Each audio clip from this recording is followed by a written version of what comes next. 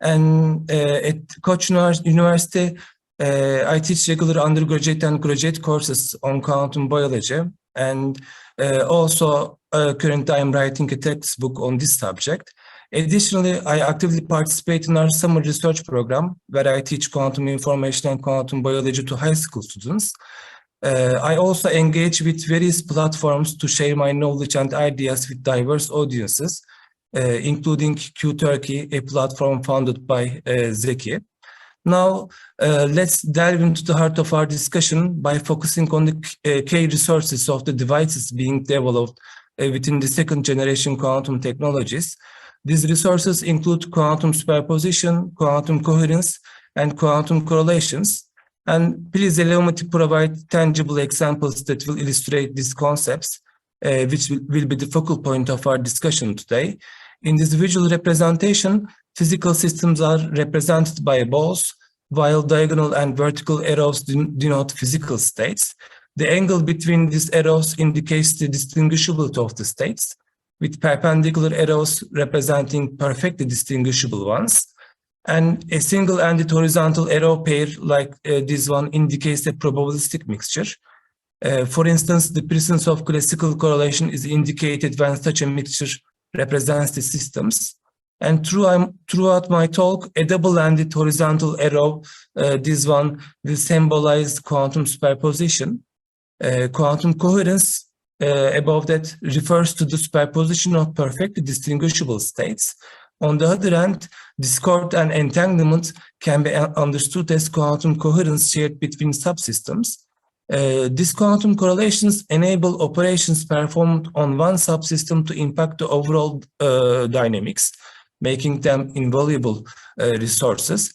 And the current research agenda in quantum biology builds on a fundamental question. Could nature have discovered the methods to generate, sustain, and manipulate many-body quantum coherence and correlations before we did?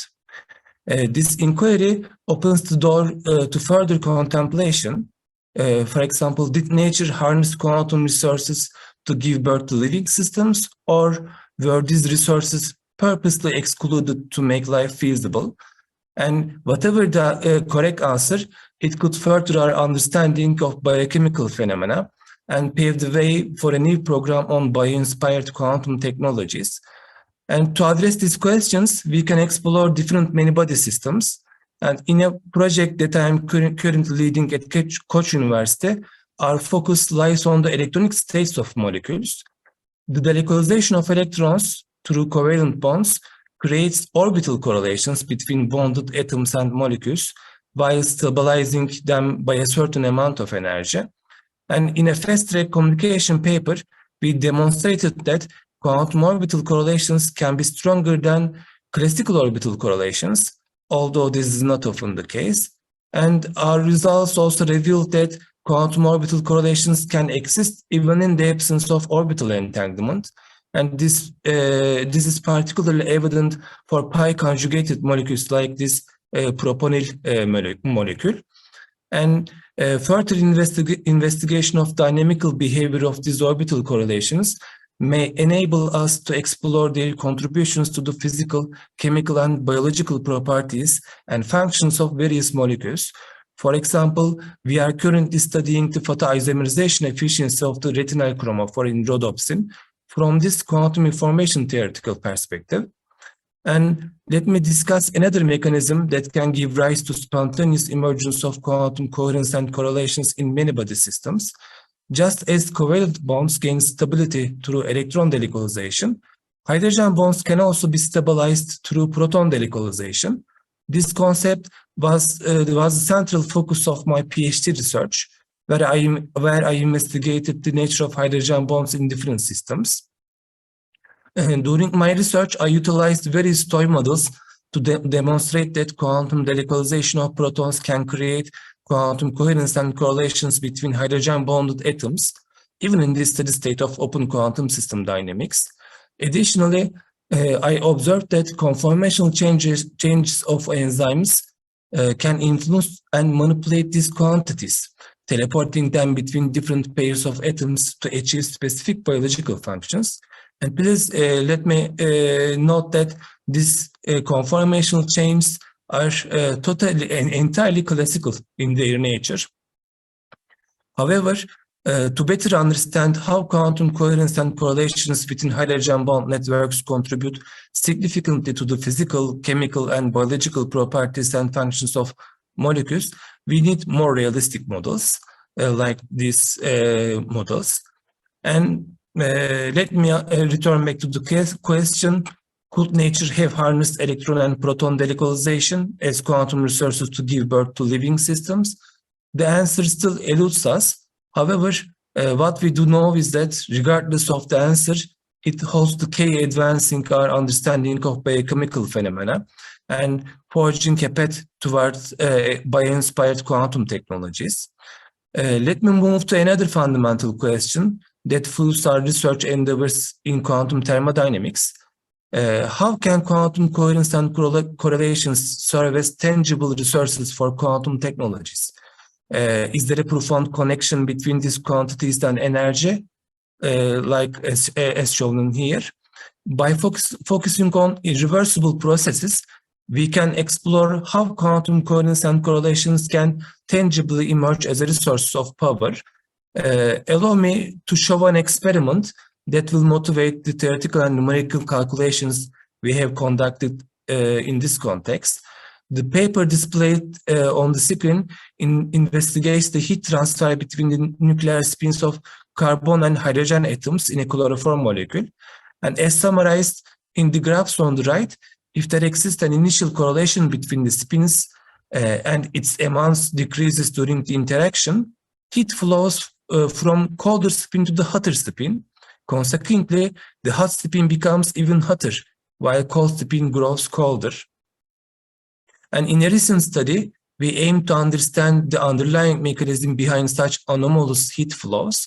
We demonstrated that two additional anomalies, aside from the anomalous heat flow from cold to hot, surprisingly, heat flow could manifest even in the absence of a temperature gradient, as shown on the left, or conversely, a temperature gradient could be present without any accompanying heat flow, as shown on the right. And furthermore, we identified a quantum coherence current that never localized within subsystems and established a reciprocal relations between this current and heat flow. Drawing upon parallels to the thermoelectric effect, we have coined this relationship as thermocoherent effect. And our ongoing research activities in quantum thermodynamics focused on the applications of thermocoherence. For example, we can create compact and efficient cooling or heating environments by injecting quantum correlations into a specific region, surpassing the limitations of traditional heat injection methods. This has profound implications for physics, biology, and chemistry, I think. For instance, it can change temperature control in... Is that in question? 5 minutes. Okay. This has profound implications for physics, biology, and chemistry. For example, it can revolutionize temperature control in biochemical reactions like DNA replication in PCR technology. And our goal is to develop thermocoherent cooling and heating devices that outperform current PCR techniques by harnessing quantum coherence. Conversely, we can generate quantum correlations using a thermal gradient. Photonic devices such as thermal diodes and transistors can rectify heat flow at micro and nanoscales, making them invaluable for preparing qubits in a thermocoherent manner for information processing.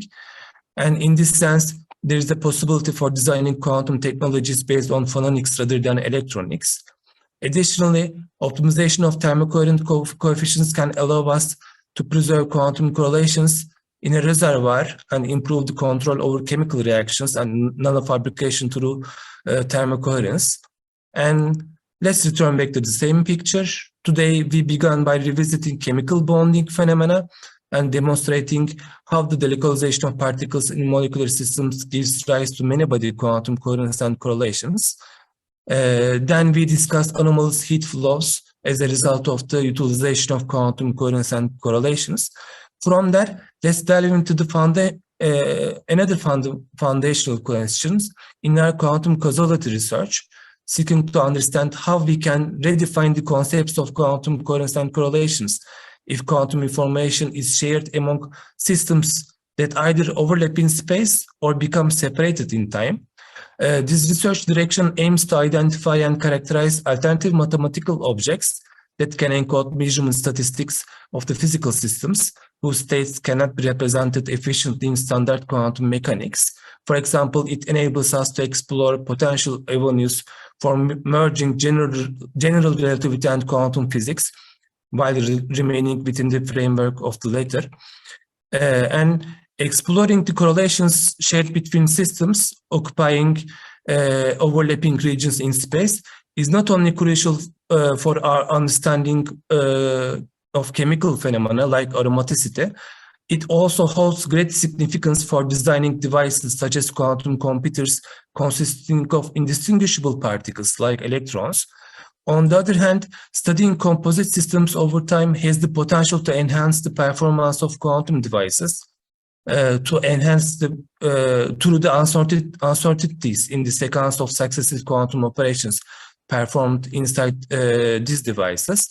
And one primary objective here is to embark on design of algorithms and protocols that hold immense potential in the realms of quantum communication and quantum cryptography technologies. And before I conclude my talk, let me try to look at this issue from the perspective of our conference. We have seen that chemical bonds can contain quantum correlations, and these quantum correlations can be converted into energy. Therefore, structures composed of chemical bonds, like living such as our bodies, can actually be considered as large quantum batteries. And let's assume that we have learned to harvest the correlations in chemical bonds.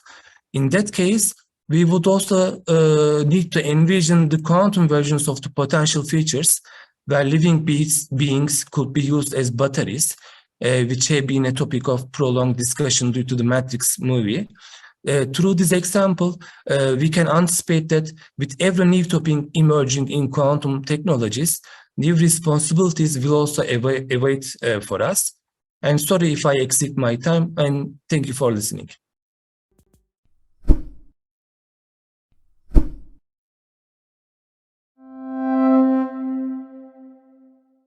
Okay, wonderful. So I would have loved to join you on site, but unfortunately I could not make it. Maybe I come to the reason for that in a bit. Yeah, so already in a few of your other discussions, quantum key distribution has been mentioned. I'd like to also enter to this topic a little bit from the point of view from a researcher working on the technology on that. But of course, I'm very open for the discussion also, like regarding the responsibilities and the governance of those technologies. So focus of my talk will be quantum key distribution and especially free space quantum key distribution. And I hope you can hear me well. And if there are some urgent questions in between, just maybe Zeki unmute the room and then I come to that. Okay, good. So let me try to give you a brief overview of the topic and why I'm talking about this now. I'm not talking about any of the details of this slide now. This is just a historical overview of cryptographic methods to show you, like, since basically communication of humans or written communication of humans, everyone tries to keep secrets from another and to communicate in a secure way. And there have been like ancient methods. There have been methods developed by Caesar, for example, but also, for example, Enigma is very well known. And then there are like very like modern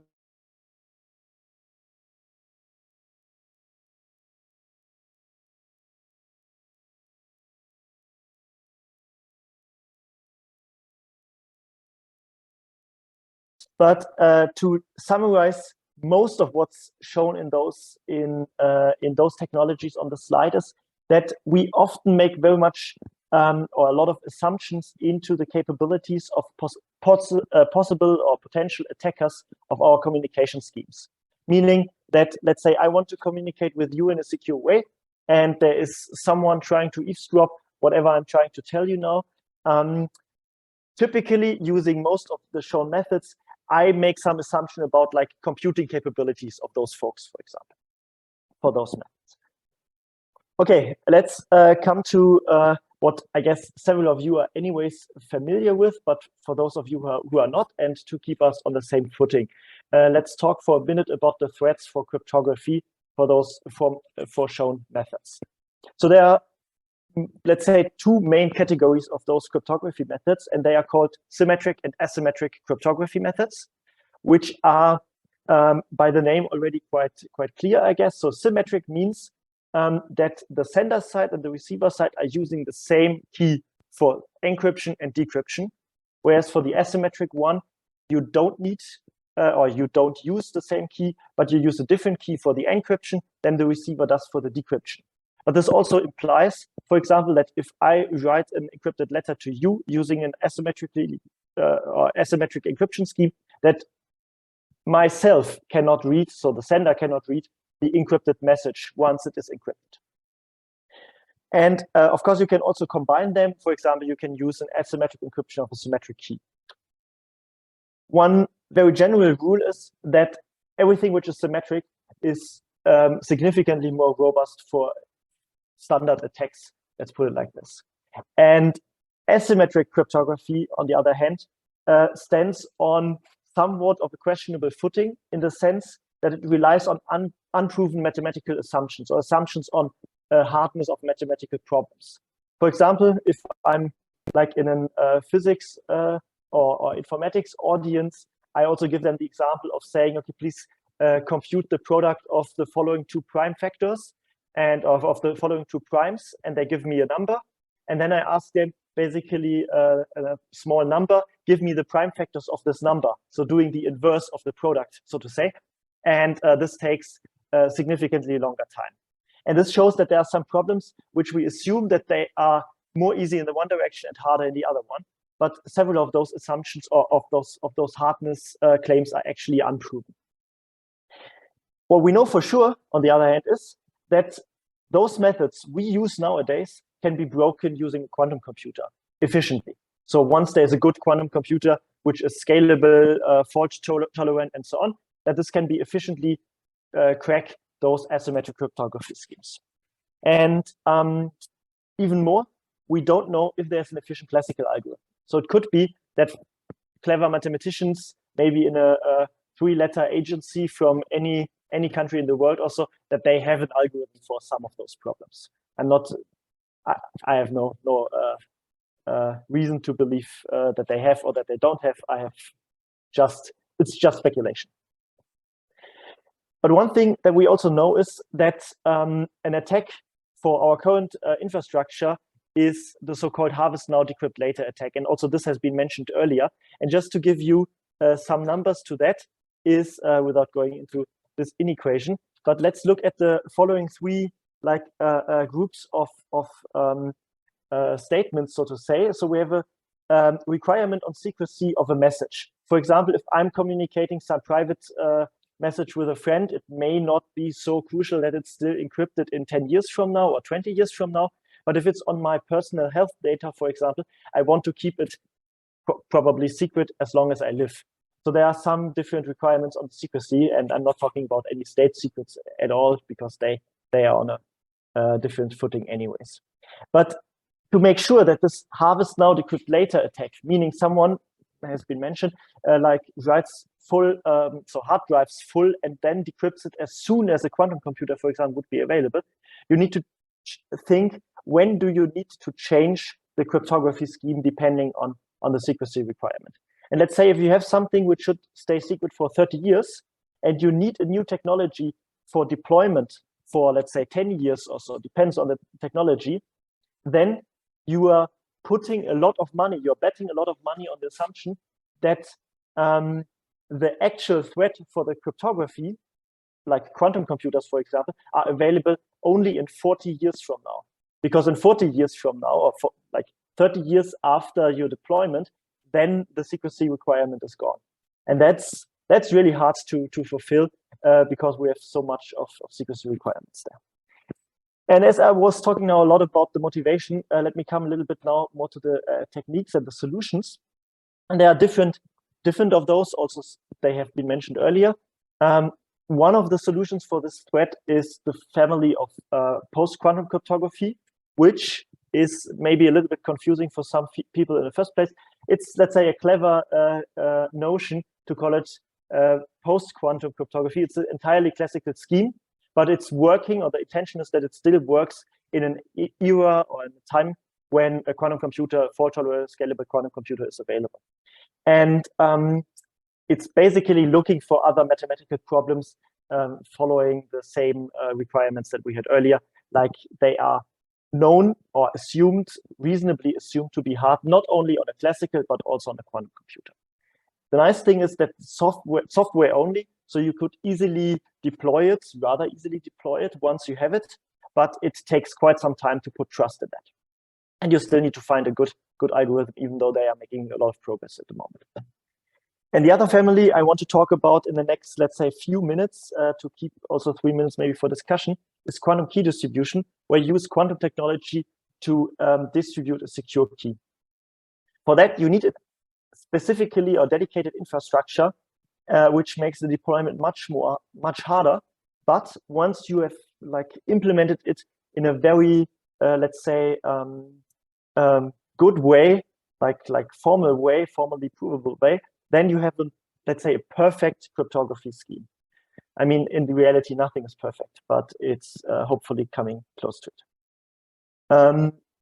Yeah, and there's the notion, in the chat also has been, there is some candidate selection in the NIST, from the NIST, the Standardization Institute in America. They are doing some post-quantum cryptography scheme selection, and they have very good candidates. A lot of the former candidates have been, or pre-candidates have been taken out of the list, but they, as I said, are making a lot of progress there for the post-quantum cryptography. And together, there are also approaches thinkable of, so hybrid approaches, which is also what quite a lot of, let's say, also trustworthy institutions and companies are putting or betting also some money on it. But it's depending a little bit on your, let's say, on a technical background and flavor. And for me as a physicist, I'm also a little bit, I must admit, technology driven. This is also, I should honestly say it at this point here. Okay, maybe to not lose too much time on the cryptography itself, just summarize it very briefly. So this is a very simple cryptography scheme I'm showing you now. And this is the so-called one-time pad. You have a message here in the beginning. Let's say here, Alice is trying to send a message. She uses a random key, and the key has the same length as the message. She just, let's say, adds those two modulo 2. So she just combines message and key, gets a cipher, and the cipher looks completely random to anyone who has not access to the key. And the receiver takes the same key, and with this, he can then retrieve the same message that has been sent. And so that's a perfect method for secure communication, but the problem is you need first to distribute the key. So it's a perfect method for secure communication once you can communicate securely. And that's what we use now quantum technology for. And I spare you all of those things because I want to go a little bit to the bigger picture. And let's say you have the situation, if you use single photons, for example, that if you use the polarization of single photons, you can encode information in the single photon such that if Alice sends a specific direction of polarization and there's an attacker sitting in the line, like eavesdropper, Eve, then it can happen that a receiver, the actual receiver, or the one that Alice tries to communicate with, Bob, that he will detect messages or like signals he could not detect if Eve has not been there. And this is secured using fundamental laws of quantum physics, because the system, like the photon itself, the polarization state of the photon, is unclonable. So the attacker always introduces some errors, and this can be then verified. And let's go over those things for a second. There's also some online course where you can play a little bit with this and go more into the protocol. But I would like also to show you a few pictures of the applications that we are working on.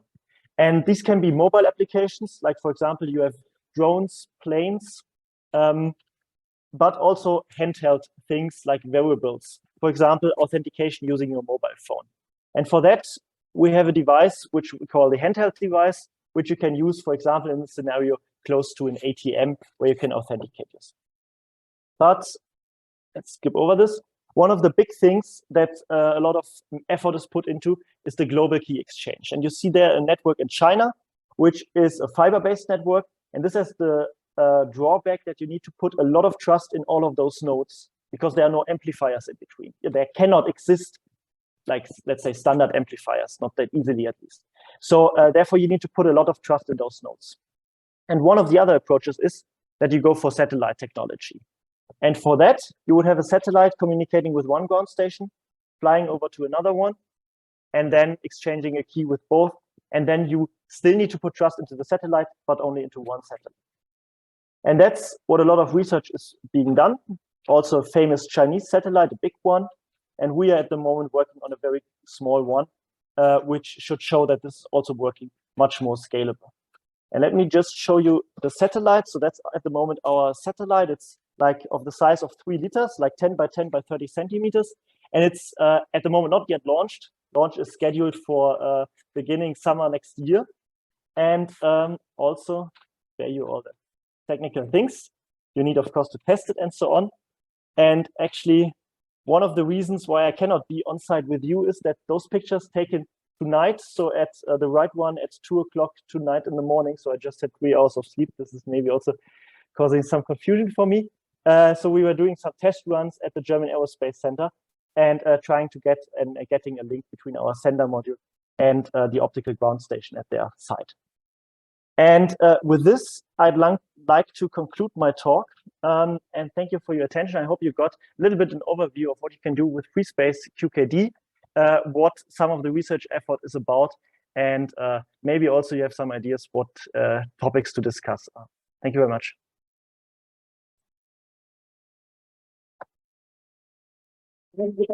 We have time for one very quick question. And so here, Terry, let me just. Thank you for the talk. That was excellent. I was just wondering, I come from Bristol where I know that there's a lot of work in satellite QKD, and I was just wondering to what degree are you guys collaborating, if at all? Yes, we do. So there's the satellite, the ROC satellite, for example, from the people in Bristol.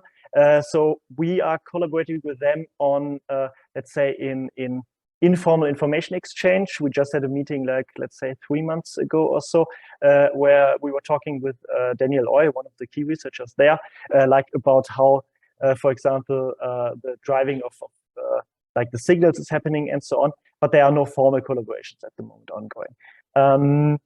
Actually, there's in 2 weeks from now or so, there's a meeting again where we are meeting, or some of our folks, and we try to come together, but there are no, let's say, joint operations at the moment going on. Actually, we are planning to share ground stations, but this is still like in a very early stage. Thank you. Yeah, thanks. Let's thank again.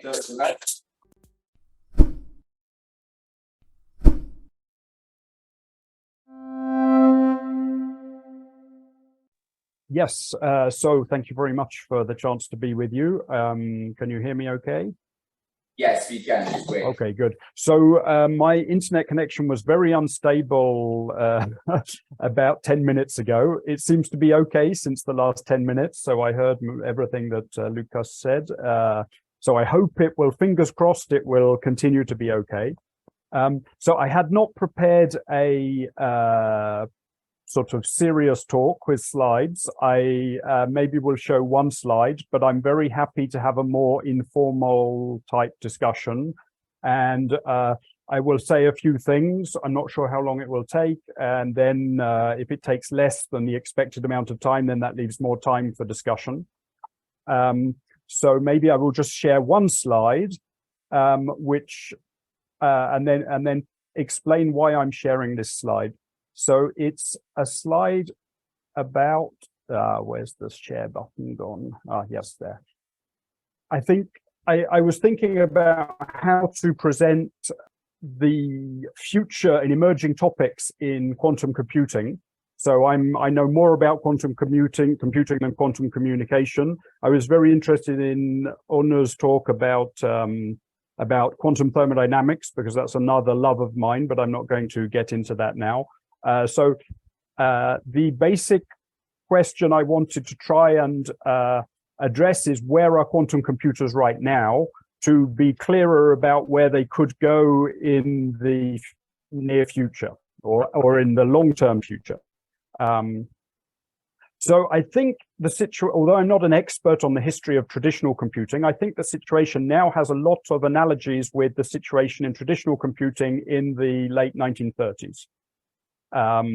So if we look over what's happened in quantum computers in the last 10 or so years, we've more or less followed the horizontal line that's on my slide, but with qubits instead of traditional bits. Okay, so with traditional bits, which just had the state 0 and 1, things evolved rather quickly from 2-bit adders to machines with many bits, up to machines with which could do floating point algebra to a certain level. In the period from 1939 to 1941, and that's more or less where we are now. We're going from 10 years or so ago, 1 qubit was about the limit. Now we're up to maybe nearly 100, but they're not very good quality. And I think there's an interesting analogy that one of the big challenges, particularly that Konrad Zuse worked on, was making, so these were electromechanical devices that were doing calculation at that time. We weren't yet to vacuum tubes, so there've been multiple revolutions. We went in traditional computing, it was initially mechanical devices, then there was a revolution where we went to vacuum tubes, then there was a revolution where we went to transistors. So we're right at the first stage with quantum computers. So probably anything we predict about what quantum computers will look like in 20 years is probably going to be wrong, because probably the technology will completely change. One of the problems that Konrad Zuse worked on a lot was these mechanical devices, is that the initial ones, they failed to turn correctly just because of friction and other mechanical issues, about between 10% of the time and 1% of the time. And so that basically meant you couldn't do more than 10 to 100 operations with your computer in series without being sure that it would fail. And that's more or less where we are right now. The success rate of quantum computers, let's say the failure rate for each operation on a quantum computer is between 2 and 10% in most of the big ones, which have 100 or so qubits. So that means they're guaranteed to fail after a few dozen operations or even less.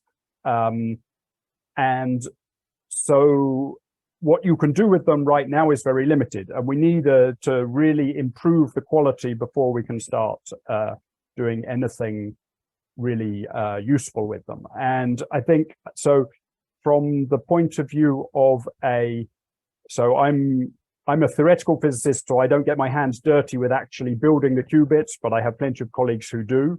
And I think everyone has optimistic days and pessimistic days. And optimistic days, we think it will probably work out. And on pessimistic days, we think maybe we will never get these damn things to work. I think maybe that brings me to one little aside more about politics, which connects to the previous point, which was, I think it was what Caroline said about the fact that in space technology, it is understood that international collaboration is absolutely critical. I think from the point of view of fundamental scientists trying to make these things work, we are struggling enough to get individual bricks in this technology to work without worrying about a race between different countries or whatever. If as humanity we manage to get these things to work, we will already be delighted. I think many fundamental scientists in this domain are quite worried about the fact that governments are starting to put walls between different countries. And particularly one very practical issue is recruiting good postdocs and PhD students from other countries. So this is a very practical issue, which up until, let's say, 5 years ago, most researchers in the field were free to recruit anyone they liked from any country with almost no constraints. Now it's becoming increasingly difficult and increasingly bureaucratic to recruit people because I work in France and the French security services want to check every contract to decide if the person, well, I'm not quite sure what they do to decide if the person is trustworthy or not. So these sorts of small problems that get in the way of developing the technology, we're worried that they will build up if this idea of a race between different nations or between different continents becomes accepted. So we very much want to push against that idea, and that we need to develop this technology as a global activity, a bit like CERN, let's say. I think CERN is a good analogy. So now that's just a personal political opinion.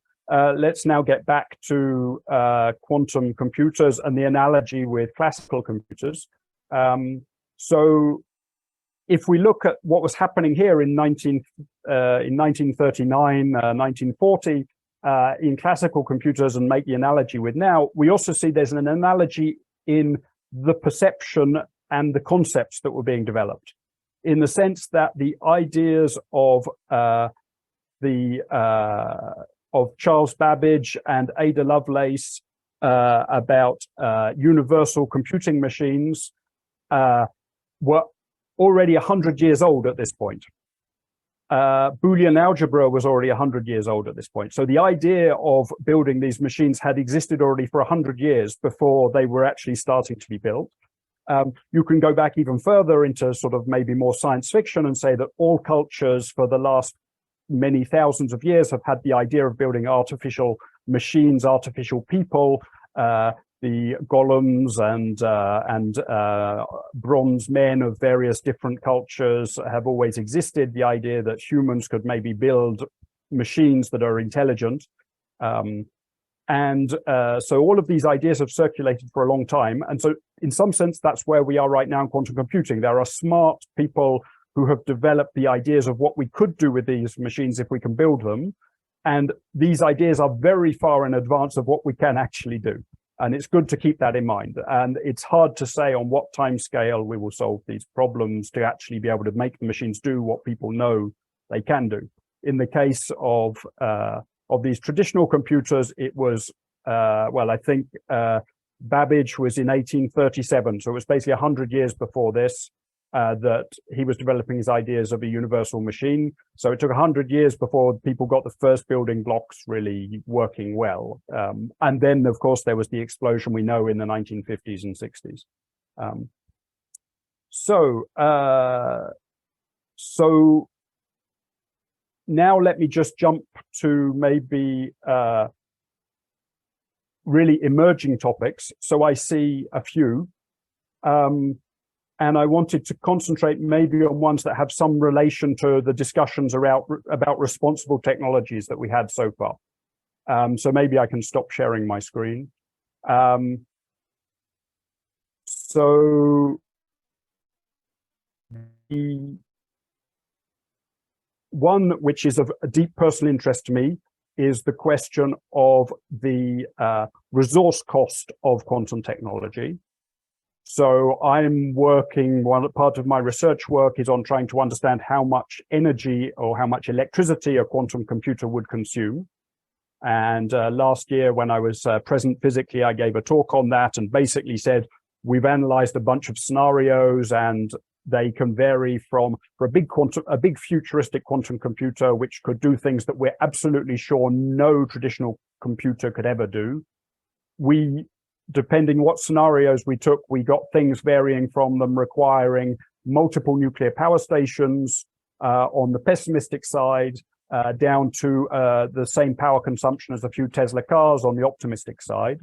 And obviously what we're interested in is developing the tools. When you see that sort of breadth of result, you understand what's important is to develop the tools to be able to analyze these things and to optimize. So to say, with a given technology, with a given scenario, how do I make sure it only consumes, I don't know, 1 nuclear power station instead of 20 nuclear power stations worth of electricity, or if we're forced to go down the route of the pessimistic side, if the optimistic ones don't work.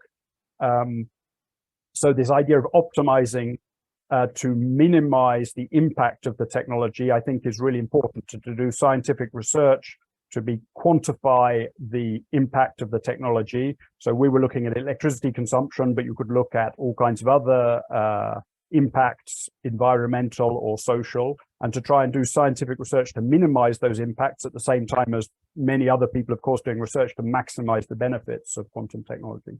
So that's one of my personal interests, and I think is going to become more and more important in the future as this technology develops, is people looking at trying to make it efficient in the good sense of not consuming more resources than it needs to. So that's something that we have been pushing for in the Quantum Energy Initiative, which I can share the link. And it's an informal network of scientists who are interested in these questions. And what we realize is it's a very interdisciplinary topic, because you need to have people who are experts on lasers and cryogenics and how to make them energy efficient. And at the same time, you need people who are experts on quantum algorithms and all of these things to know how to make them consume the minimum possible resources.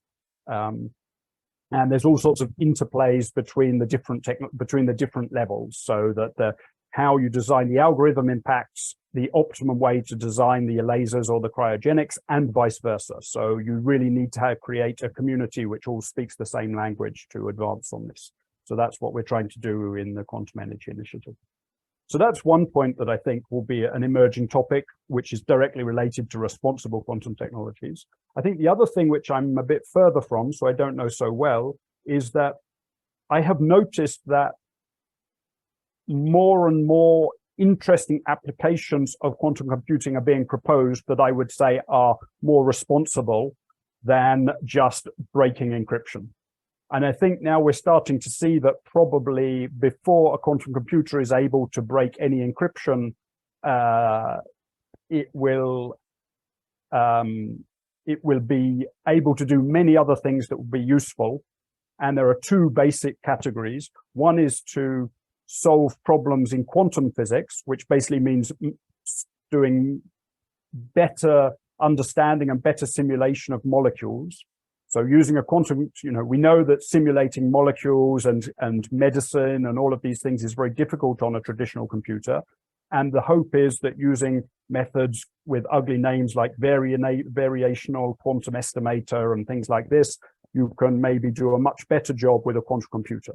And of course, this technology, in terms of responsible development, it's a tool that then we have to use responsibly, because of course you can use it to develop better medicine, but you might also be able to use it to develop better biological weapons, because it like any simulator, it's a very broad tool. If you can simulate one thing, you can simulate another. So it's not really the technology then that poses necessarily the problem, but it's what you use it for. And similarly, we can simulate a lot of, we hope that you could simulate a lot of chemical industrial processes like making fertilizers and things like this to make them more efficient or better. But this is all right now science fiction, because we don't yet have the machine to do these calculations. But in principle, it could be the case. So that's one class. And the other class are things that are nothing to do with quantum physics, nothing to do with molecules, but traditional everyday optimization problems, like the famous traveling salesman problem of what is the shortest way to deliver 5 minutes. Okay, great. So what is the shortest way to deliver parcels, all sorts of optimization problems like that, which in principle, again, it's a very broad technology which could be used in ethical or unethical ways. These optimization problems occur everywhere. If you want to design better, if you want to use it to design better, I don't know, nuclear bombs, that creates different ethical problems from if you want to minimize the fuel consumption of a bus network or something like that, to find better optimal bus routes or something like that. So for me, I think all of these issues, the technology is broad enough that the ethical issues will come with applications rather than necessarily with the technology itself. But there's ethical issues with the technology in terms of its energy consumption and its resource consumption, which we are very interested in. So that's probably everything I wanted to say. Oh, I just want to say a very personal thing to respond to Lucas's very nice talk about quantum cryptography. So I'm going to take exactly the opposite point of view from him, not necessarily because I want to believe it, but just because I want to present that idea. And the view is that quantum computers are not a danger for encryption. Okay, now I'm not sure I completely believe with this idea. I do tend to be on the side of the people who think it's not such a big danger, but I may be wrong. So, you know, it's very important that we also listen to people like Lukas, giving the reasons why we should be prepared for a quantum computer. And I think the point is that firstly, encryption is only as good as its weakest link.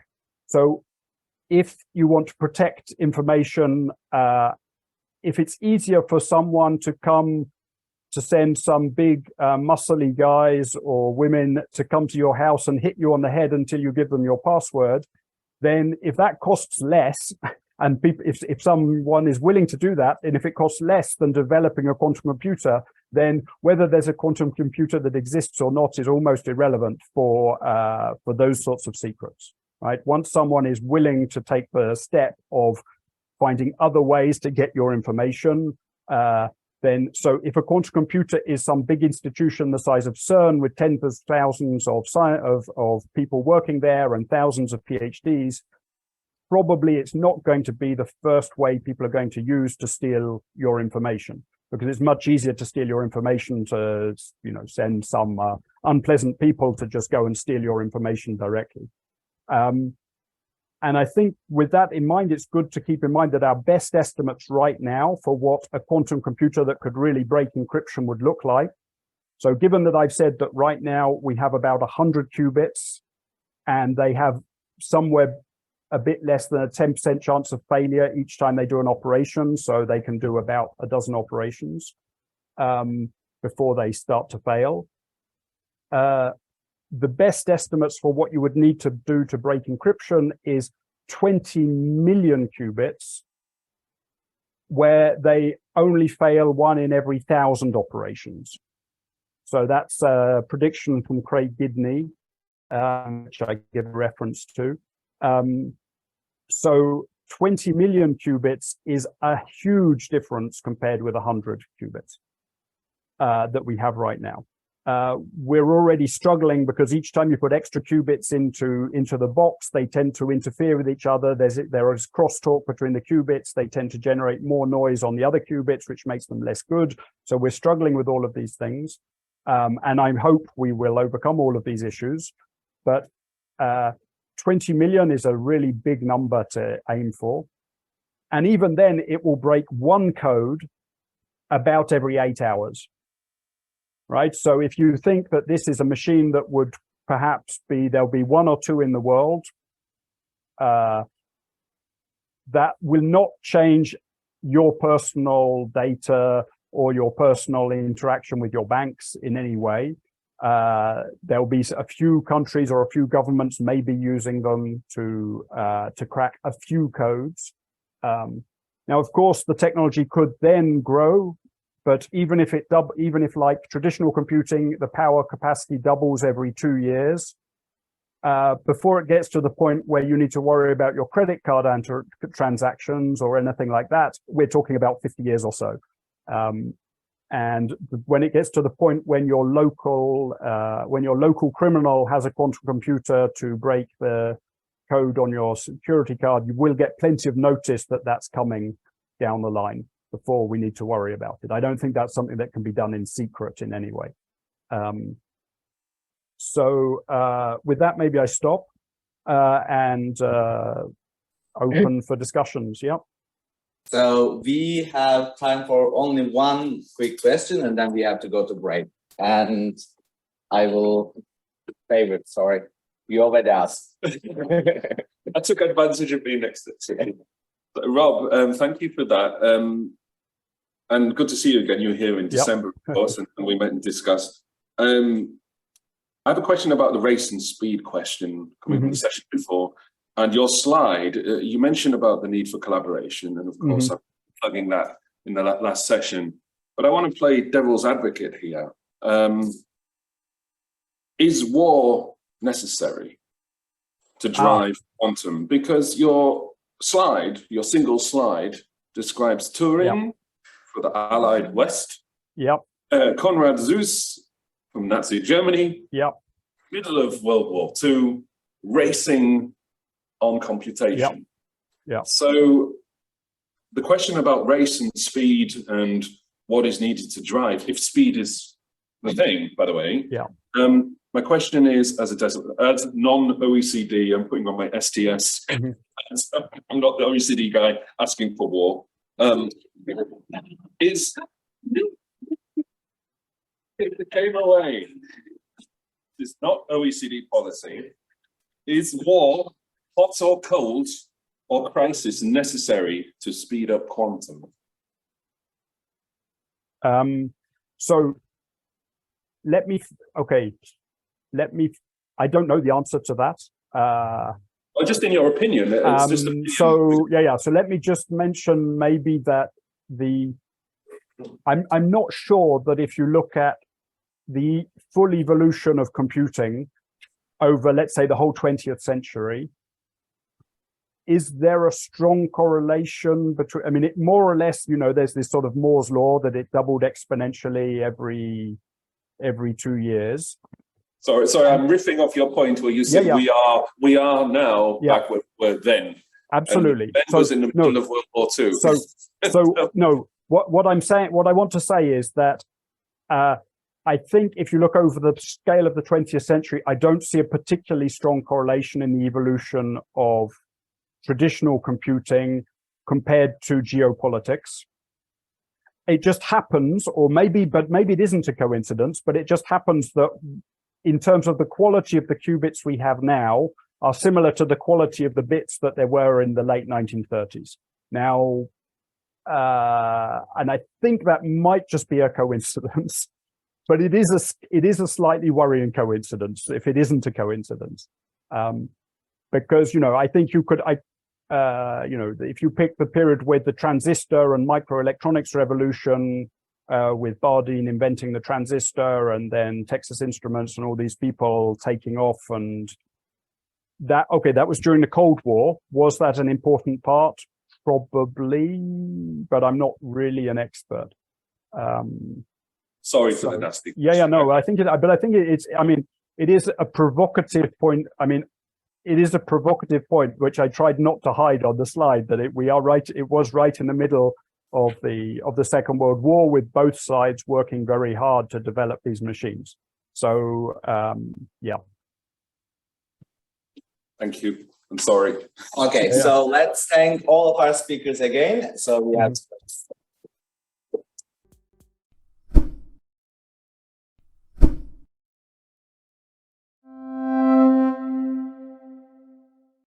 and so this is the last session before lunch. So again, people would be a little angry at some point if we delay even further. I will just leave the word to Bart, who is our moderator for this panel. Christopher will be back in a couple of minutes. but I mean, you can see yourself here on the screen. I again fixed you there. And okay, Christopher is also here. And yeah, we can start. So we will finish by 1, but Natasha has to leave a bit earlier. So there can be some movement. So we are recording. So if you want to say something confidential, just let me know. I can stop the recording. And the floor is yours. Thank you, Zeki. Welcome everyone by this session on the topic, what if we fail? Consequences of failing the efforts in responsible quantum technology and ethics. I think all speakers have introduced themselves. I will shortly do this. On the left here is Natasha Autumn from the UK's National Quantum Computing Center. In the middle is Ilke Ersan from the TU Delft. And online we have Mira. Your face is very big here on the screen, so just let you know that. And she's from EVM in Zurich. And maybe Christopher has not been introduced yet. He is the head of a research group here at ITAS, Life Innovation, Health and Technology, and editor-in-chief of this yellow magazine you can all find on your desk. That's nice to share with us, Nanoethics. So let me also introduce the topic a bit. I did study these notions of error and failure for my PhD, so I couldn't refrain from taking one of the renowned scholars here and come up with a definition of failure that maybe helps to frame the discussion. So there's the often reiterated point, and we also did it yesterday a few times, that we are in a good position that before quantum technology really hits society, we can finally do it right from the start and not repeat the failures that we have had with AI that's going out of control, of the internet that's not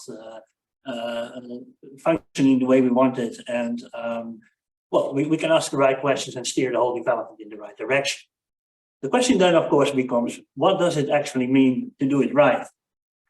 And it is here that I believe that thinking about failure comes in. And now this is the person I was referring to already. It's the late Henry Petrosky. I don't know if anyone ever heard of him.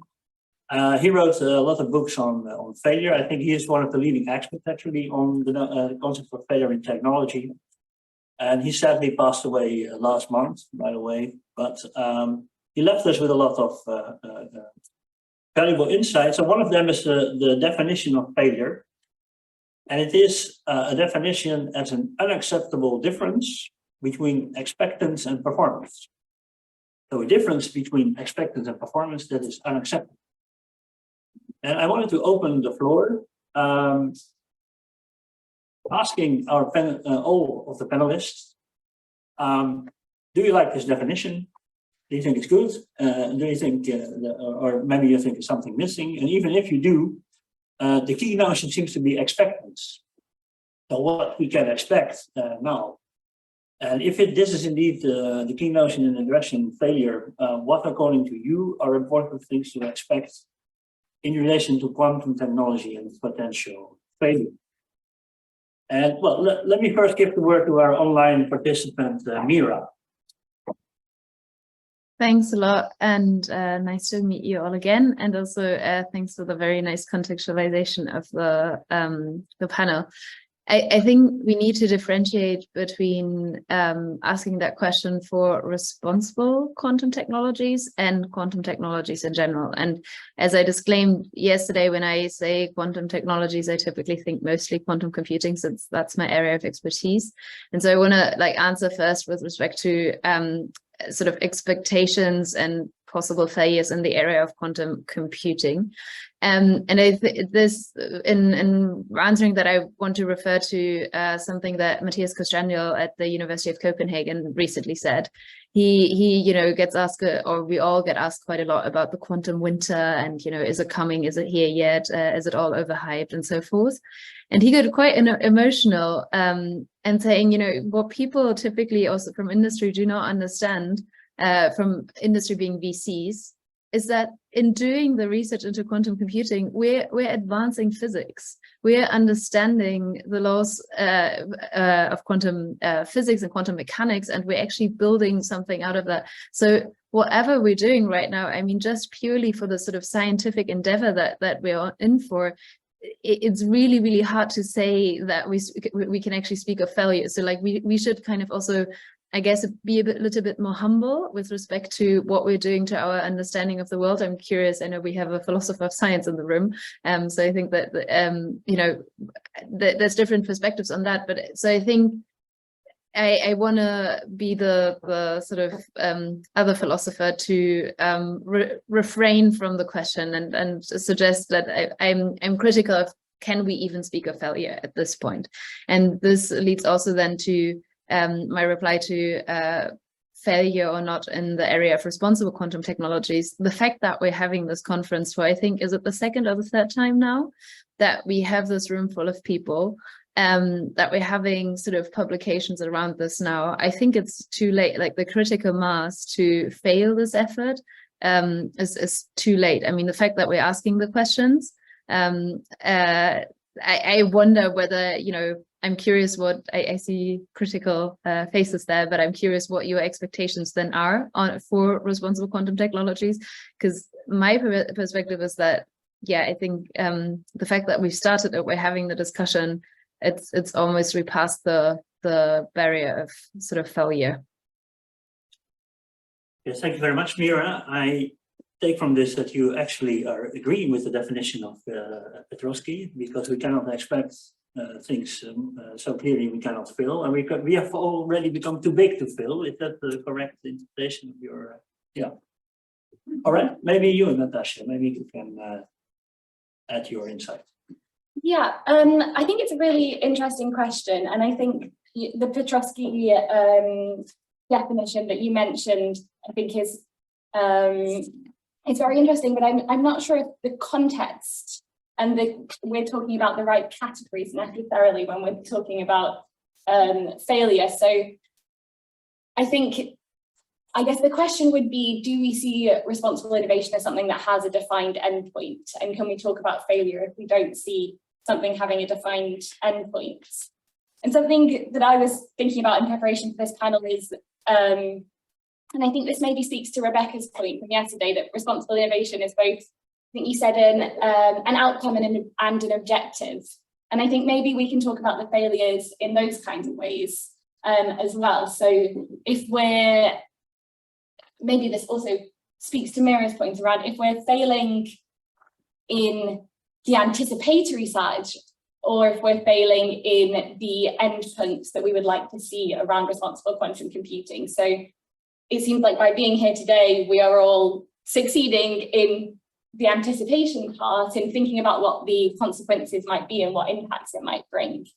But maybe the question is, as well as that, are we succeeding in acting on them, in shaping the development of the trajectory towards the way that we want to see it shaped? All right, thank you. Maybe you can follow up again from there. Yeah. Because I'm coming from the electrical engineering side, I actually do see a lot of failure in communication, or like from the attunement aspect of it. So if I were to add something to the definition, I would say that, like, well, lack of attunement with the existing research networks, with the educational framework, I think that may lead to, and is to some degree, some sort of like failure. And to be specific, for example, the bias from the hardcore electrical engineering community led to some of our students to lose their funding, for example. Like, no students or institution names being mentioned here, but like in the past, I have seen that students with more like technical training in electrical engineering, if they shifted towards quantum due to certain biases, they lost their graduate funding, for example, in the past. And it took me a while to figure out that there can actually be some hostile attitudes within the technical community. And I do see that as a big failure based on the lack of attunement. And this is like from the research point of view and from the education point of view. What I find is something like very essential and crucial As part of the accreditation that we went through for the quiz program, for example, at TU Delft, I mentioned yesterday that there were 2 unexpected questions from the accreditation committee. One of them was about the diversity and inclusion part, and then the other one was about how are we going to guide students in making informed choices of the different subfields that we're providing. So it's not just about teaching the technical content, but also, okay, should they go for quantum metrology or sensing or computing? How do we help them with that? And unfortunately, right now in conventional master's or like PhD programs, we are not providing students with like a bit of a big picture. But in the new programs that we're developing, we're actually looking into creating these tools. For example, in like for a week, we are allocating time to teach students to read technology roadmap reports, which I, as a graduate student, didn't have a chance to have it as part of my formal training. But I think it's essential so that students know where the technology is going. So I would add these 2 aspects, which I have observed as part of the failure. It also seems that one failure, let's say in attunement, leads to another type of failure, maybe to another thing. You get a hierarchy of failures. Exactly. Okay, thanks for that. Christopher.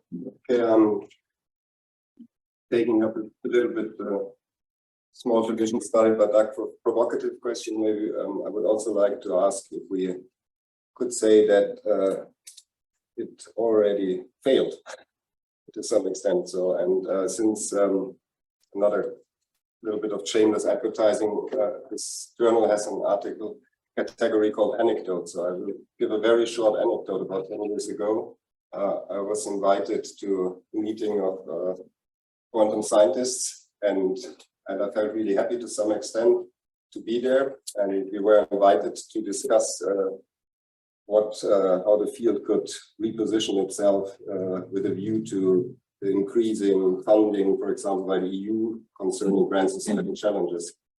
And somehow I argued that to some extent, I feel a little bit unhappy in this role, because this also means that a field of research that has a wonderful technological idea for quite some time, does a lot of very interesting theoretical research, is a lot of basic research involved and beautiful stuff, is, so to say, subsumed under the usual, say, demands of politics, industry, society, etc. Is there perhaps something lost in this process? Now we could say it was not a failure, it was a big success, but we could ask the questions, did the community hope for the right things, and were the expectations the right ones to some extent? But I'm not sure, because I'm not from the field. But I often in other fields, I discuss with people who have the feeling that subsuming their own research under societal demands can also be counterproductive to some extent. And before we heard that, for example, the political demands today are even stronger in terms of geopolitical aspects, etc. So was perhaps the price too high that had to be paid to be now such a successful, strongly funded field? I'm not sure if I'm answering the Well, you said we have already failed. Can you rephrase a bit what you mean exactly by this? If we would say that the expectance was perhaps not wrong, but too one-sided, like getting into the game, getting a lot of funding. This, of course, was a success, but was there perhaps a failure in terms of preserving a certain intellectual culture that the field had before? But this is really a question that I'm just speculating about. And part of this success was also that it became much more politicized to some extent, as we heard in the session before. So could this also be a kind of failure, so to say, unintended failure doesn't make sense, but an unintended consequence of the success, and thereby a failure if certain ideas of the field were cherished before. So, to some extent, I had this feeling when I was there, because some of the people were really organized and some were really successful in big names in getting the funding, but others felt even kind of melancholic feeling or so about in which direction it goes. But I might be entirely wrong, because perhaps everyone is happy in the field, countless euros and dollars go into it. And how do you feel then about Mira's point that we are not failing at all? We are building a community of more and more people asking the right questions and steering into the right direction. Yeah, you can chip in, Mira. Okay, no, I'll wait for the reply to your question and then I'll comment on. No, please come forward. No, I wanted to say in terms of I wanted to remind us a little bit also of the timelines, right? With respect to your question, you know, have we already failed? So we said a lot yesterday that, you know, it's like we can still be proactive, and we're having the discussions pretty early. And I mean, when I am having the discussions, and I think Rebecca, you were mentioning that yesterday as well, with the technical community, you know, they look at me and be like, this is far too early. We're so much still in the lab, that we're so far away from actual, you know, sort of applications. And yes, we're making progress on sort of going in the direction of useful applications, but the timelines, you know, are long, and we heard that earlier in Rob's talk as well. So I think I struggle with have we already failed. I think maybe some people have failed to get the first round of funding, the first pot of money. But in terms, if we look at the overall endeavor of sort of quantum computing and the where we are, that I think we need to put that into perspective. Kind of like if we look at the roadmaps and where we are in the roadmaps, and whether we can speak of an already failure. An area where I could relate to that is with respect to sort of one element on sort of also the geo or the global sphere is, are we in the process of failing regarding exacerbating the digital divide? So regarding the fact that the discussions we're having here, they're very, very exclusive, and we only have a certain few discussing these things around the table, and we have a huge chunk of the world that is not at these tables and is not discussing it. So they think we might actually be in the process of failing if we're not kind of doing for that. But yeah, so just wanted to kind of put the timeline in perspective as well. One to comment? I think maybe again this ties into this failure to anticipate versus failure to act, and the interconnection between those two things. So if it might be that if we fail to anticipate the possible future scenarios and we fail to spot a major issue that's impending, we could still just happen upon acting in a responsible way. And the reverse is true as well. So if we correctly identify something that's going to go wrong, but there turns out there's nothing we can do about it as a community within this room, but also within the broader ecosystem of people that maybe don't care quite so much about these things. And I think this maybe is where the timeline comes in as well, that what are reasonable expectations to have right now of the efforts towards responsible computing? Are there things that we can do right now? How can we prepare now? And what are the milestones that we should have hit at this stage? And I'm not sure, I think I hear the point about the geopolitical aspects, and maybe there is more we could be doing on that side. And this is what I mentioned yesterday about, are we behind in recruiting an inclusive and representative workforce? And maybe again, that's something that we could be doing now. But I think there's other aspects where we haven't had the chance to be able to act yet because we're not far enough and because we don't have a sufficient understanding of where the applications will have impact. Okay, let me put this maybe a slightly other perspective. You didn't say really much, but you keep repeating, all of you perhaps, that it's still unclear what we can expect. And yes, isn't it our role to indicate promises of a new technology and the risk, and we could tell maybe policymakers, watch out for this, watch out for that. So can we maybe fail in, how do you look upon our own role, that you reflect on that first, and then ask the audience maybe to also join the discussion. But how do you reflect on our own role, and when do we succeed in this whole quantum innovation process? I mean, what can we do to avoid things we do not want to happen, or yeah, what can we learn maybe from other fields or experiences in other fields we had, maybe in nanotechnology? That would be interested in looking at our own role. I think that's also the title of the panel a bit directed in this direction. So who can I give to? Maybe Ilke? I mean, before I address that, actually, I can make an attempt to bridge Christopher's comment about the failure and also like the successes that we're talking about. Okay, that's great. Yeah. Good. So yeah. what I see is that maybe the definition of the field or what the goals are, because you're making a good point in terms of like, well, we still need to make sure that we inform the policymakers. Like there's so much left to do.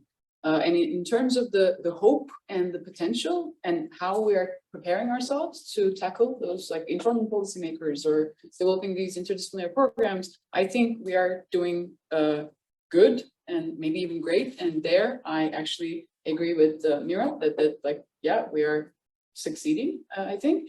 But then like looking back in a way, and also like maybe being, having a more comprehensive approach, making sure how the field is defined and who are stakeholders within that field.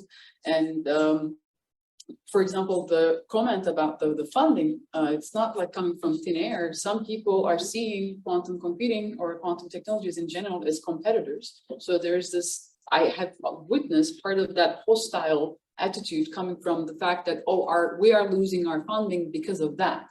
So I think where I see the failure is around that problem that actually comes within, like, how are we defining the field? Who are we including in that field? And what does the creation of this field causing in other fields? And I think that's where part of the failure is coming from. And that's how I heard your framing of the potential failure. So when we look at the past and the present and the future of it, I think the way we can frame this success and failure, it should differ a little bit. Yeah, I'm not sure if that makes sense to you as well, and from the way that you define the failure part. Yeah, it makes sense to me, although it's not exactly what I meant, but it clearly resonates because there was the same tendency with nano, of course. So everyone put for a while nano on top of what they were doing, just using the term, and this of course created them. Even some people saying this is just a cheap way to get funding and investors' money. So, but maybe what I know this is in almost every discussion today. This ask the question, but who is the we in the question? So because in nano, I was certainly when we started doing this. I don't know if your experience in the Netherlands were different. We were not really part of the we. So there was we, the nano community, and those ethicists, or they didn't even know the differences between. And so what perhaps, but I might be wrong, so but if I understood you correctly, I would tend to agree that this is done in a much more cooperative way now, these kind of discussions, right? To some extent. But on the other hand, there's also less very strong criticism. Like back then, this nano discourse was so futuristic and so exaggerated that there needed to be some very strong philosophical and sociological critique of this kind of discourse. And there is no need to do this to some extent in quantum, right? And this also means that many of the activities are more, say, constructive, less critical, and thereby the we is, so to say, includes now everyone who's interested in response, like most or all people here, but also people who are not, strictly speaking, part of the quantum research community. So does it make sense to discuss this quickly? Are we talking which one? I had in mind with the we people working in a building like this, like a TA researchers for design designated institutes or RRI. Also people working for companies that ask RRI questions and make contact with the academic world. And I thought about In this case, I would. This is the we I had in mind. In this case, I would agree. It's of course not yet very broad in society. But the question is, how can it be? So usually it only gets interesting if there are applications that are relevant for the people. So what I see is a strong interest in German we say Bildungsbürgertum, in the educated classes, but this is mainly about a lot about quantum mysticism, etc. I'm quite surprised to see that in cities, very academic university cities, we have discussions about quantum, and I'm really surprised about what strange topics they are discussing. And so it's a part of what has been shown in the presentation yesterday with all these more kind of popular culture and STEM-like stuff. It's not only these people or this kind of groups and these kind of type groups, but it's also very highly educated people who have often very bizarre ideas about quantum. Some of the things could have been also been asked in a discussion with scientists in a city like Heidelberg, where I live, where highly educated class are interested. But beyond this small portion of society, I wonder how can there be any interest, because the questions raised are to many probably not yet of interest, or am I wrong? So maybe Mira can reflect. You already saw the community kind of we feeling coming up, and maybe you can reflect on the question: what can we do something wrong and fail in helping the quantum, let's say, innovation projects to succeed? I mean, I can. Of course, the role I'm having also, I was mentioning that, there's a large chunk of my work that is internal work that unfortunately I can't speak about quite yet.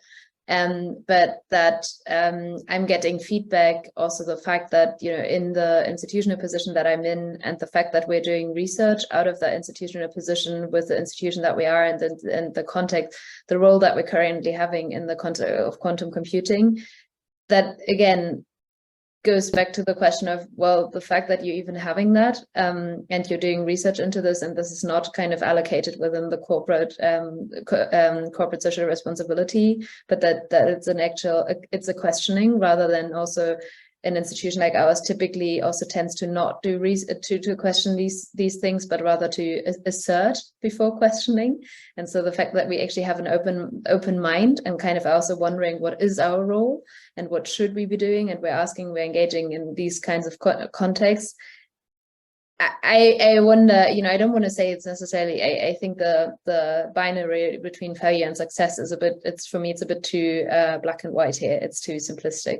I'm not ready to call this success yet, but I'm also not at all ready to call this failure. So I would say we're like on good track, and it's in difference to, I see it kind of, the timeline for me is important, because it's like the early on, I'm not aware of other, so two things, I'm not aware of other similar institutions having similar efforts, and I'm also not aware of having such efforts at such an early stage. And I think that early stage, and that might be going back to the previous comment also on, there's then a constant need for justification as well, because this is time. This is also when I'm discussing with my applications research colleagues, my hard research colleagues, I'm taking their research time. And so they're asking me, should they be investing that research time? Should they be investing that in discussing with me, and thereby kind of by extension discussing sort of societal questions, or should they be investing that time in continuing to advance the technology? So, I mean, we're making trade-offs, and, I wonder what others are thinking on, should they be investing the time now or not? And maybe I like that there's a section on anecdotes. One anecdote that I shared yesterday is, so I was talking about my research with someone who's in the quantum realm at ETH, and they came back to me and they said, but Mira, are you really expecting our ETH quantum professors to really think about the impact of this on society? I mean, they have so much to do during their time, their workday. Are you really expecting them to also think about the impact of society? This is really, I mean, and I'm, maybe putting this a bit more ironically than it actually was, but it was not a ironic question. It was a heartfelt, sincere question. So yeah, I wonder, you know, and with that as a context, and with also the anecdote that was shared earlier as a context, I wonder what you all are thinking. Yeah, who wants to respond? Maybe Natasha. Yeah, I mean, I guess I hold a fairly similar position to Mira in that I also work in an institution that does research, technical research, as well as playing a multitude of other roles. And I think where we see ourselves as playing a role specifically on this is partly where we're positioned in the ecosystem. And I think that allows us to bring together different voices and different communities. So from academia, from industry, but also working with government, and I'd like to do more with civil society as well. So I think that's part of all of our roles, is bringing together stakeholders from across the community and acting as champions of responsible quantum computing. And I think there's a really strong case to be made here for collective responsibility as well. So I think part of our role is also around empowering the ecosystem to go out and think about these things and equipping them with the tools to do so. And doing it in a constructive and positive way, as well as saying, no, you shouldn't be doing this, prompting them to think about, well, is this something I should be doing? And yes, as Mira said, there's definitely some kind of reticence to that, but I think this is where our role comes in driving home why it's important and making that case. And we often talk about the advantage to be early to ask all these societal questions, but then if you go back to, let's say, the scientists, and wait, we are still making fundamental steps, and maybe if we are advancing, maybe that's also happened in the nano sphere, that after a while, when you really get to the point that we get the transition to the society, so to speak, if there is a point, it's obviously a gradual process, but to do it again is maybe difficult. It's something you said yesterday, Christopher, in personal conversation, that there's a kind of fear to bring up fear. Yeah, but this is by Areeba, nanophobia, the fear of the early adopters and those pushing forward the tendency, the fear that the public could be afraid. Yeah. But sorry, this is bad for the chair, but I would like to respond. Sure, please go ahead. Playing the devil's advocate is now the wrong word, but maybe they are right, they don't have time for it.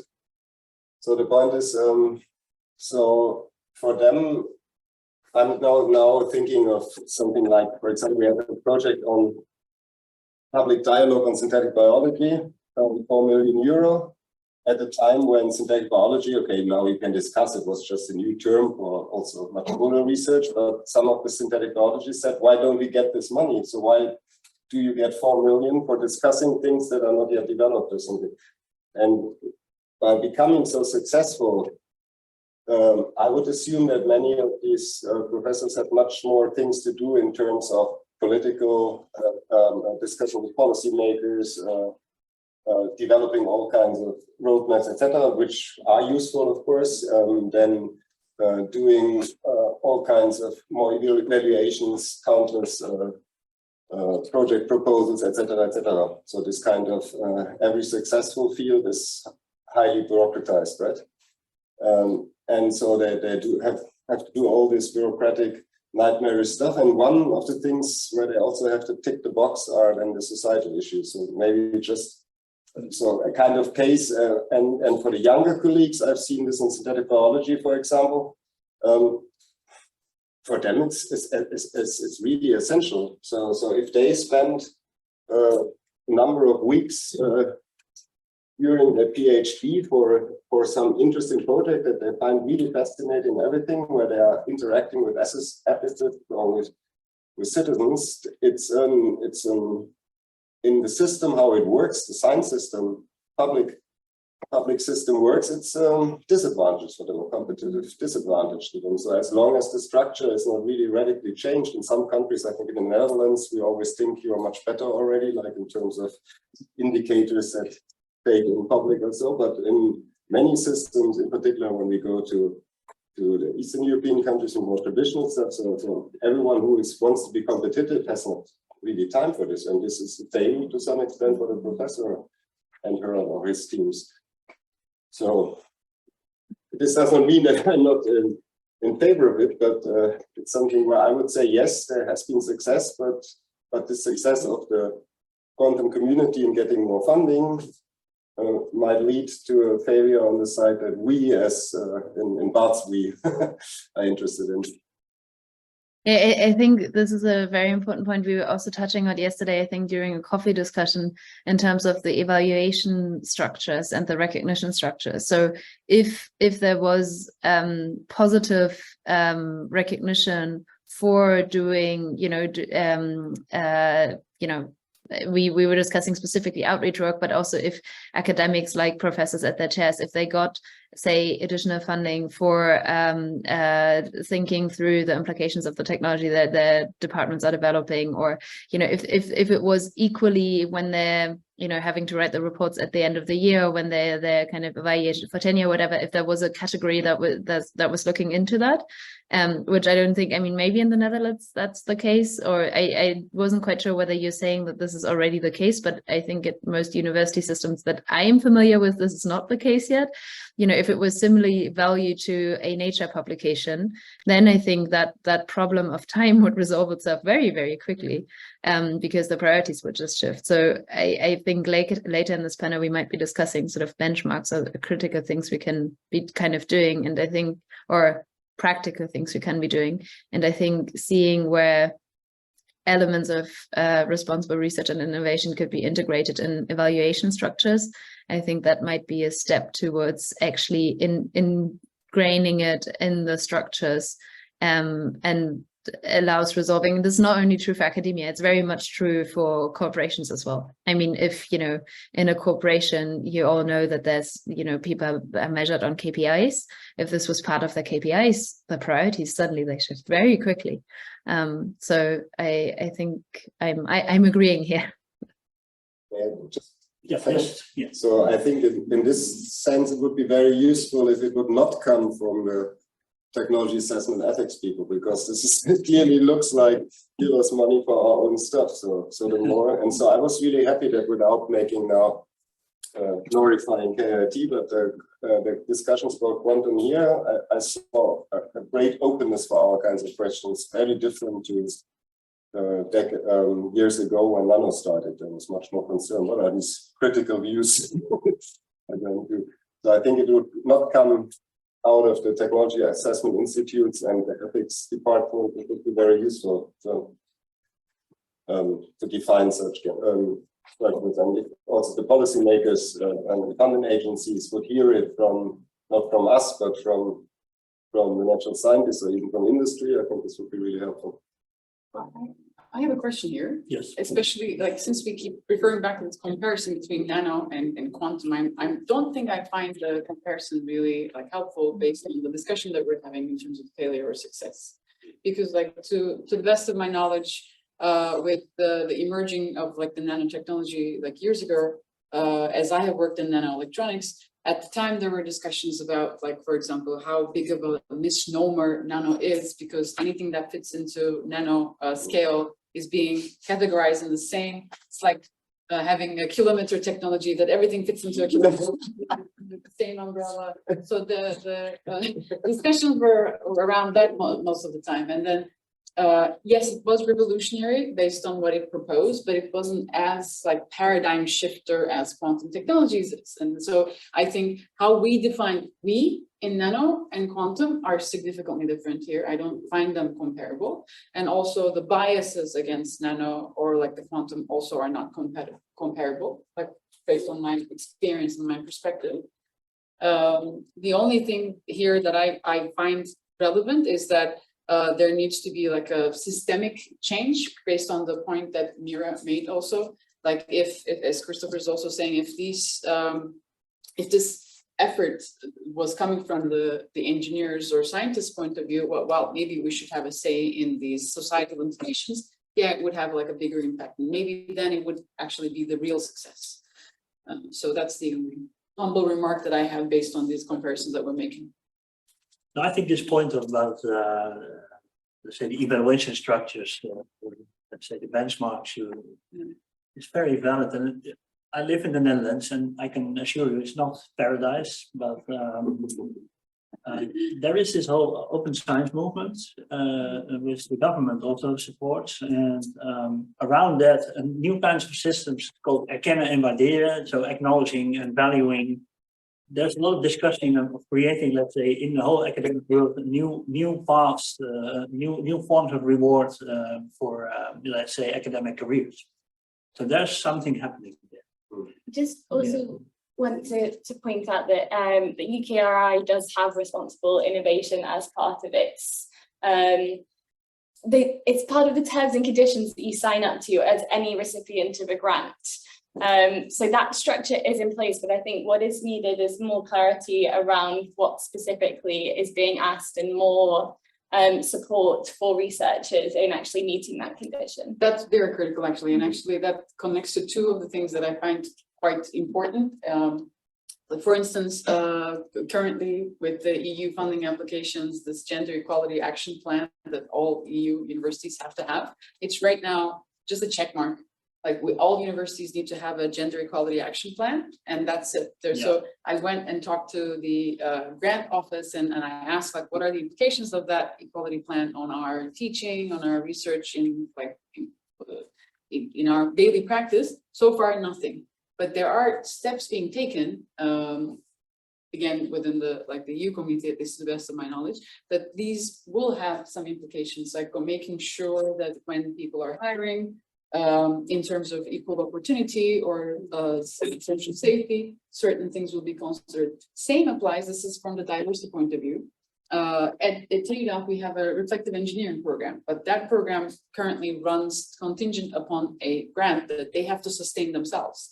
So, and I'm not sure if the university has plans to make it like an integral part of the institution, without depending on external grants. So that would be like an important shift in the sense that we would be taking steps towards success, really making sure that these are integrated into the everyday scientific actions, both in terms of like equality plans and these reflective practices. So I think that would, that connects to the following questions that you posed us in terms of our role. And I think our role should be to support these tools becoming part of our part of the integral part of the steps. Okay, I think that's a great point. And since it's on topic of inclusion, I'd like to include everyone, basically. I see 2 hands, 3 hands raised. I think you were first. It's been really fascinating listening to this discussion. But this might be a really naive, two-pronged question. As somebody who has been in the position of a theoretical quantum researcher until very recently, I'm wondering if everybody needs to do everything, because if I'm imagining myself doing my, theory derivations, integrals on a piece of paper, I don't really have contact with ethical questions outside of my office or outside of my institution. If I do, they're very minor. They're not the things that you were bringing up today. So are you trying to put more responsibility on my back? If you are, interesting. But are you also saying that every scientist, every researcher should be a so-called Renaissance man doing all the things, even if they are direct, like we are specializing over the years for a reason. And I'm wondering if you're thinking that we should be looking back and maybe pulling back.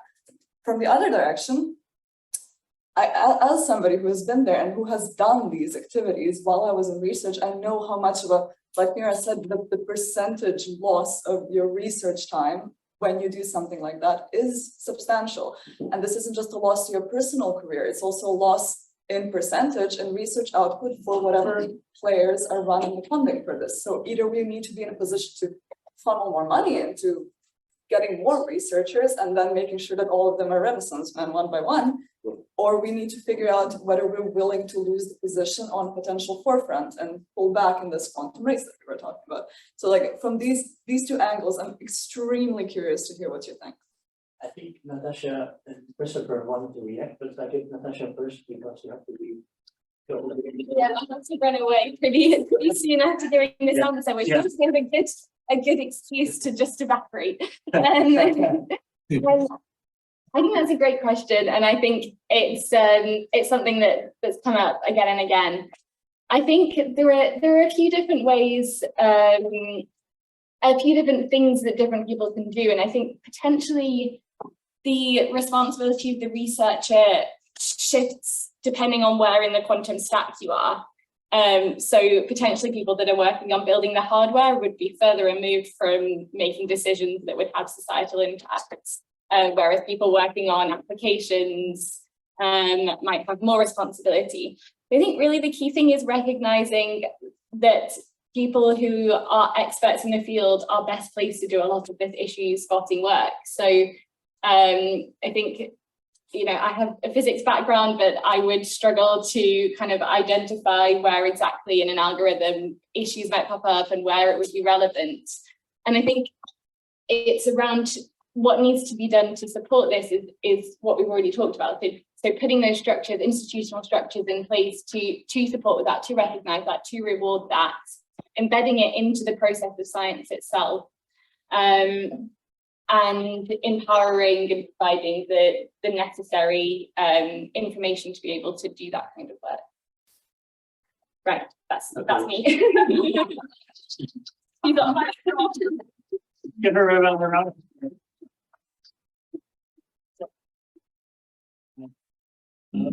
Yeah, Christopher, you want to follow up on that?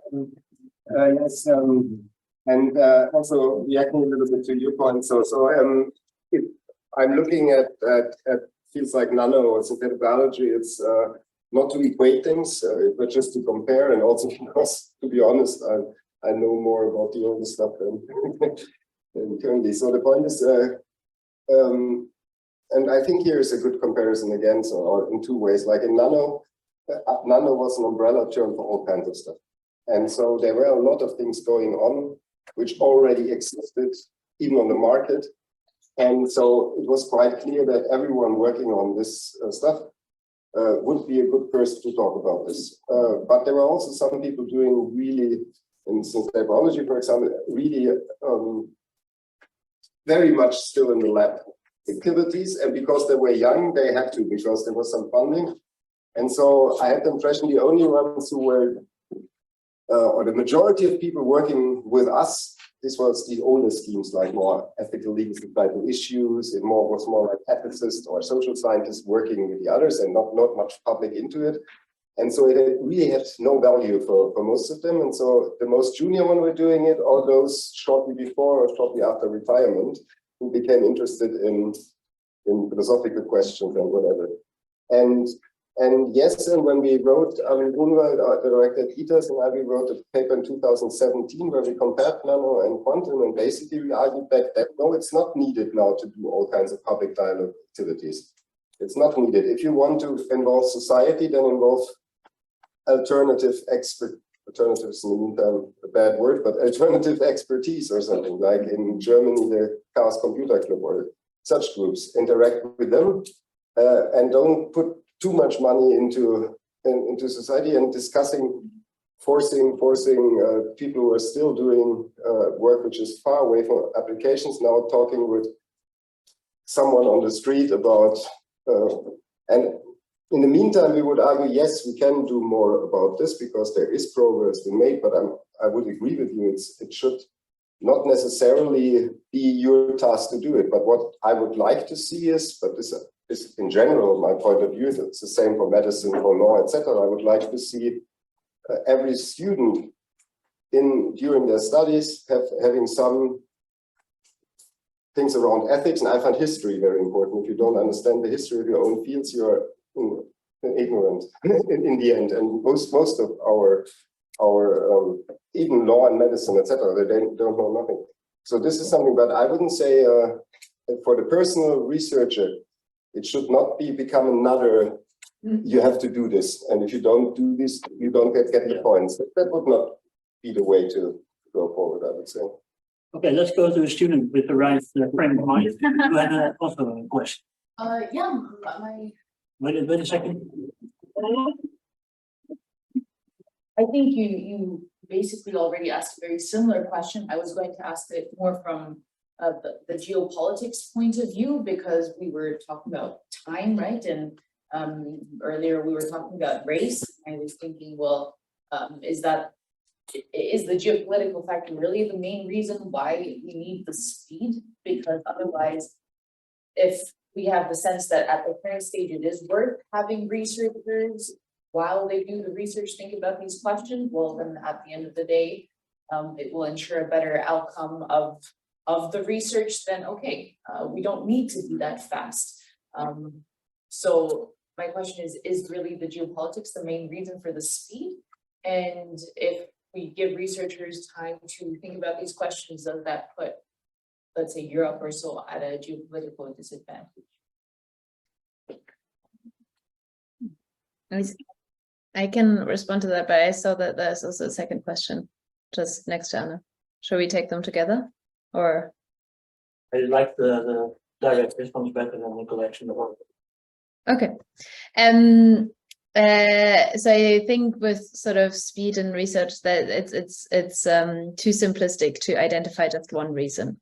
So I think the geopolitical, as we discussed earlier this morning, I mean, that's certainly among the reasons, and certainly I think Carolyn was making the point as well, that might be something we see as sort of positive, that because there is competition, I mean, that it kind of increases the funding going into something, and that enables, you know, research programs to grow, and that then enables scientific advancements. And I want to go back to my statement at the very beginning. We really shouldn't forget that we're really understanding our world better by the research we're doing into these efforts. So it's not, I think sometimes we're seeing quantum technology is a little bit too instrumental, and yes, of course, there's instrumental, and there's now a business interest into it as well. But I think you know, making progress, scientific progress, has a value of its own. It's kind of, I mean, we can go really to a value discussion also alongside of like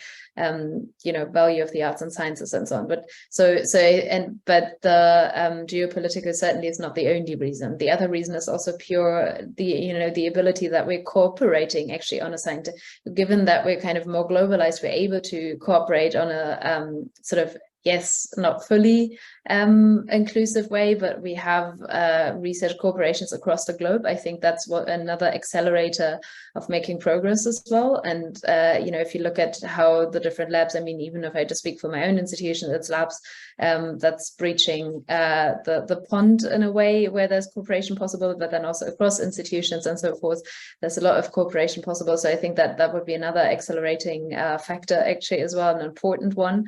I think the advancements in open science is also an accelerating factor. So I think, just want to say that, you know, that there's a number of other factors that we need to identify when we're talking about the acceleration, and that we, you know, having to reduce on one, I think wouldn't do it justice.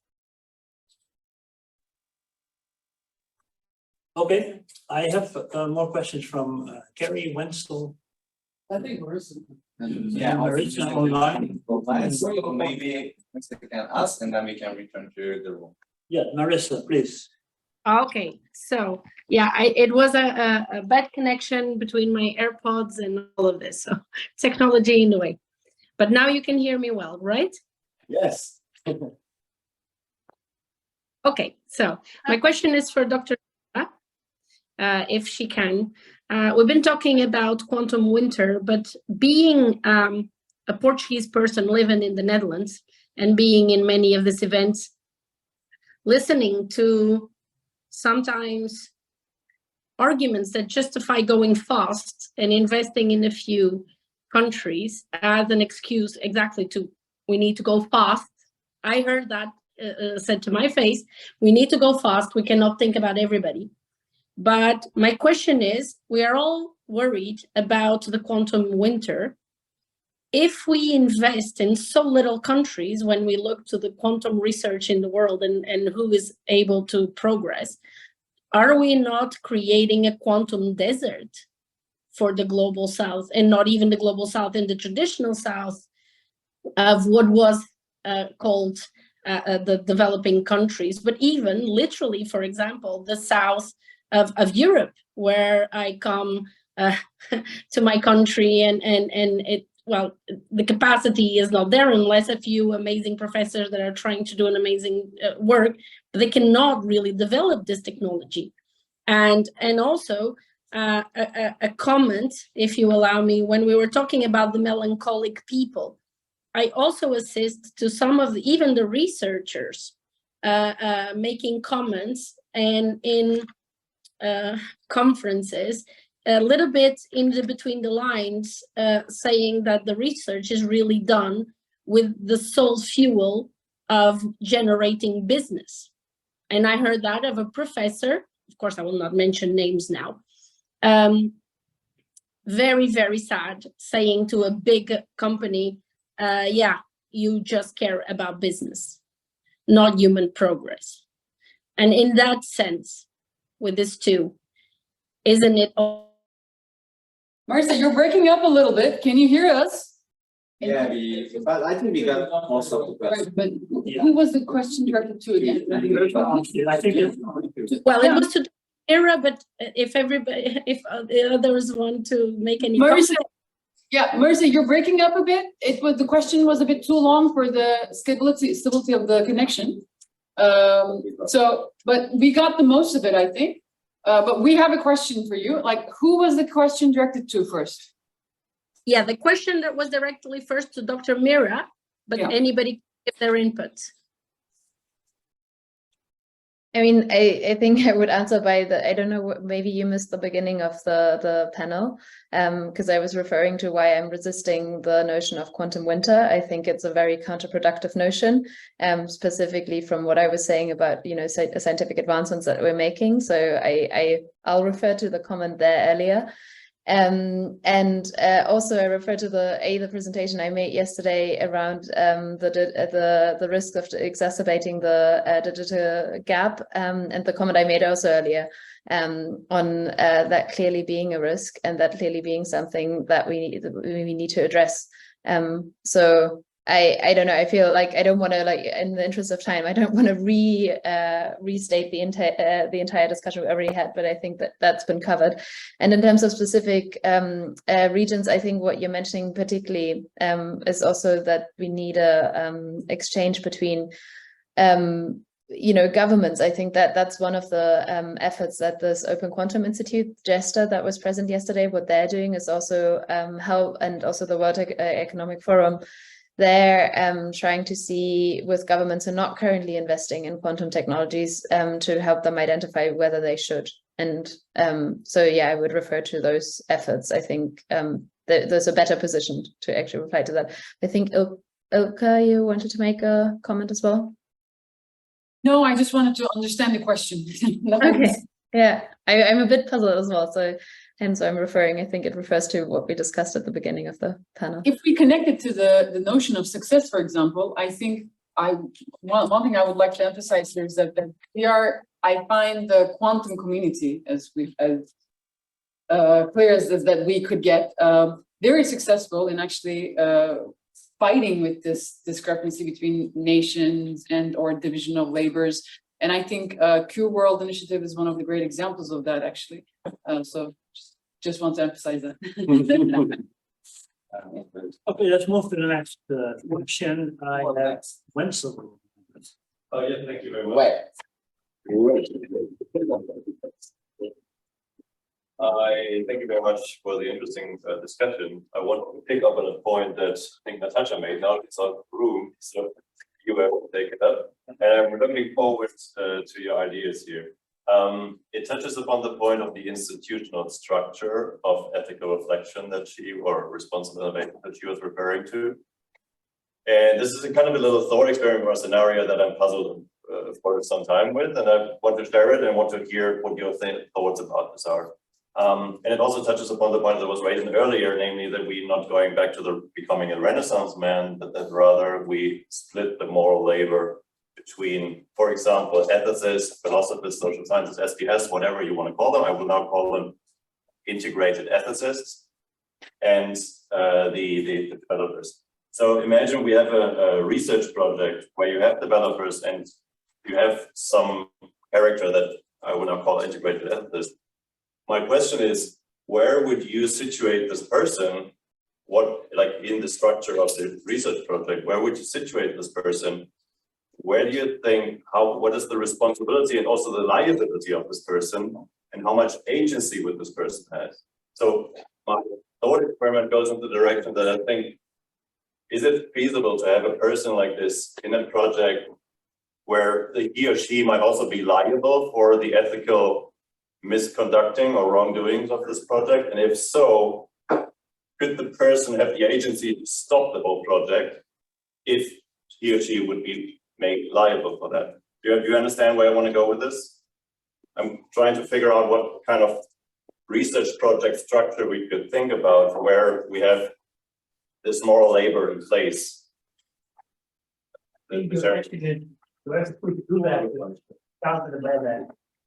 Sorry. Well, related to your own talk about bad actors, I think your question is now, where shall we put the good actors and what responsibility should we give them at the specific points in the whole, let's say, policy structure? Do you have maybe not so much in the policy structure, but rather in the actual development of the technology structure? Right. Yeah. Like an ethics by design.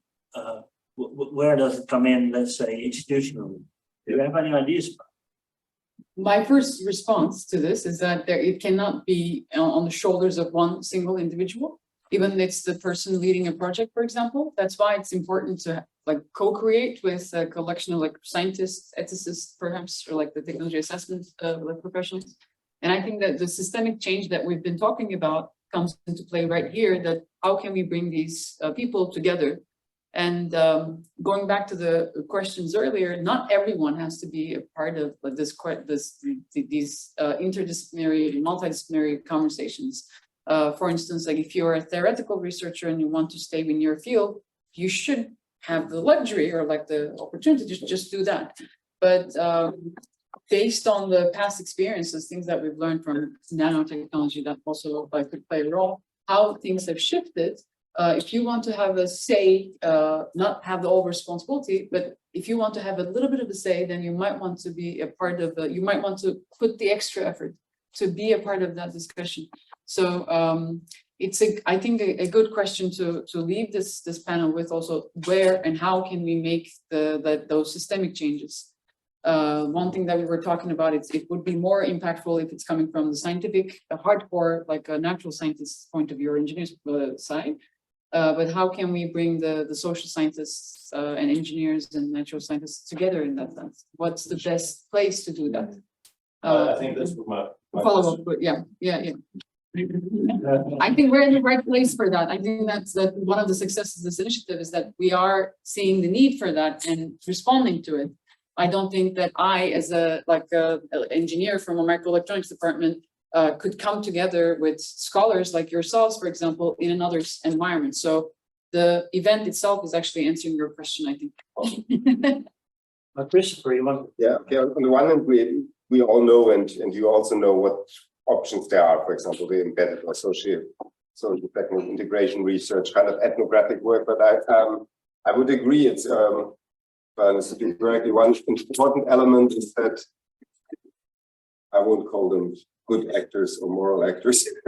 So the specialists for these kind of topics, so to say, or the experts for these kind of topics, that they do not, so to say, become too departmentalized to small groups. Like, for example, it's important, like here, that we bring together those people interested in companies and in academic research and beyond, so to say, in education. And this is important because what I've seen is that in some of the many technology fields we have been working on all these years, and some it's really like there are isolated subcultures. isolated subcultures of those people that from the point of view of the natural scientists and engineers are all these ethicists, but they don't even interact. And here's, I think, some kind of permanent interaction between these different groups very important, because I've realized that for quite some time I have only been always looking with people at universities or other public research institutions, and then you lose sight of something really important, namely industrial research. And so I think this is crucial. And the second thing is, as often as possible, of course, trying or having allies in the policy world, which is usually it's not simple when you really talk about policymakers, but it's quite simple if it's in the public funding agencies, because usually those being in charge of funding programs for our kind of work come from our own fields. Like one example is, for example, in RI, where people like Onur from Schomburg, etc., on the side, and here have to have some stability. Like, so for example, we had in Nano, we had this, starting with Nano, we had this society, this a little academic society, and this really changed a lot of things, and it was one of the most interesting experience of mine. It's still existing, but a little bit inactive since the pandemic, S.net, and this was really helpful because this was transdisciplinary. So there were really people coming, journalists, policymakers, industrialists, people from industry, and so I think this is important. And to some extent, what you bring together here is also goes in this direction. Thank you. I just had a question that follows on from Wenzel's and also to part of the earlier discussion, and also very main point about how much do scientists have to do. And this is something I've heard a lot in my role when I was a human research ethics coordinator, where scientists would be sort of agonizing or in despair over having to do a human research ethics application. And so in most countries and in Australia, that is required whenever you're using human data. And sometimes scientists would need to do this, even if they don't have any real world application, but often data scientists would need to test their algorithms on real data rather than Monte Carlo data. Anyway, so I was always having these discussions about why we need ethics. But the thing that I wanted to point about for this discussion about that is that there was an actual cutoff. And at the moment, with the things people have been talking about, they're trying to make some suggestions about where that cutoff is. Is it when you're purely theoretical, or is it some sort of societal impact? And we can't really say that right now, but what I think is needed, and maybe what the panel might like to address, is the role of culture in deciding when people should be acting responsibly. Like, do we get to say, well, if you're not working on something that has a human impact, then you don't have to worry about ethics? Is that, I find that a little bit challenging, because I would think that everyone should be thinking about ethics in some degree, and it may not have to be like a huge part of their work. But I know, sorry to bring this, carry you up, we were talking yesterday about responsible innovation and ethics as being part of people's workloads, and so it was recognized, and so it's not just considered an additional thing, but actually part of what, because ultimately that's how we're going to achieve responsible quantum computing and quantum technologies, is by developing that culture and developing that ethical muscle and sort of skill set with you. And when I was working with researchers with the human research data, it was their responsibility, because you have a great position in society where you're potentially going to be changing things. So we have to, I think, support each other to take that burden. That's why we have these communities. That's why, yeah. But like the question I have was about culture, role of culture.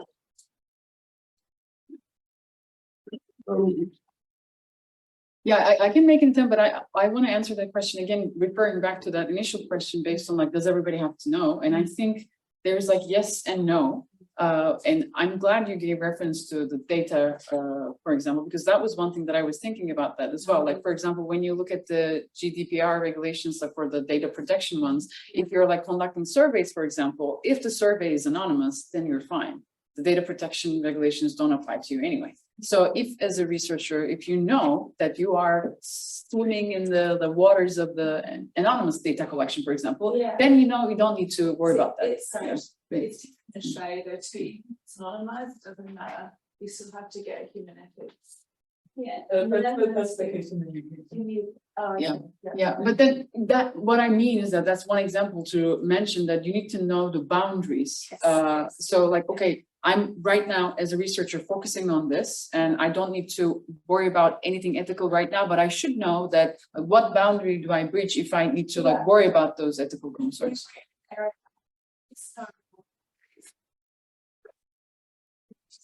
Culture, that's what I'm saying in culture. I think the heavy burden here is then in the like communities like this that we need to stay up to date in terms of making sure that but there's an impending kind of sort of like a boundary that maybe we should like reach out to this community people, individuals. So I think that is very crucial and that is necessary. And I don't think that that burden can be left to to scientists or to students. Then if we would go back to what Mira was saying in terms of like all the professors or like people who are doing the funding hunt, let's say they may not have the time, but they should be at least open to when people like us, when we raise concerns, well, maybe then let's look into it kind of thing. So I think there can be like a middle way would be my answer. So there needs to be a middle way there. Let me try again with the comparison, like take a car mechanic. A car mechanic, if it does something like for Volkswagen with a diesel thing, then it's clearly unethical, right? On the other hand, we could now ask the car mechanic, you are helping others to still drive a car. Have you thought about ecological issues, etc.? We could ask with very many professions in our society that it would be very useful if they would be not forced, but stimulated to do some ethical reflection. And my argument, this could be used as an argument why doing this with these poor theoretical researchers or something, why singling them out, why not a car mechanic, for example, or some whatever. But my argument for it would be that science is probably the most powerful activity of humankind. And since it is to a significant extent financed by public money also, it makes perfect sense to look for a higher ethical standard in these kind of activities. And second, without believing in the Renaissance man, I believe that the specialization is of course also crippling.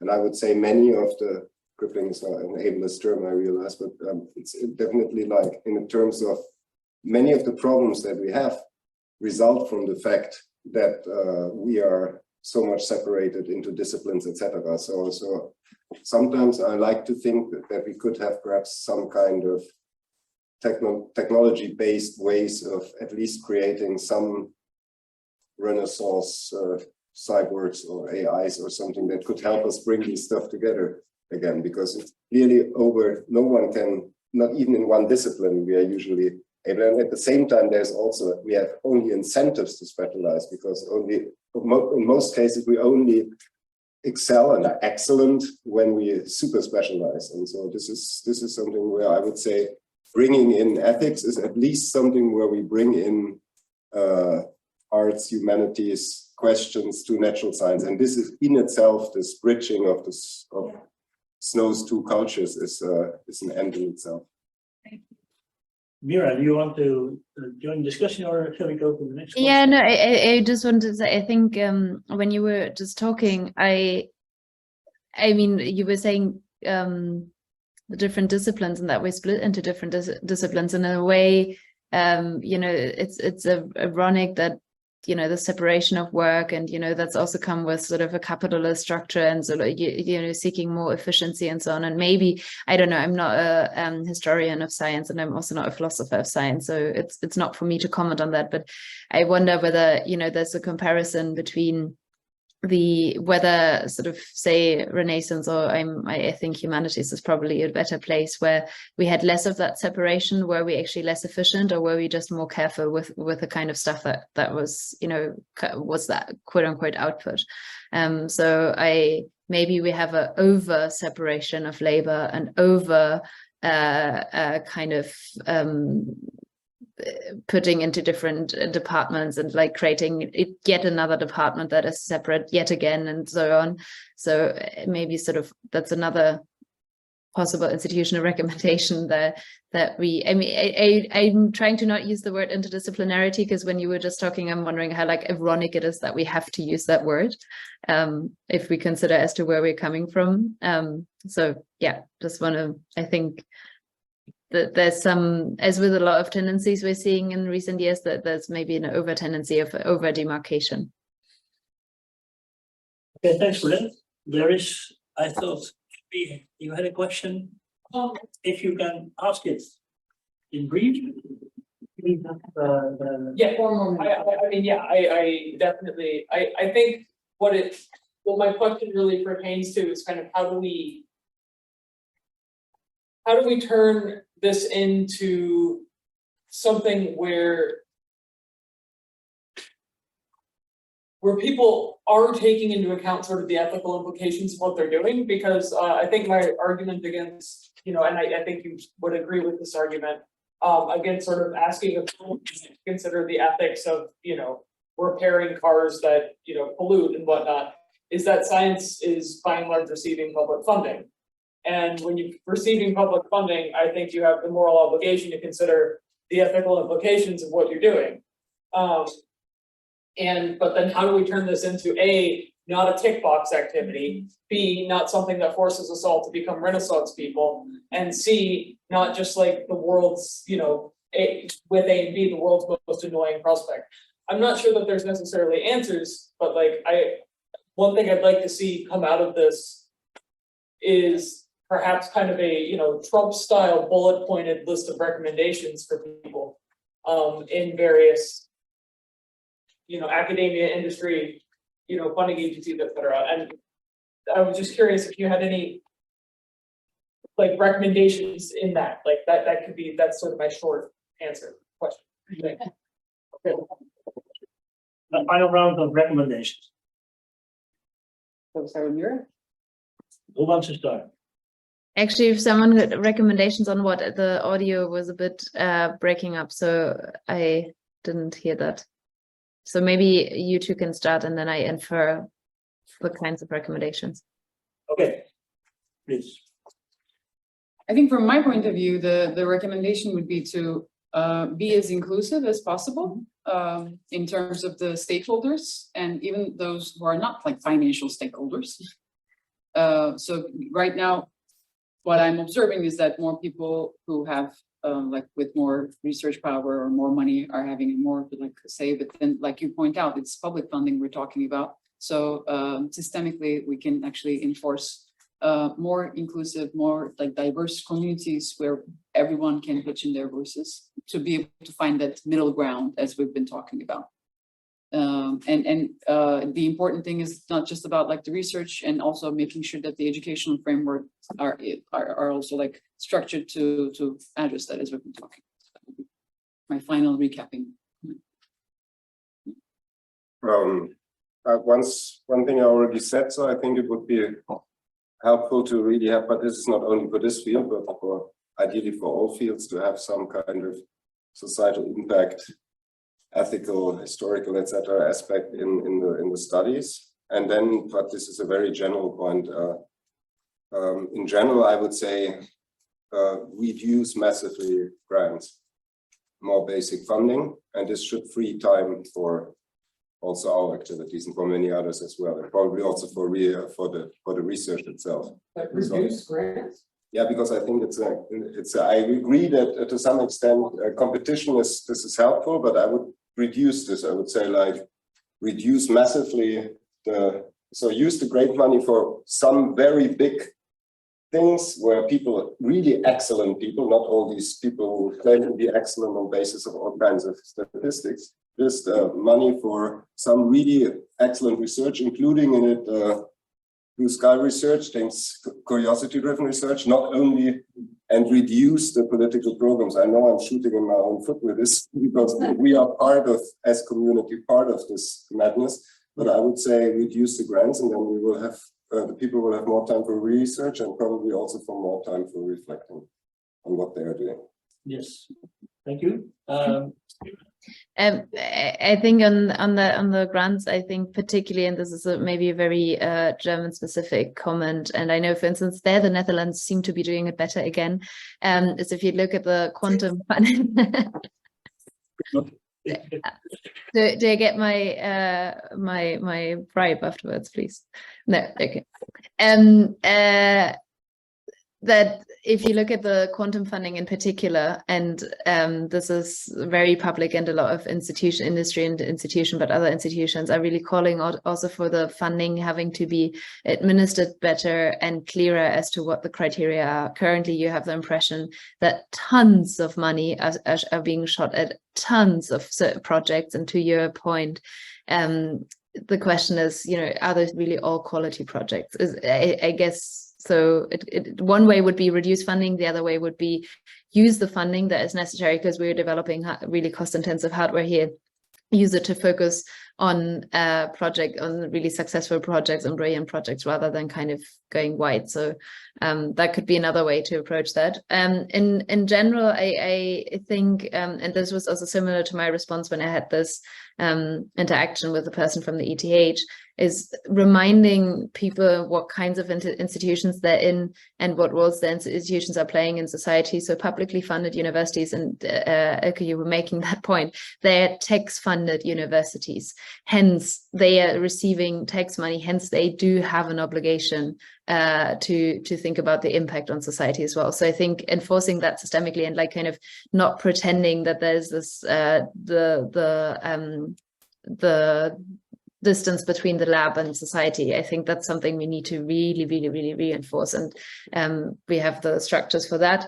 And I mean, we spoke about evaluation criteria, and I think another thing everyone could be doing is also change the discourses. So the more that we are at scientific conferences and that we're asking about the implications of something, the more that we're like making that part of when we're teaching, the more that we're having the discussions also in sort of, say, in my case, and in when I discuss with clients, the more I bring that up, or the more, you know, again, in specific technical conferences, the more we make it part of the normal discourse rather than only having separate discussions on ethics and quantum.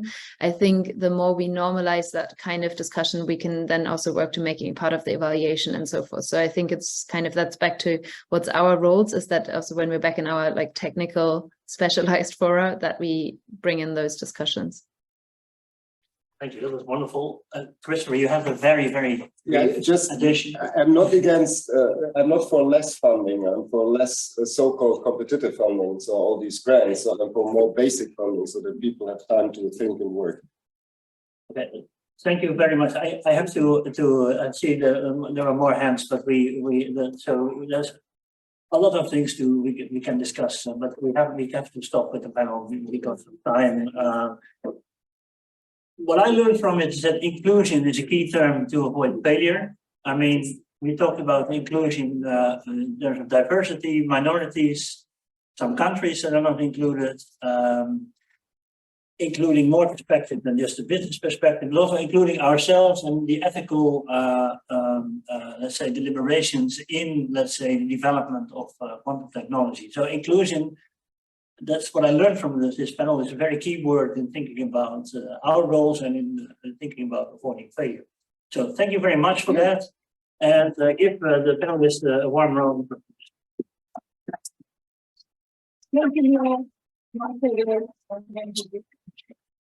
online participants. Thank you. Yeah, thanks. So we will start in 1 hour, so around 2. So I will stop the recording, and feel free to have a lunch, chat, and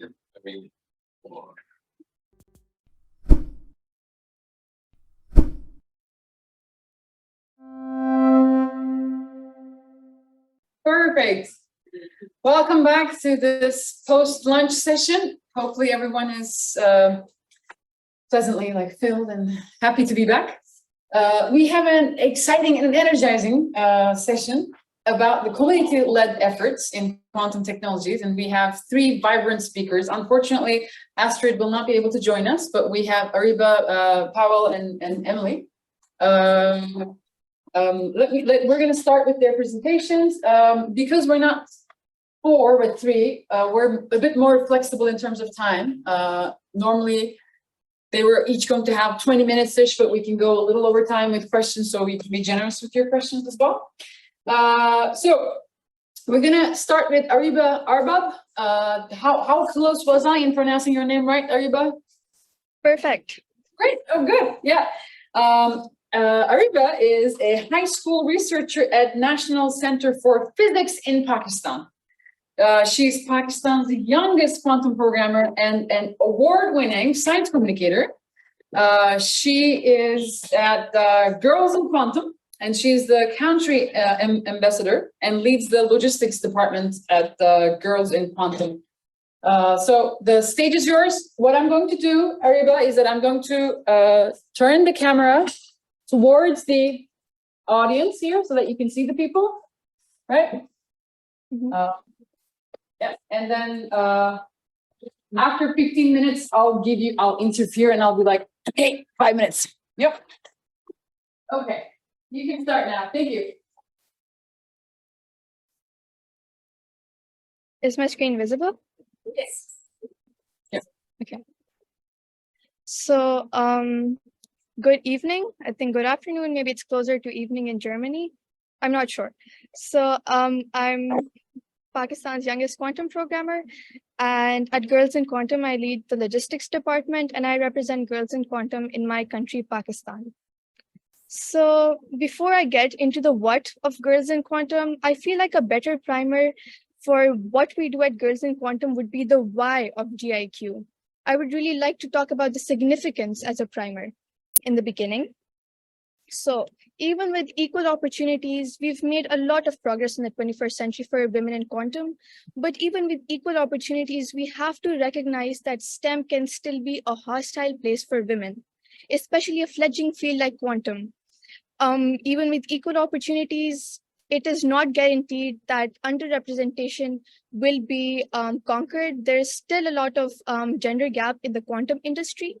So some of these factors that need to be addressed is societal norms. There are still deep-rooted stereotypes regarding women in quantum and women in STEM in general.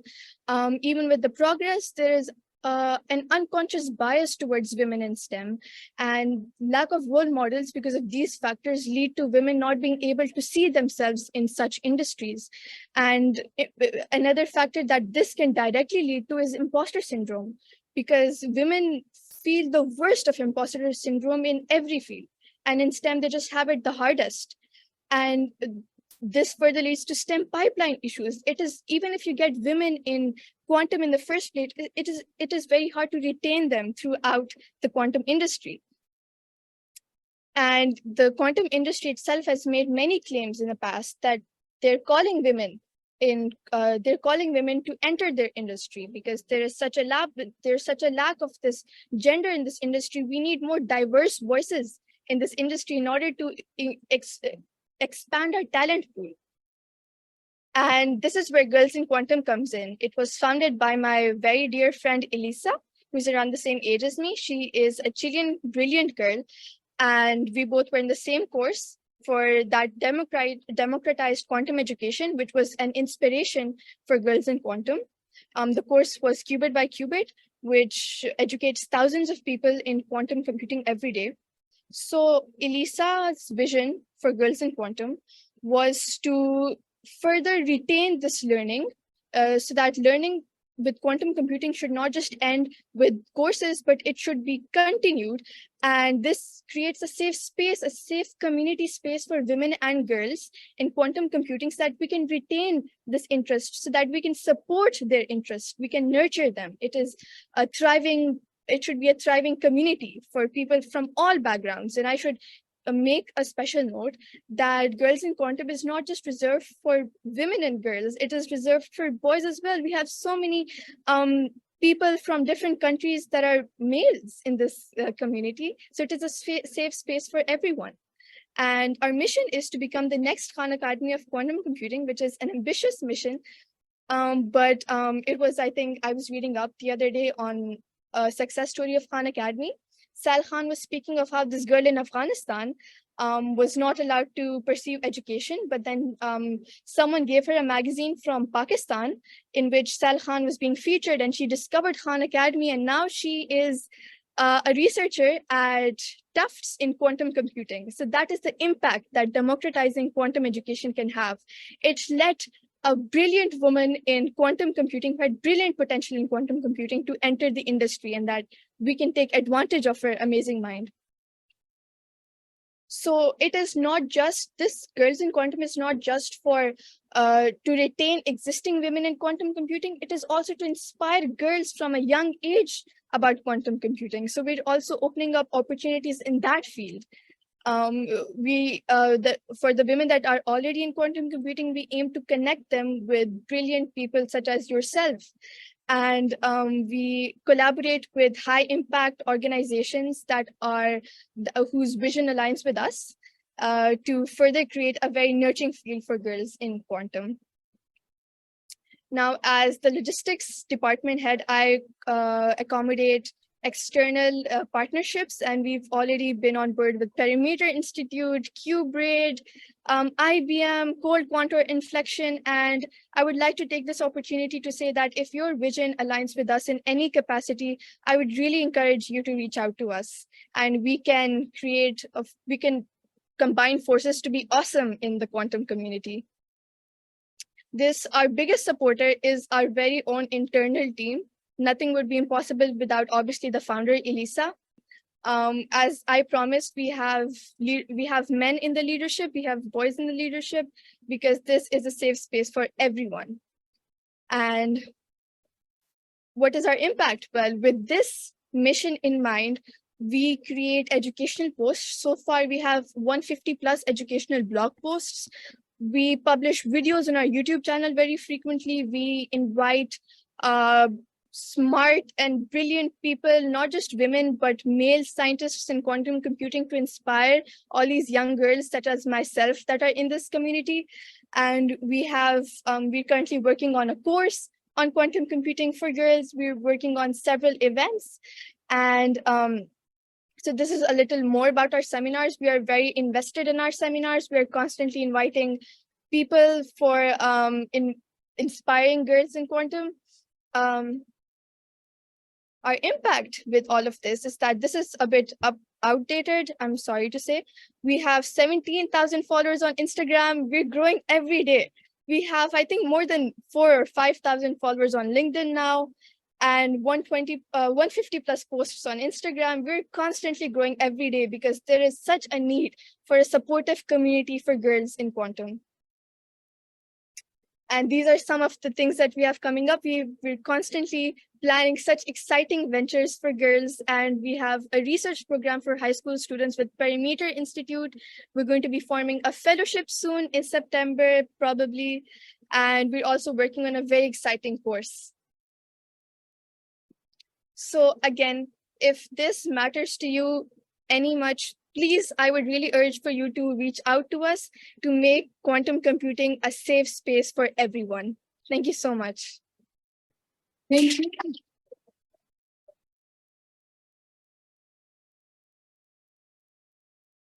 Thank you, Areeba. So we can start with some questions from the audience. Are there any burning questions?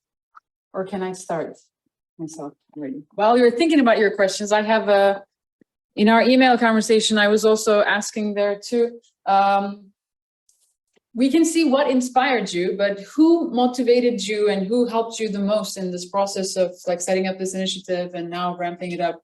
So who are your inspirations and supporters in this? So as I think I previously mentioned, our biggest supporters are our internal community. Our internal team is so invested in this mission because they're girls that have seen themselves encountered this problem because as a non-profit, by the way, we are registered in the US. So as a non-profit, we're trying to address a problem, right? And our internal community itself is the target audience for that problem. So they understand the importance of that solution that we're offering as part of Girls in Quantum. So our internal community as country ambassadors and collaborators, they ourselves are our biggest supporters in this. Wonderful. So you said you're based in the US in terms of the nonprofit registration? Yes. Yeah. We have a question from Carrie here. Yeah. So thank you very much. I just wanted to ask, you mentioned people getting involved. And what is the best way, you know, if I'm just one person, what's the best way for me, for my colleagues, for my students to get involved? So do you mean to get involved as a partner or as a part of the community? To help. How can I help you? That's a great question. Yes, I love that question. My favorite question. So you can email Girls in Quantum. You can email me personally, and I will set up a meeting with you. And perhaps Elisa can be part of the meeting as well. And we will come up with an agreement that is mutually beneficial for both of us. Okay. But can you give us examples of those mutually beneficial agreements that you already have that maybe like we can start already thinking what we can do about it? I'm sorry, I'm being a terrible like moderator.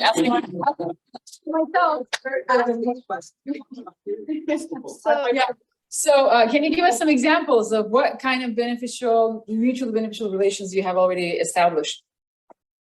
So let's talk about two types. Let's talk about academic partnerships and let's talk about corporates. So academically, we are involved with Perimeter Institute and they provide us with mentors and we provide them with mentees, and both of us fuse to create a research fellowship for girls, for high schoolers in several fields of quantum. So it could be quantum computing or quantum physics. So we're offering a research course for high schoolers with Perimeter Institute. Secondly, we are with QBraid. There's a corporate sponsorship, corporate partnership to arrange a hackathon.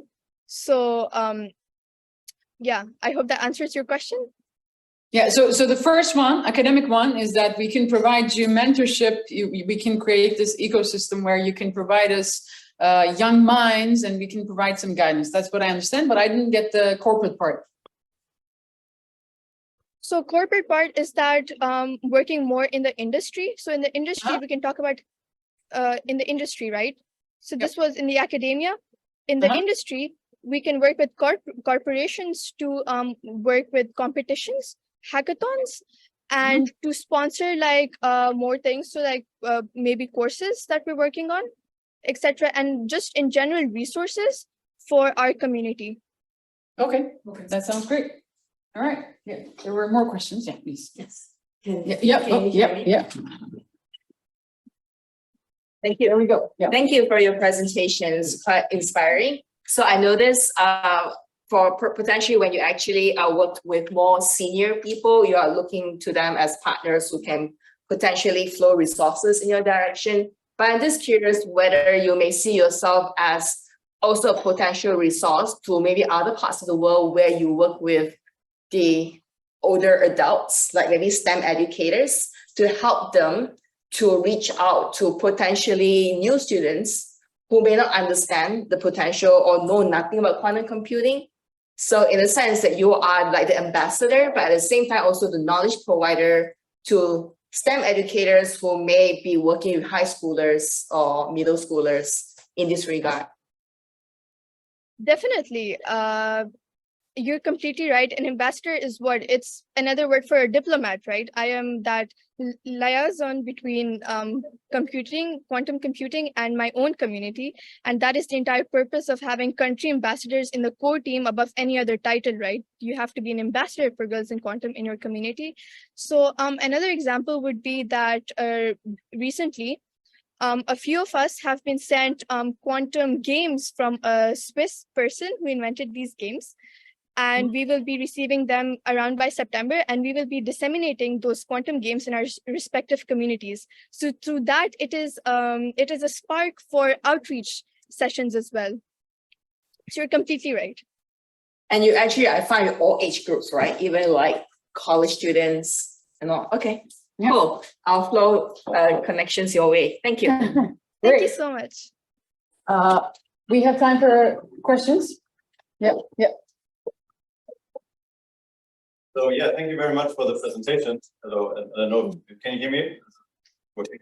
Yeah, I'm stuck here, Can we but get it? we can't, yeah, okay. Okay, let's see how far I'll be. No, that's it, yeah. That's it. Thank you very much for the presentation and the fascinating work you're doing there. I think especially with regards to, you know, need new people that know about quantum technology as it's such a future emerging technology. I think it's very, very necessary that you do this work. Very important. I'm fascinated, my question rather is a personal question, because I'm fascinated about the spirit and this enthusiasm that you put into this work and also in the presentation. I wonder so my question is, first, how did you come to this topic of quantum technology, and what is it that fascinates you about this topic? Because for me, it's such a special topic, and to see a young girl being so invested in this is something very extraordinary. Thank you so much for your kind words. I'm definitely very enthusiastic about this quantum computing field. And I think anything shorter than that wouldn't cut it, right? You have to be enthusiastic in order to make impact in this fledgling field. And for me, I was always into quantum mechanics since I was in middle school. So it was like very freaky for people in my community when they were like, oh, what do you want to be when you grow up? And they were expecting an answer like, oh, a doctor. But, you know, I'd be like, quantum physicist, right? It was so creepy for them. So I was very tiny growing up, right? And I was interested in cosmology, but the more I became interested in quantum physics and the beauty of small things, the more I also started to embrace the magic of small things and, you know, embracing my own self subconsciously. So for me, it's not just academic, but it's also very personal to me, quantum physics. And quantum computing, to me, the reason that I got into quantum computing was that it is this field that I could be involved in from the comfort of my home. Like I could just code on a cloud IBM processor from the comfort of my home and prove to the people in my community who said that I would never be a quantum physicist. So that was how the enthusiasm for it started. Oh, thank you very much. Thank you. We can have one more question before we move to, Yeah, thank you for your presentation. It was really nice to hear. How do you see your own future? So will you be working in a lab as a quantum experimentalist, or how do you see that? So for me, this question has come at a very sensitive time because I'll be applying to colleges this year. Yeah, I'll be applying to colleges this year, and I've been thinking a lot about what I want to do exactly in this field, like my niche, or like, you know, if I want to be a tourist or an experimentalist. And working in the academia of my country has made me realize that, so I always want to return to Pakistan. Maybe I'll have my education abroad, but I want to return to Pakistan. But I've realized that maybe the academia is not such a thriving place. And that is my own enthusiasm for girls in quantum, because I want to make sure that this does not happen to other girls. But for me, I feel like the academia would not be the right place for me in this country. So perhaps I work in the industry abroad, you know, on quantum computing specifically. Quantum algorithms, etc. Yeah. Thank you and good luck. Thank you. Thank you, Areeba. Thank you all for the questions. So now I'm gonna slowly move to our next speaker.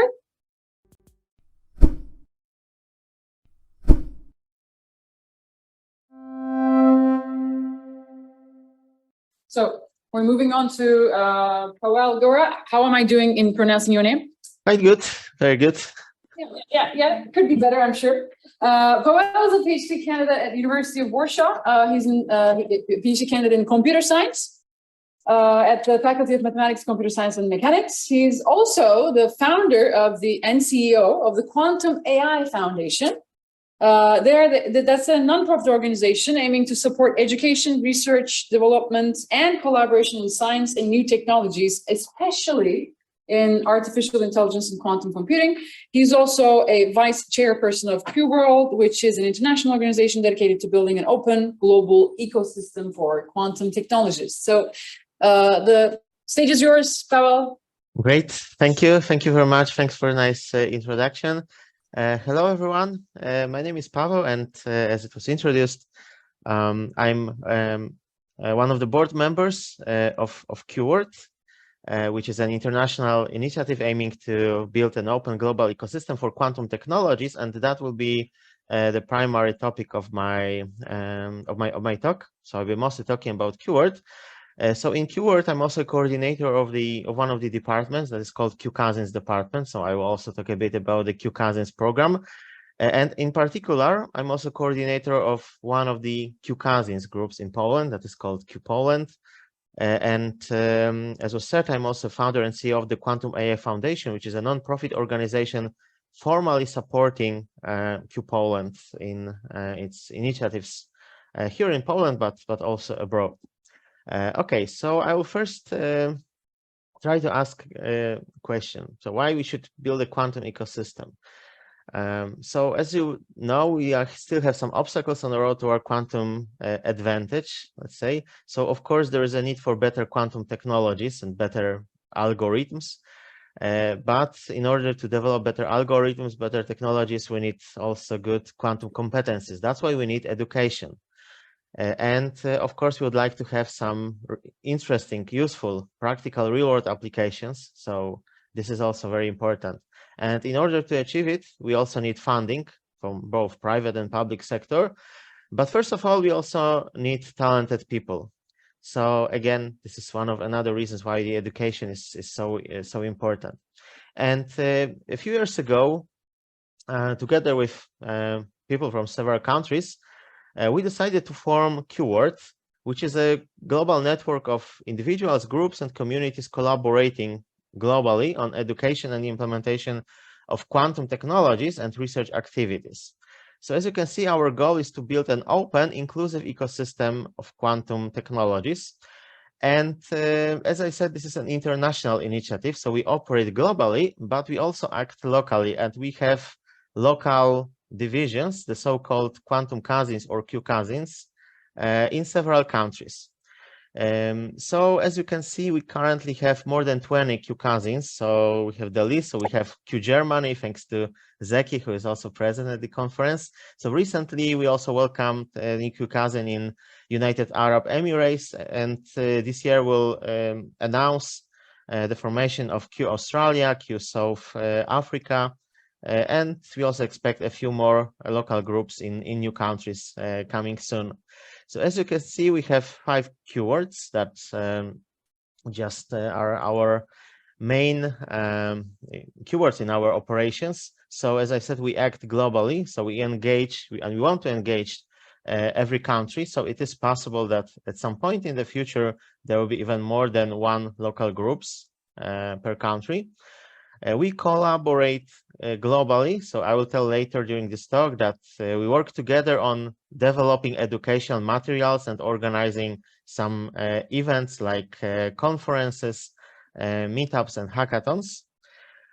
Openness, diversity are another keyword, so we want to engage more women. So in this case, we are also nicely aligned with the goal of Girls in Quantum, of course. And more generally, people with disadvantages or underrepresented groups. We also organize some initiatives that are addressed directly to juniors, like high school students. So I've already told you about the QCousins program, in which I'm one of the coordinators. So Zeki is also one of the members of the QCousins department. And we have some specific guidelines for QCousins. So of course, if someone would like to form a new group and join us, collaborate with QWorld, it's good to have at least 2 people in the group, but of course, the more is better, and to have strong connections with academia. So usually it's best to have a mix of both senior researchers and students and PhD students, even high school students who are motivated and engaged and who could help as mentors during the events. And it's also good to have some good past experience with the previous events, previous workshops, or other events organized by Keyword, just to be sure what to expect and how to organize it. But the so-called entangling workshops are organized jointly by the local group and by representatives of Keyword.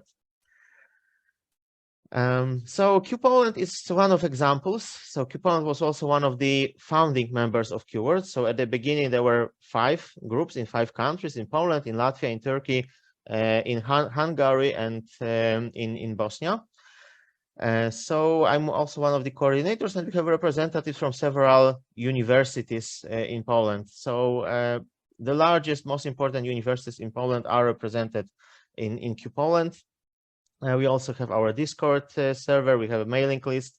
We issue a newsletter. We have social media profiles, so everyone can also follow our activities and also join our events, because most of the events organized by QPoland are also open, and people from other countries can attend as well. So here are just examples. We've organized 8 workshops on quantum computing and programming. So I'll be talking soon more about these workshops and the specific content. And so far, we've handed out more than 300 certificates for people who attended the workshops and completed the homeworks with sufficiently good scores. So for those people, we issue certificates. And as I said, QPoland is formally supported in Poland by Quantum AI Foundation, which is a legal non-profit organization in Poland. I will be later talking more about the foundation and its initiatives as well. But now a bit more about the workshops, because organizing workshops on quantum computing and programming is our most important activity. So we usually organize workshops at different levels, starting from the introductory level, and these introductory materials are called Q-Bronze. So currently we have even several versions of these educational materials. All of them are openly, publicly available on GitLab repositories. So these are just Jupyter notebooks prepared using Python and different libraries like Qiskit or Project Q. As Keyword, we've already organized more than 100 Q-Bronze workshops and also handed out several thousand certificates. We also have more advanced workshops like Q-Silver. So Q-Silver is in fact based on the quantum Fourier transform and Shor's algorithm. And another advanced intermediate workshop is called Q-Nickel. So in Q-Nickel, the focus is on Grover's algorithm, Deutsch-Jozsa algorithm, Bernstein-Vazirani, and Simon's algorithms. So these are the 3 workshops that we currently have in our portfolio, but we'll soon organize the next type of workshop that will be based on quantum annealing. And we also have plans to develop more educational materials. So this is one of the advantages of working together. We have also special projects that is called Q-Kitchen. So Q-Kitchen is a part of our Q-Education department, in which researchers from many countries, from all our Q-Cousins, can potentially join forces in order to just develop educational materials together. And later, these educational materials can be reused for different opportunities, for organizing these online or on-site workshops, or they can be later extended and used at the universities for just academic courses. So there is also such an option. And this is also one of our ultimate goals, to develop educational materials that can be used for something like quantum semester at the universities, or even the complete studies on quantum computing, like master studies or bachelor studies. So besides the education, we also organize some research activities. So in the past, we had study groups that were focusing on different topics like quantum machine learning or quantum error correction, and they had meetings more or less once per 2 weeks.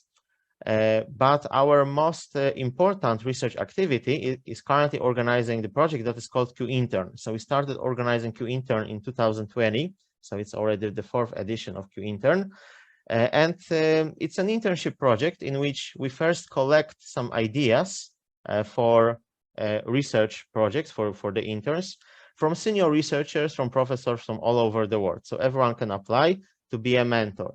And then the accepted projects are also released, are publicly available, and students from all over the world can apply.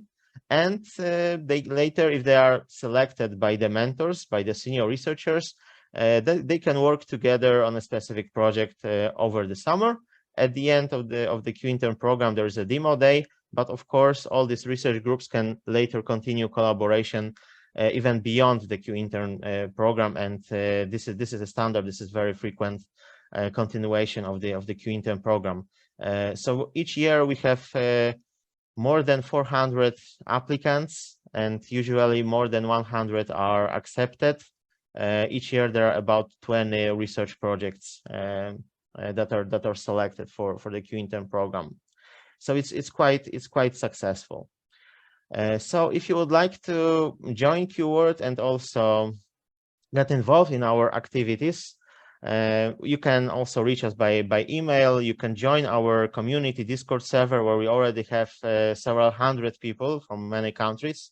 We also have social media profiles where you can follow our activities and learn about our new initiatives.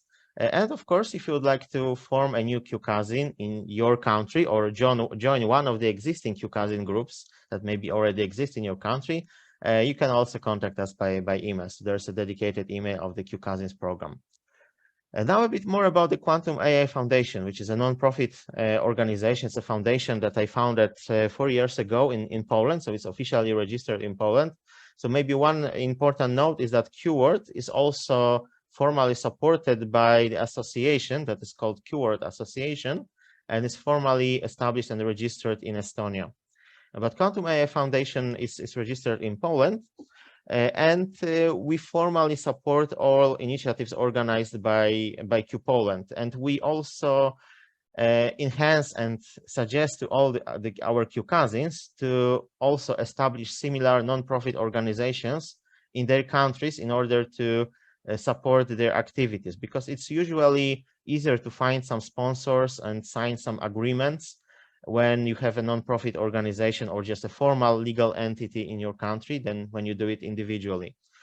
So as the Quantum AI Foundation, in collaboration with Q Poland, we also organize several events. One of the most interesting events is the Quantum Games Hackathon. So this year there will be the 3rd edition. So the registration is not open yet, but you can already save the dates because it's also an international event. Each year we have more than 100 participants from all over the world. And of course, the goals are to develop quantum games and enhance innovations in the quantum computing domain, increase the skills of participants in the use of quantum computing, and of course, popularize quantum mechanics and quantum computing, quantum technologies in general. And usually there are also quite good money prizes. So there will be more details announced within the next few weeks. Another interesting event that activity that we organize is the meetup that is called Warsaw Quantum Computing Group. So we started organizing this meetup 5 years ago, and we've organized 50 episodes already. So there is a website where you can learn more about it. And we organize it more or less once per month and try to just invite some renowned researchers or quantum engineers, quantum experts, not only from Poland, but also from other countries. We also collaborate with quantum computing groups from Washington and Toronto, when we organize together Washington Quantum Computing Meetup. And with this opportunity, I would like also to invite you to attend the next meetup that we'll organize tomorrow. And Zeki will be the speaker, I will be the moderator, and Zeki will tell about democratization of quantum technologies. So with this, I thank you for your attention, and if you have any questions, I will be happy to answer, and you can also reach me out by email or find more information on our websites. Thank you. Thank you.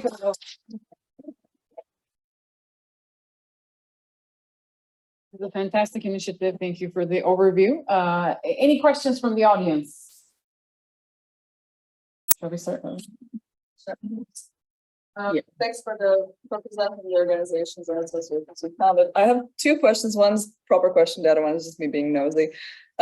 So who is your target audience for events, for courses, for hackathons, and who is normally attending these for you that you see? And second question, why is it Balkan? That's not a country. What happened there? Yes. All right.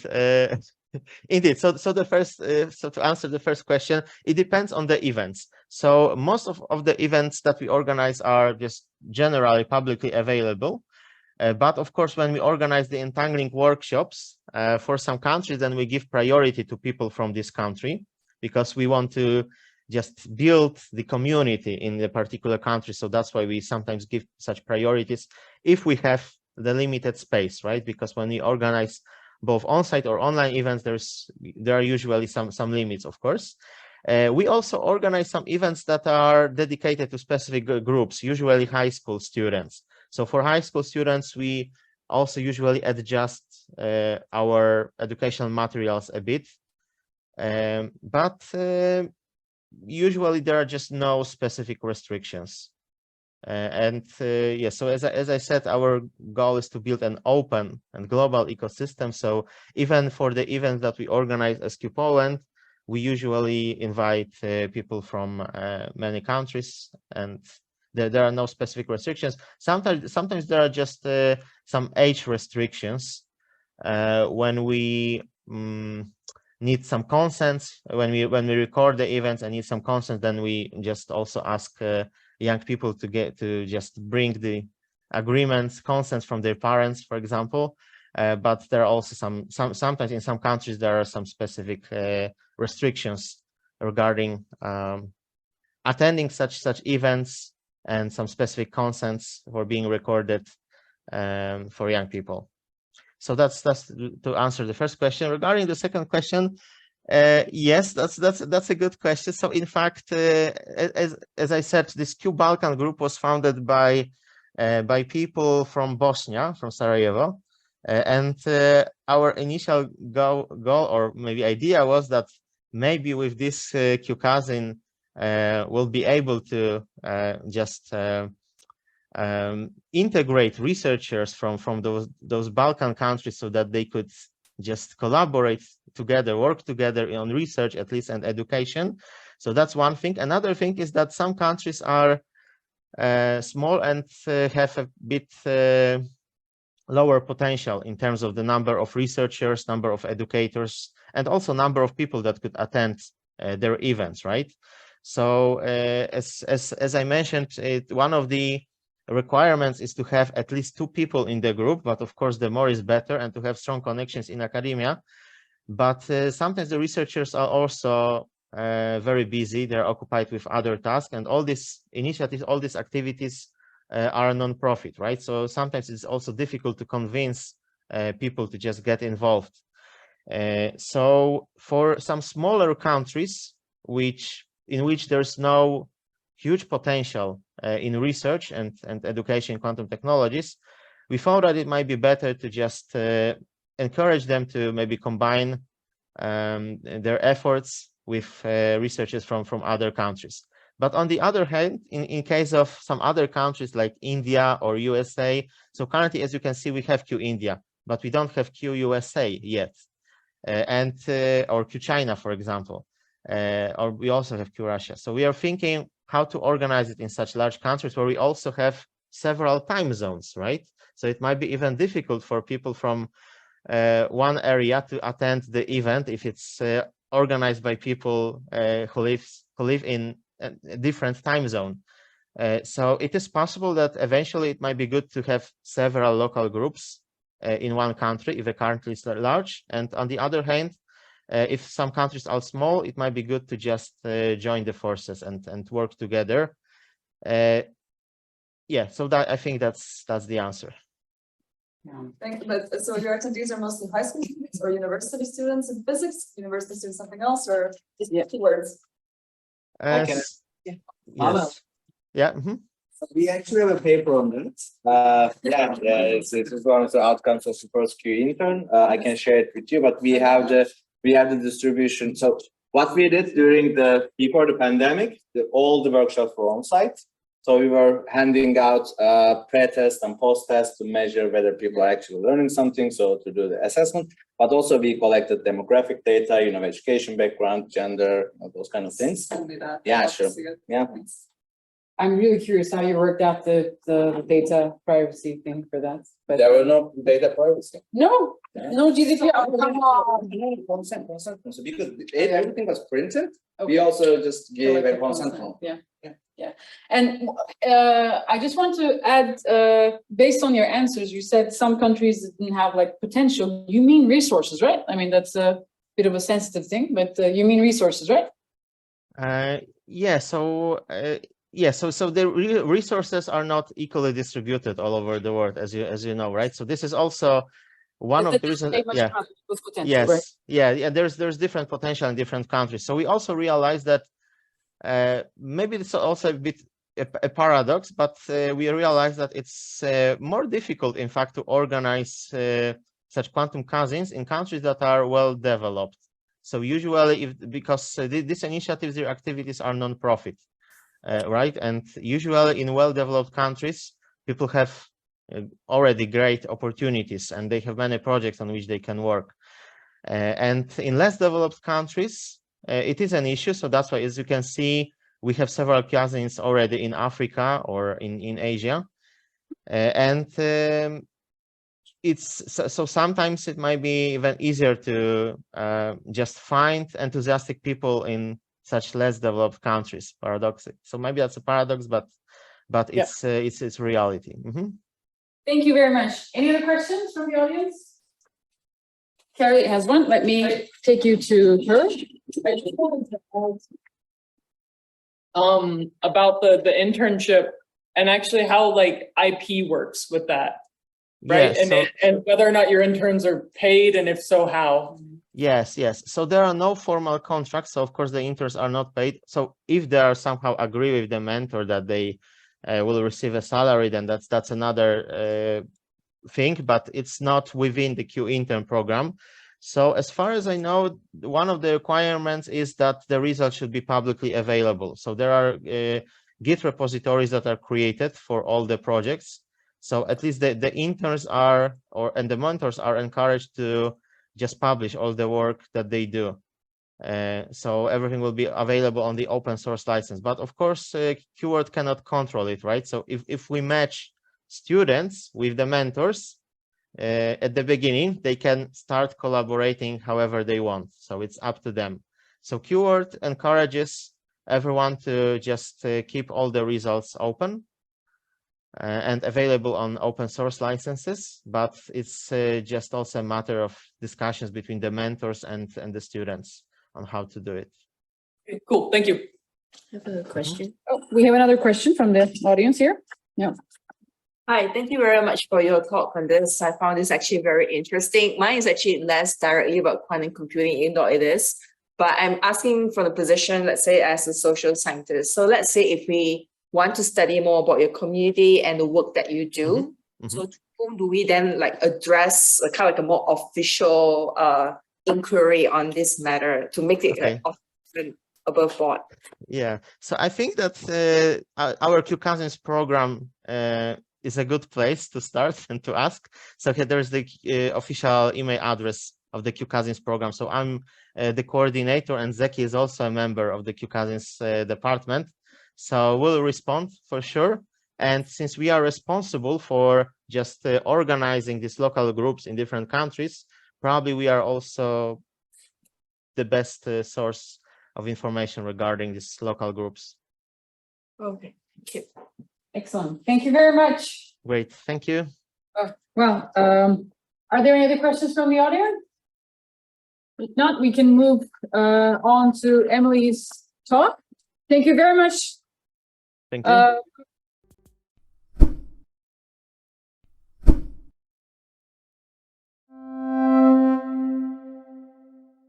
Our next speaker is Emily Haworth, and she's with PushQuantum. Emily is a quantum science and technology master's student at the Technical University of Munich. In addition to her studies, she created PushQuantum Climate, which aims to support quantum technology to be an overall carbon negative endeavor. She's also part of the organization team of the Quantum Energy Initiative, QEI, bringing attention to the importance of assessing the physical resource costs of quantum technologies. The stage is yours, Emily. Okay, then amazing, nice. So yes, essentially we are building a community of quantum enthusiasts and we're enabling the careers within quantum. And really we want this to be acting as a sandbox that students can sort of direct and create the projects that they would like to have. And we are growing internationally as well. So how are we doing this? We really depend on the community input. So we take students who do want to just sort of passively take part in these kind of events, and we have them created by other members. And so there's a really like strong feedback loop between these two as well. And we're making sure that we're always creating what is in demand and staying on top and adjusting to how people would like to see the projects develop.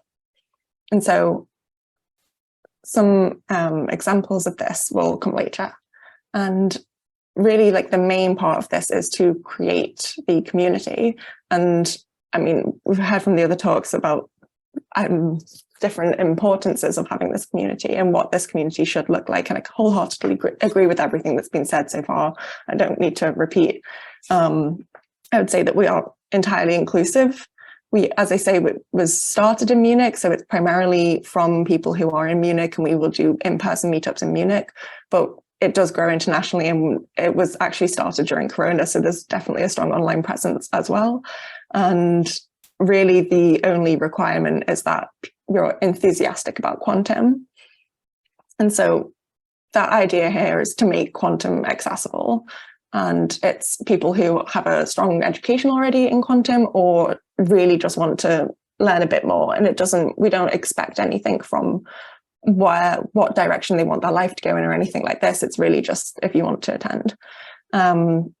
And so obviously we're hoping for this to be very interdisciplinary, because not only for the importance of sort of how tech takes on the values of its creators, and that we want to see quantum be created by a diverse set of people, but also just to be able to learn from each other that quantum is necessarily such an interdisciplinary topic that it takes all these different backgrounds, and it's impossible for one person to learn them all, but to be able to have conversations and have people around you that have different approaches to things and are aware of different fields, it's really quite beneficial just for the members inside.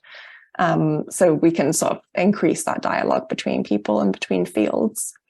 And importantly, just to be part of a community means that you have support around you. That obviously learning and taking courses in this are difficult, but if you have somewhere that is essentially like a low risk place to go and talk about quantum and to ask questions, I think it's very, very supportive for people to be able to get the most out of their educations as well.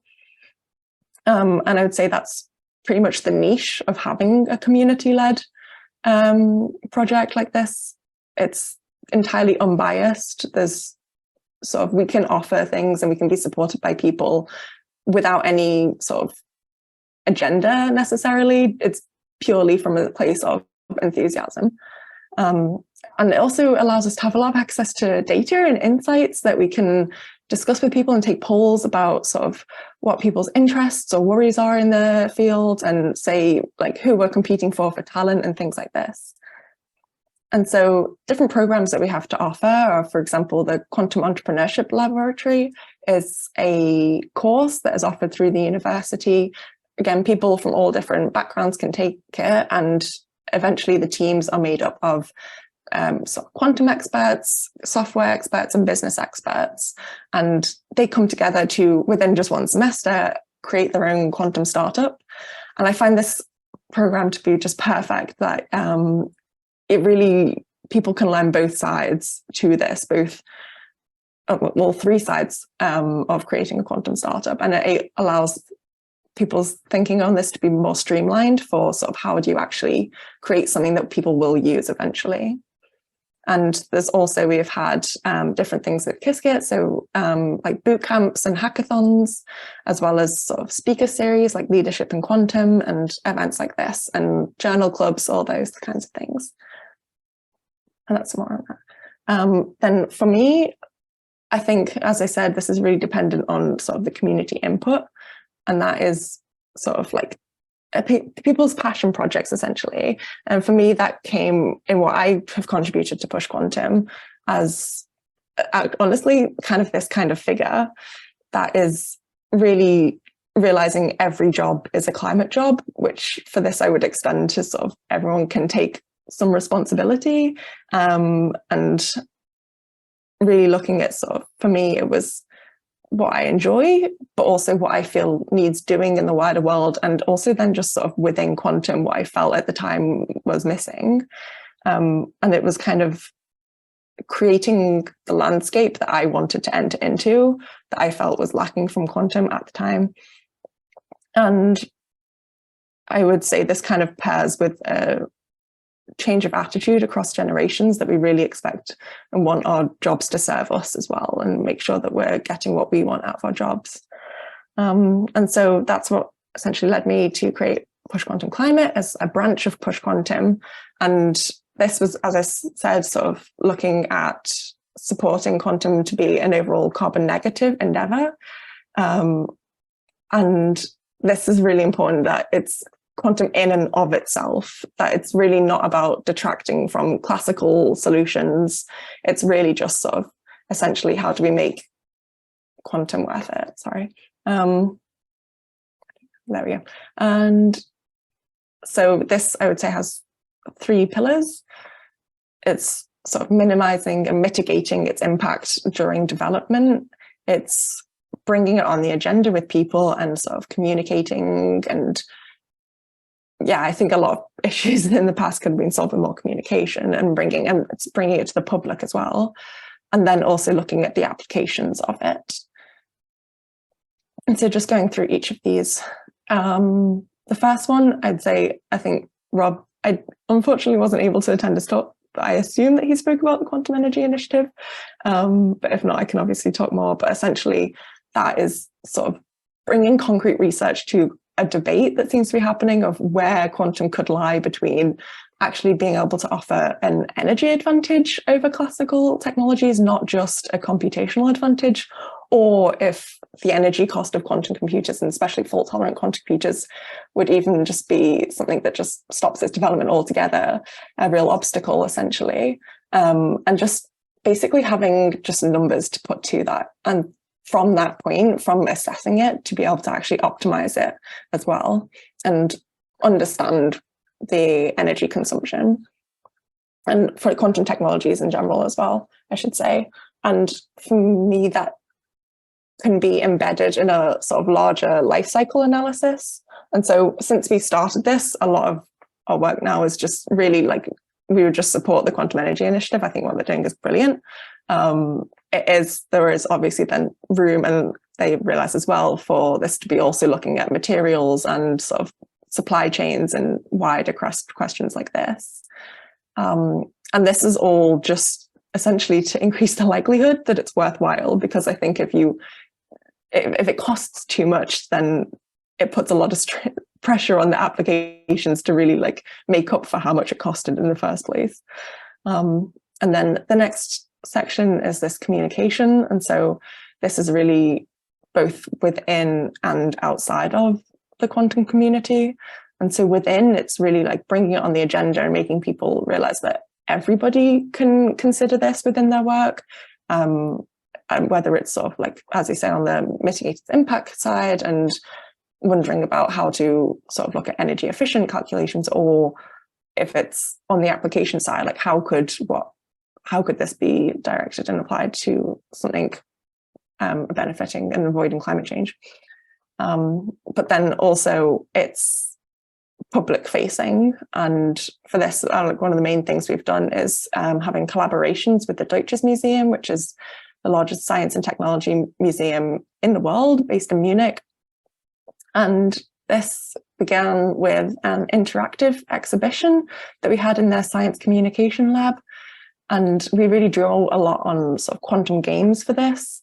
Essentially, that the idea was not so much that we're trying to teach you quantum, but that we're just trying to make games more exciting by adding in quantum rules. And so, for example, you may know like the tic-tac-toe or noughts and crosses, that if you play that in the classical sense, it's normally a fairly boring game or a fairly predictable game.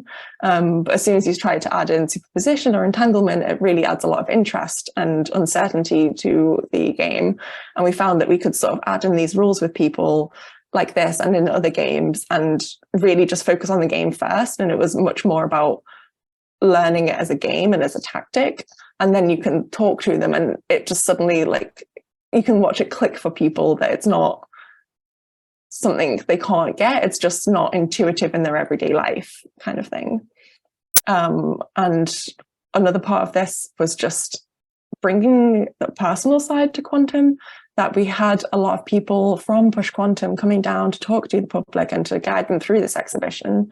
And the exhibition was almost secondary. It was really just a place for people to come and say like, hi, you're a person that's researching quantum, I have these questions, or like, tell me about it. And it was really to make people see that there are people doing this. It's not an abstract concept. And that was really, really nice.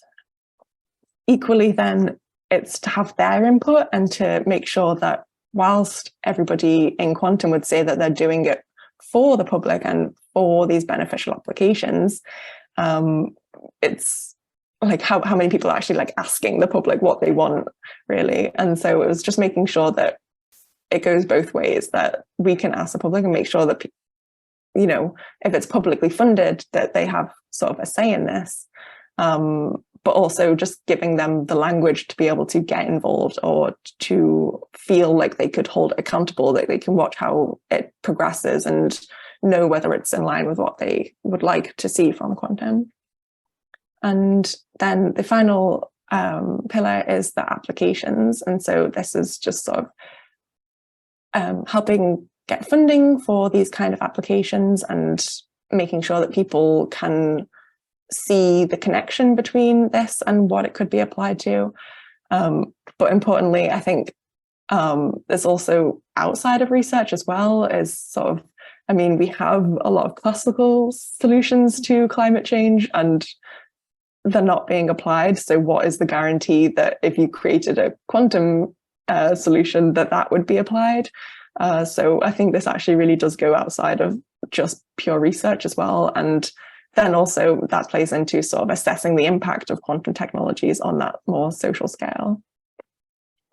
And then I can leave you with just some images of some of the outreach we've done, including the exhibition at the Deutsches Museum is in the bottom right there. And essentially just events we've had with our community. And for example, the This Week in Quantum series, where we had sort of the news about everything going on, just headlines, and then talking at events like this. So yeah, and then I'm happy to take questions, and thank you for listening.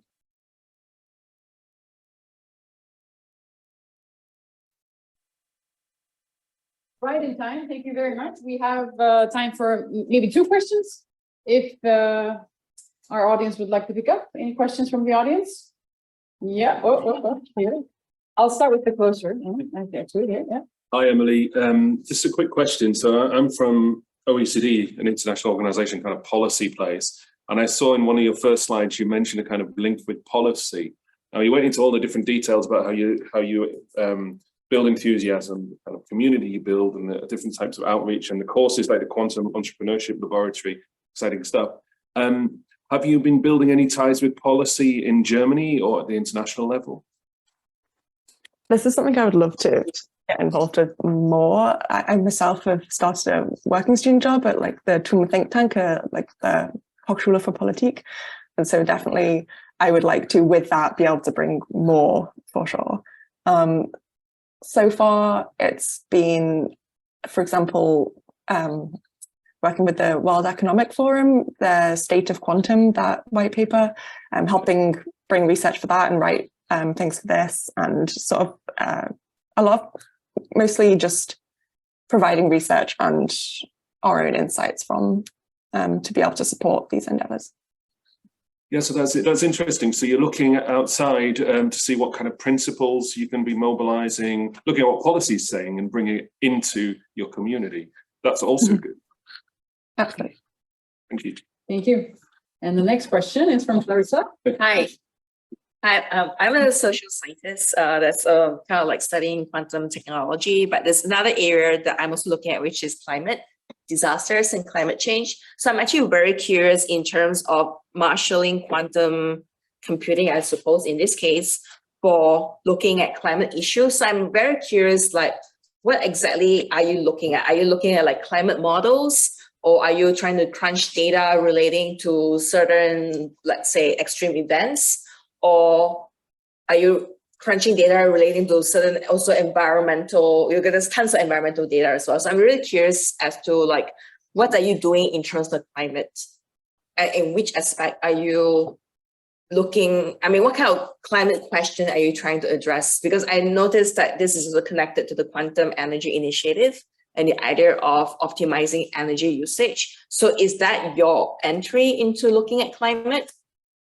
Or are you start using it as a starting point and kind of like going full on to other things as well?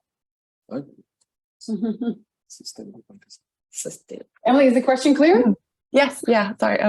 So yeah, when it began, it was really looking at exactly who is researching this, what the potential is for the field, sort of like how we could connect people working on sustainability and people working in quantum, and really see that we can sort of facilitate more research in this. And it was writing grants to be able to get different companies and things like this, funding to be able to look into these areas. And for that, I think a lot of things then focus on sort of material science type applications and chemistry. And that I think is, yeah, most near term, but definitely that I think things like the climate modeling is definitely interesting. For us, it's been more about sort of giving our own research of sort of like where things are at, essentially, rather than coming up with the research ourselves, or it's bringing people to sort of these areas so that they can research, like not within PushQuantum, but sort of connecting people to be able to do this outside of that. And I think mostly I think it's important to talk about it at this point, but it will become more meaningful as it progresses. And I think as long as we are sort of like keeping it in mind and have the direction and make sure that it's on track, it hopefully will get there. And I would say, yeah, I mean, in terms of avoiding climate change, I would still focus on the classical solutions. It's really just about making sure that we can help when it comes to it. And I think also it would be interesting, just as we talk about this as a long-term technology, sort of placing it in that context of maybe it's not so much avoiding climate change, but it's adapting to it. If we're somewhat pessimistic about making goals. So that is also kind of interesting, and just looking at use cases for that. Thank you very much, Emily. We ran out of time a little bit, but my apologies in that. I would like to get another round of applause for all three speakers.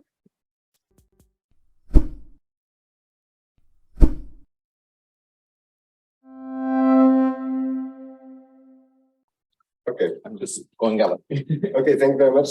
It's a real pleasure to share this last session. We just had on the coffee break discussed the notion of transdisciplinary research, and there are some more recent definitions which, would, for example, also include art in this. And so I think it's very topical, and I don't want to give the usual polite introductions because we need the time, and immediately give the floor to the first speaker and just tell whatever you still want to tell after 2 days about yourself if you want to. Otherwise, we assume that we know in the meantime each other, all including our online participants. Thank you. Hi, so it's funny you say that, Christopher, and thank you, because I actually wasn't intended on saying anything about myself, but then I've noticed, well, I have never been to a conference like this, like an academic one, And I don't know what was the last time I talked to somebody about my academic background, but I thought I will. So yeah, so this is the project why I'm here, but about my academic background. So this is not me. As I mean, the hair is similar, but this is not me. So basically, I did an art history magister. Some of you may still remember what that means. The University of Łódź in Poland. And so just to sort of give you a background, my research back then was on this person, this is John Ruskin, the 19th century English philosopher. So the English people in the room are nodding their heads. They're probably traumatized by their primary school experience. And so I did my research on why this person thought for approximately 40 years, this is a great painting, and then said, no, this is a terrible painting, and then said, okay, this is a good painting. So this is where I'm coming from. And then I did a second master in arts and media management, because I thought I need to do something sensible in life. And then I was basically researching why are museums digitizing their collections. So as you may imagine, the last 2 days has been a very interesting experience. I've learned a lot. Right now I'm working at the Goethe Institute as a head of information services. And sometimes when people ask me what do, I just show them this picture. This is me in our library in South Kensington in London, talking to our robots. And the library is an important part of the work, because the Goethe Institute, how many of you have heard, well, apart from what you've been saying the last 2 days, how many of you have heard about the Goethe Institute before this conference? Almost of you. Okay, that's great. But for the public online that is going to watch this talk for the next 30 years, the Goethe Institute is the globally active cultural institute of the Federal Republic of Germany. And we have 158 of those worldwide. Coming back to this picture of a robot in the library, what is very, very significant about the Goethe Institute, we're actually there. So we're actually physical spaces, and we're actually physical networks. We actually have people, we have over 4,000 employees worldwide in 98 countries that are creating those networks in the cities, in the countries we are in. And so we are promoting cultural exchange, education and social discourses in an international context, and support the teaching and learning of the German language. And you might still wonder at this point, why are we doing quantum? Why are we doing something around quantum? Well, the reason is that when we say cultural exchange, we do not only mean this very narrow definition of culture as, you know, arts and literature, theater, but culture is everything that shapes our lives, that is important for the society, and thus the new technologies, the emerging technologies are a big part of that. And the quantum project was sort of a baby of mine. I told this story already to a few people. I have a very good friend who's working in quantum computing, and he's been telling me about this for years, and I was just ignoring him. I was like, what is this thing? And then at some point I realized, well, actually, maybe it's wrong that everybody are ignoring this, and maybe there is something that actually art can contribute, art and culture can contribute to understanding quantum technologies. And so this is how this project came about. So the goals of the project, this is an old slide, actually. I was just thinking, looking at it and thinking, this is so funny, because the goals of the projects are sort of many things we've been discussing in the last few days that we as a community need to address. So what we set out to do was to ask important ethical and ecological questions about quantum computing and explore the role of civil society in regulating emerging technologies. And then sort of our approach to examine how the arts may help us to communicate and understand these major scientific advances and deal with complexity. But also to explore how can we take this really complex subject and address young target groups in order to empower them and maybe teach them some German along the way. But I'll come back to that. And so when I say art and quantum, you might have sort of a picture in mind, why would you, for example, if you write a grant application, why would you put an art element? And usually it's underneath outreach, right? So we say, well, art is a good way to illustrate, for example, some quantum phenomena. But when we talk about art at an institution as Goethe Institute, we believe that art can actually do more than just illustrate or, more than just engage. And you don't have to believe me. I've asked some very smart people with whom I had the pleasure to work with last year. Why do they think we should engage with quantum technologies through art? And for example, Florian Karl from Yale Quantum Institute, he said that basically engaging with an artist, doing activities like hackathons sort of allows the people developing the technology to press the pause button to see what could be possible to do with the technology if you don't have this very clear set research or a very set commercial goal. Or as John Gold from Trinity College said, a major difference between quantum or just physics maybe and art is that art is not constrained by rules like physics.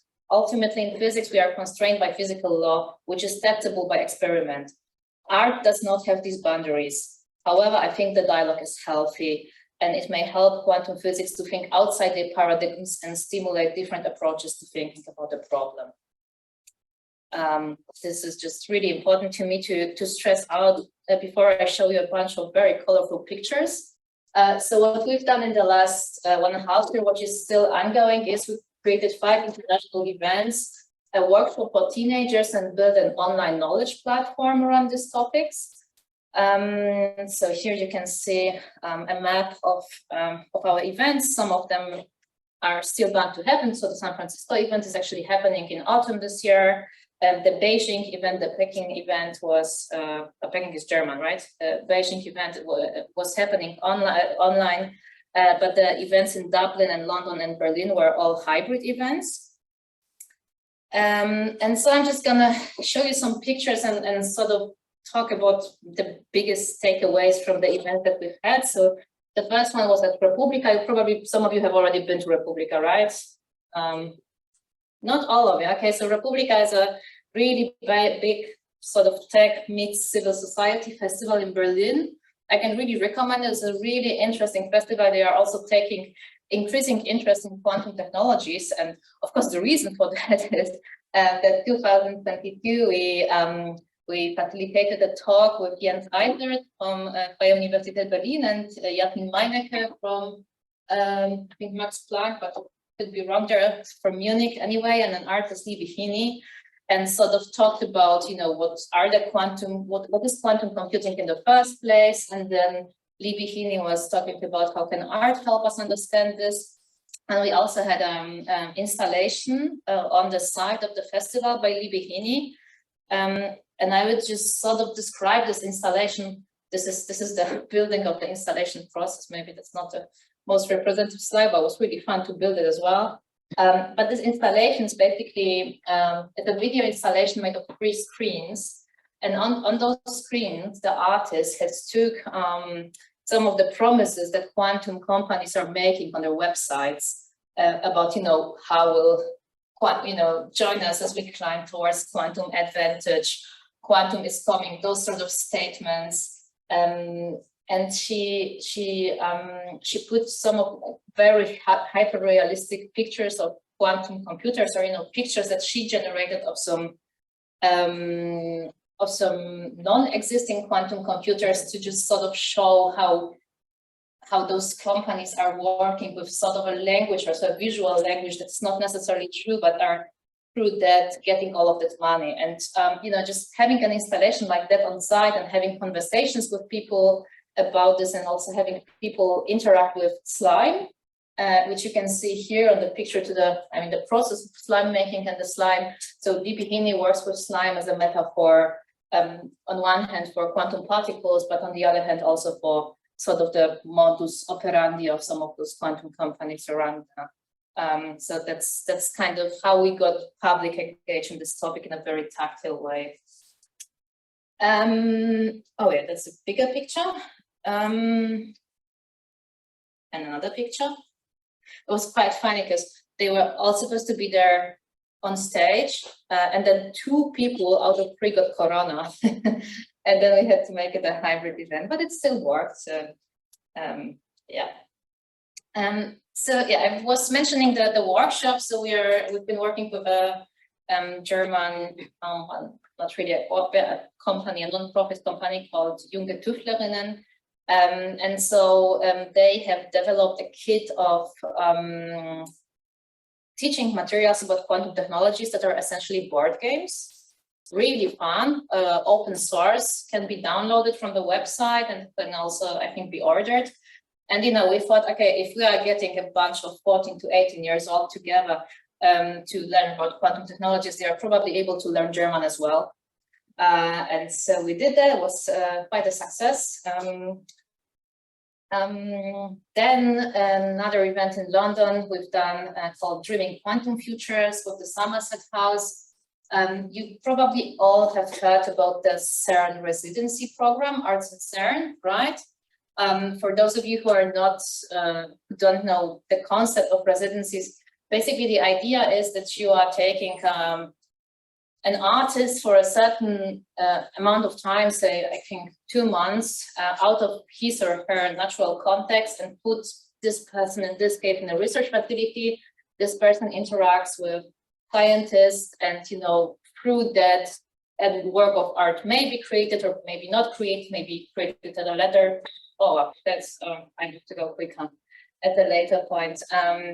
But yeah, Susanne Geister, who's the artist picture here, she was working with the scientists with a storytelling method. So she was basically trying to get them out of their head in a normal research and try to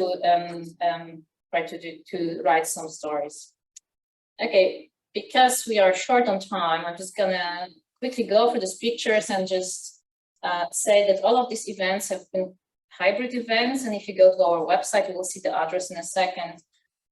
You can watch them all. And I think Günter is going to talk a bit about Eduardo Miranda, right? Yes. Yes, we've also had an event with him as well. I have to say that the event has been, we had Brian Eno and Peter Gabriel in the audience for the event, which was to me sort of a sign that, you know, this whole notion of quantum technologies and music, also in the music industry, or, you know, like among very established artists, it's an interesting one. They were really interested in the potential that quantum technologies could have for creating new musical landscapes. Yeah, so the San Francisco event is still upcoming. Important part of this project was outreach from the very beginning. We created this knowledge platform. We, for example, interviewed Peter Vermas, who I believe all of you are somehow connected with. Funnily enough, the Emily that just spoke, we had a podcast where she was also talking about quantum computing and sustainability. So yeah, do check it out. It's a really nice resource base. And of course, social media. So what I would sort of like to just show you, because of what the reason I'm here is, this effort is still continuing and we are still looking for partners for all the activities that are upcoming. And the biggest one, the one that I have been mentioning in the last days to a lot of people, is Studio Quantum. This is a residency series that we are trying to establish. And we have 3 first residencies this year in Dublin, Lagos, and San Francisco, and 6 to 8 residencies next year, maybe one of them in Karlsruhe. We'll see. I'm hopeful. We're planning a lot of events. So if you are at the research facility, if you're in a company that says this is something I would like to get involved in, this is something I would like to support, please do get in touch. We're still very open and we are thinking about continuing this program after 2024 as well. We have something that might be really of interest to you. We are organizing a virtual colloquium on this very topic. So if you really are interested in it and want to get into this, there will be a free virtual colloquium online with the Universität der Künste Berlin, starting on the 16th October, each Thursday at 9:30 to 11 Middle European time, open to their students, but also open to the wider public. And we are also currently applying for funding at the Bundesministerium für Bildung und Forschung with the Junge Tüftler to organize more of those quantum career summer camps where we would combine quantum technologies and German. So yeah, this is it. So these are this is Instagram. Follow us on Instagram. I don't think I've heard this.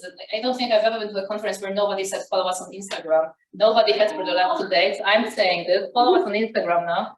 And do get in touch if you think, any of those activities are of any interest to you. And also just, we are this huge network, the Goethe Institute. And if you see, any potential for any kind of collaboration, we're always interested in challenging projects. So please do get in touch.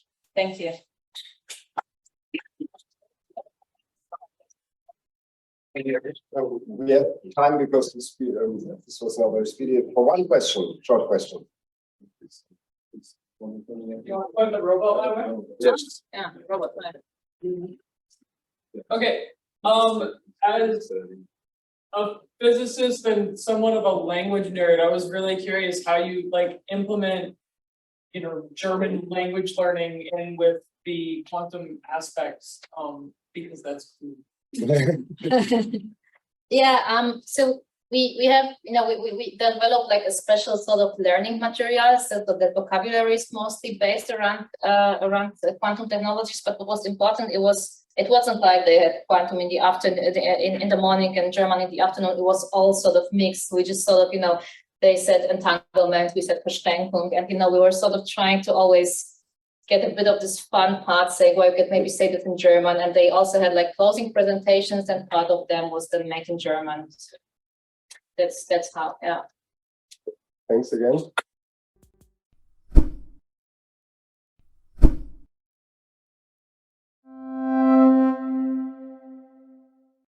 Okay, thank you. So thank you to everyone. Thank you, Chris. Thank you, Zeki, for this invitation, and especially for the possibility of being with you remotely.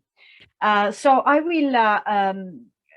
will speak about an experience that we had here in Pisa that crosses the two domains of responsible research innovation, in particular in the dimension of education and of public engagement, and quantum technologies. And the experience we had is with the installation of the quantum jungle that we had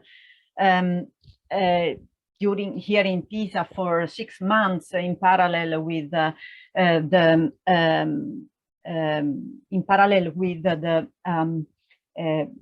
exhibition, one exhibition in Palazzo Blu of about key pairing. So we had the possibility of having many visitors, something like 6,000. And while, of course, they were going to see key pairing, and then they were coming and looking at this quantum science and data installation that has been realized by Robin Baumgarten under a project that involves Sabrina Maniscalco in Helsinki, Caterina Foti, Guillermo Garcia Perez, Matteo Rossi, Boris Sokolov, all in Helsinki, and Jorge Iagomalo in Pisa. And all the institutions and that you see in the logos. So what is the quantum jungle? I will show you in a moment what it is and how we did use it. But just in short, what I'm going to present today are actually preliminary data about a didactic experiment that we had with high school students. The data that we show are not dissimilar from data that we have taken also with general public during 2 different workshops of using the quantum jungle. These are all the collaborators. I will add also to the collaboration list also the group of Marisa Michelini with Alberto Stefano and Lorenzo Santi, who helped us with designing the questionnaires and the data analysis. Okay, which are the theoretical frameworks of this experiment? So first of all, the culture of scientific storytelling that it is one of the works that we designed during the quantum technology for education, education for everyone pilot project that we co-coordinated with Zeki. One of the best experiences I had in my life in the last decade. So actually, I want to take advantage to thank Zeki and all the colleagues who took part of this pilot project. Cultural scientific storytelling is a way of storytelling science, in particular quantum science. The second is the use for this cultural scientific storytelling of quantum games and interactive tools. This is a review that we wrote also with Zeki. Zeki was the first, the foremost author in this list. We also made with Marisa Michelini and her group some measurements, didactic experiments using, in particular, quantum games in high schools that gave very nice results. This is, and so here the other theoretical framework is about using, in particular, games for education, and then in connection with RRI, something that that sources from the work of Howard Gardner. That is about, in particular, the 5 minds for future.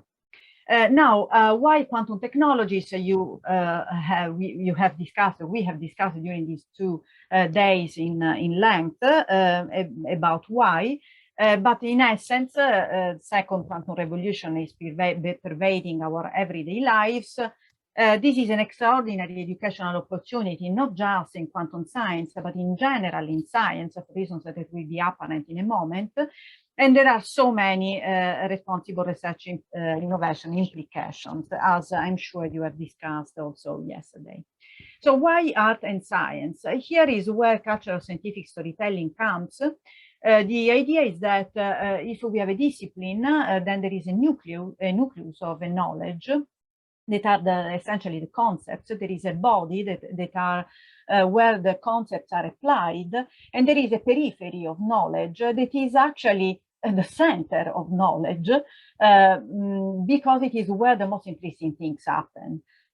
What do I mean? It means that in the periphery is the place where scientists, they are pushing the borders of their knowledge towards something that still is to be discovered. So beyond what is the consolidated knowledge. But the periphery is also where citizens come with their beliefs that sometimes they are not grounded on a scientific method or a scientific thinking, and so it is where scientists and citizens, they meet up.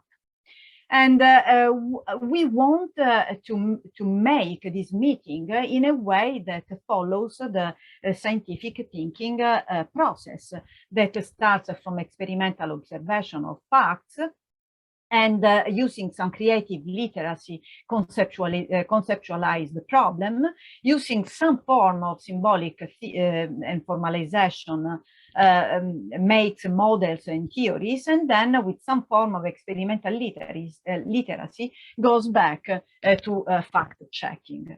Now, all this scientific thinking process is, as also Howard Gardner states, not equal, of course, but has some similarities with arts, because also in arts we have a creative literacy involved, formal literacy and experimental literacy, though in different manners. The creative part is quite important, and so joining arts and science really provides us with a wonderful tool to boost creativity. But it also can become, as we will see in a moment with the quantum jungle, a way to use arts, if they are on purpose designed, artistic installations, if they are on purpose designed, also to complement in a way, to compensate for forms of illiteracy in the symbolic language, or forms of limited literacy in experimental language. Okay. Second point is connection to RRI. And here is where our Gardner comes with his 5 minds of future. What Howard Gardner says is that the persons, the citizens who can be citizens, aware citizens in the future and are able of future scaffolding, they need to have a disciplined mind. He distinguishes three main ways of thinking that are the historical way, the history way, the science and math way, and the artistic way. So it is not just this discipline in the sense of the set of tools, of language tools, disciplinary tools, but it's a way of thinking, like the scientific thinking was mentioned before. The synthesizing mind that is a form of creativity, the creative mind itself, and then the respectful and the ethic mind, for which he has also designed the good project with the truth, the beauty, and the good. In particular, of course, the disciplined mind, the creative mind are needed, but we can have educated our citizens to the best disciplined mind, the synthesizing creativity mind. But yes, 5 minutes. Chris, 5 minutes. Sorry. Yeah. Okay, thanks. But if we don't educate to the respectful and the ethic mind, we really are doing nothing. Actually, we are also producing a lot of damage in the system. So this is connected, of course, with RRI in a deep manner.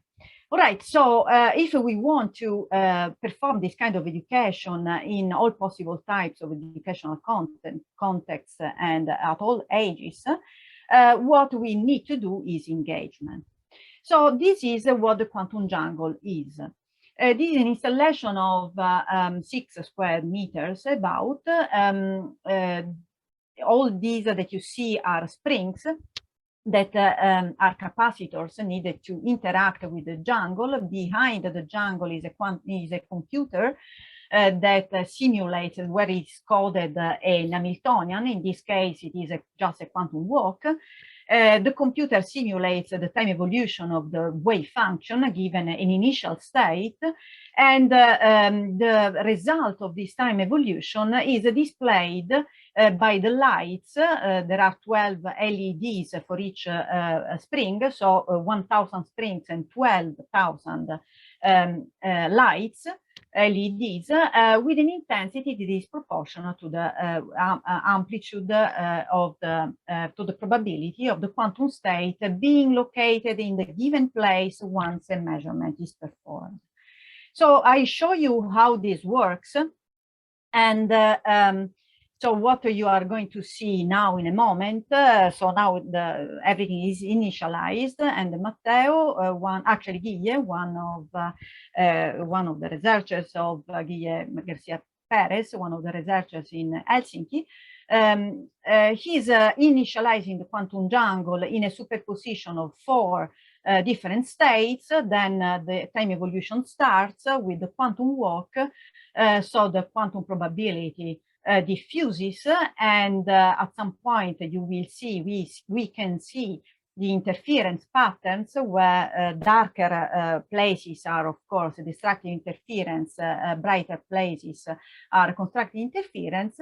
And now there is Matteo who's gonna making a measurement touching the quantum jungle and any one of the springs, and we see the state that collapses.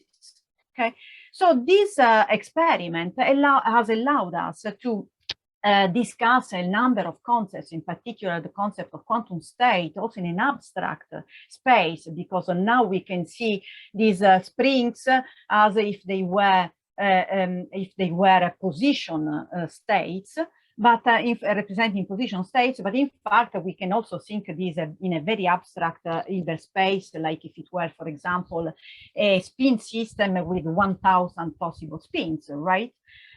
So quantum state, superposition, tunneling as well, and measurement. All these represent just one single particle. Okay, so we start from this state, And then there is this time evolution.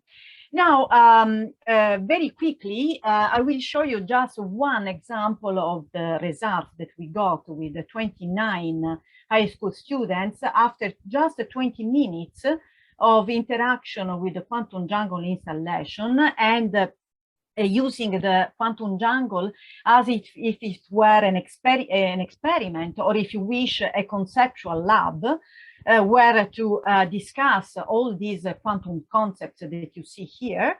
And just one example, just for reasons of time, of course, but you can see that, for example, with this question that was, please look at these statements, which one characterizes only quantum mechanics, which one only classical physics, which both, which none. You see that most of the answers are pinned in the correct answer. And if we had the time to discuss all the different answers, we will see that there are really subtleties in the different possibilities that were given to the students. Same with the discussion of other concepts about the measurement, for example, and about superposition, and even about entanglement that is not displayed by the Quantum Jungle, but we took 5 minutes after discussing what superposition is, what is entanglement when 2 or more particles are in a specific correlated superposition state. While it didn't work that well with the Heisenberg uncertainty principle, that was not part of this 20 minutes show. All right, just one last slide before closing. It is the Quantum Jungle is not the only experience we are conducting between arts and science. There is another one that is the realization of a quantum game that is called the Quantum Bit Woman project. The game is called Venus.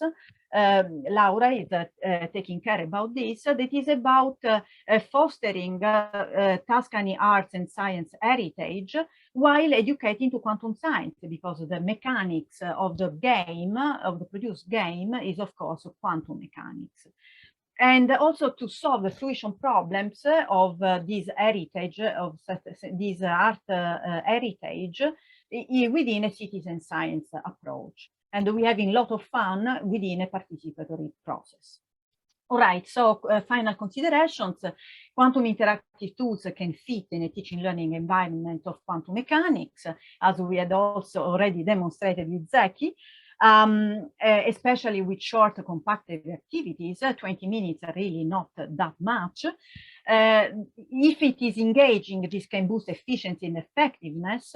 The Quantum Jungle has appeared to be especially suited, connecting abstract and experiential thinking.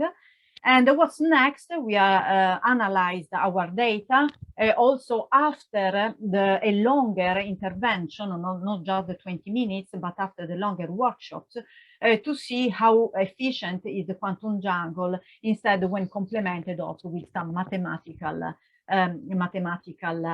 also intervention. All right, so this is all the group, my group. And you see Daniele here endlessly explaining the Quantum Jungle.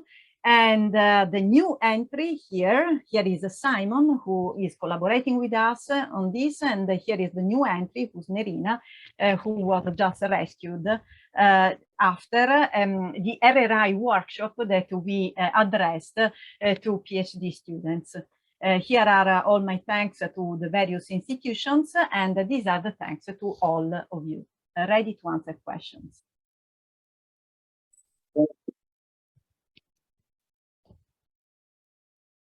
So, the technology. So you should be able to hear us. You can hear us, yeah? I can hear you. Yeah. We have time for one question. I'm allowing always 2 minutes more. Is there a question? Oh, can I ask a quick question? Yes.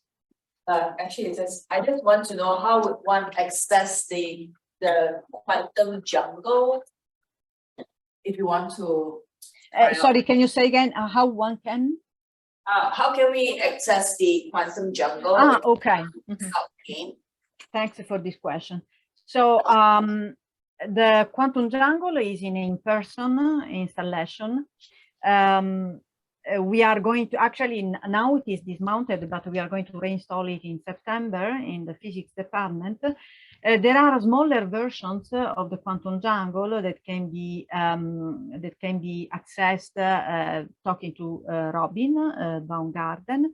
He has a smaller intermediate and even a smaller version of it. Personally, we are working at various evolved jungle. One is a much more portable and also much larger version of it that is taught for really open spaces. Our project is to use it for the first time projected on the walls, ancient walls of the monumental cemetery in the Piazza dei Miracoli, the place where the Leaning Tower is. So for very large audiences, say thousands of persons. And also we are working at a version of the quantum jungle that also uses music, so not only visualization but also sonorization of the quantum state, and the possibility of visualizing entanglement, so with the two particles, and eventually with a menu of possible Hamiltonians other than the quantum walk, because we think that besides being very useful for educational purposes, can be very useful also for research. So just in case, contact us and we will help you to access it in either one of these versions. And another approach.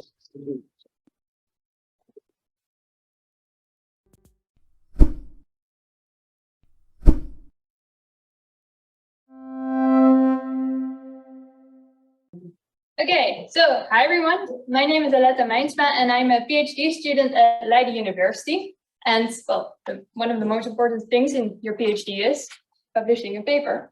So that's what we did. We published a very first paper in my PhD. Its title is Everything Quantum, Spooky and Weird, an exploration of popular communication about quantum science and technology in TEDx talks. And that's what I'll be talking to you about for the next, I hope, 10 minutes, such that we can also still have a break. So first, a little bit of background of where I'm, like how Leiden and how Quantum Delta NL actually works. So my PhD is funded by Quantum Delta NL, and they have three quantum technology applications domains that they are focusing on. So quantum computing and simulation, the National Quantum Network, and quantum sensing and metrology. And with each of these three application domains, there are action lines. So you have a research and innovation, a quantum ecosystem, human capital, and ELSA. And they're actually worldwide the first that put ELSA on their national agenda. So yeah, I'm part of this action line. And then the TU Delft, they focus on the E, the ethical aspects. The University of Amsterdam focuses on the L, the legal aspects. And in Leiden, we focus on the societal aspect of quantum technology. So this is our team, our group. It's led by Julia Kramer. We've got a postdoc and a PhD starting from the 1st of September. And yeah, as you can see, we're really growing. We started in 2021. And we're also collaborating a lot with people from different fields. And that was also what I've been talking to a couple of you about, that this is such a nice area because you get to collaborate and learn from all these different types of expertises. For example, statistics experts there, and a linguist expert, and also quantum internet experts. So that's how we bring every single expertise together in the projects that we do. And one of the things that we focus on, and we already touched upon this subject a lot during these 2 days, so I'll go through it very quickly, is how can we engage societal actors in an early stage of quantum technologies development? And there are three arguments for this that I'll quickly touch upon. The first is the substantive argument, which says that if you include a wider group of people to think how quantum technology can impact certain groups of people, you might get a wider view of how this technology actually impacts, so what the risks and the benefits are for several groups of people. The second one is the instrumental argument.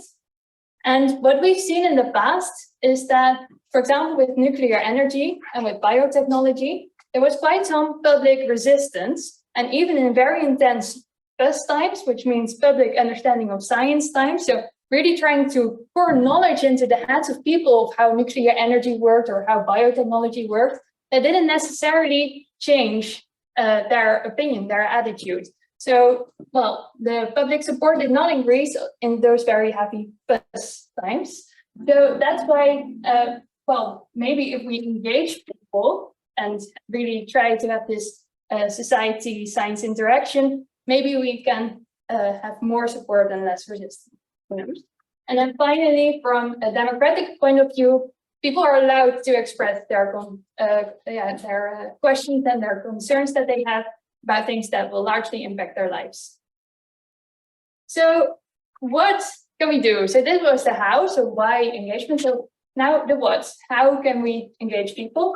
And there's actually here an expert role for engagement. And before we touch upon this role, let me just first say, so maybe with ethics, it might be good for everyone to think about it. I don't think this is the way to go forward with public engagement. I think it might actually be very counterproductive if you had like all these people saying like, I have to engage with people, and then like it might not really work. So I think with public engagements, yeah, maybe just have that in mind.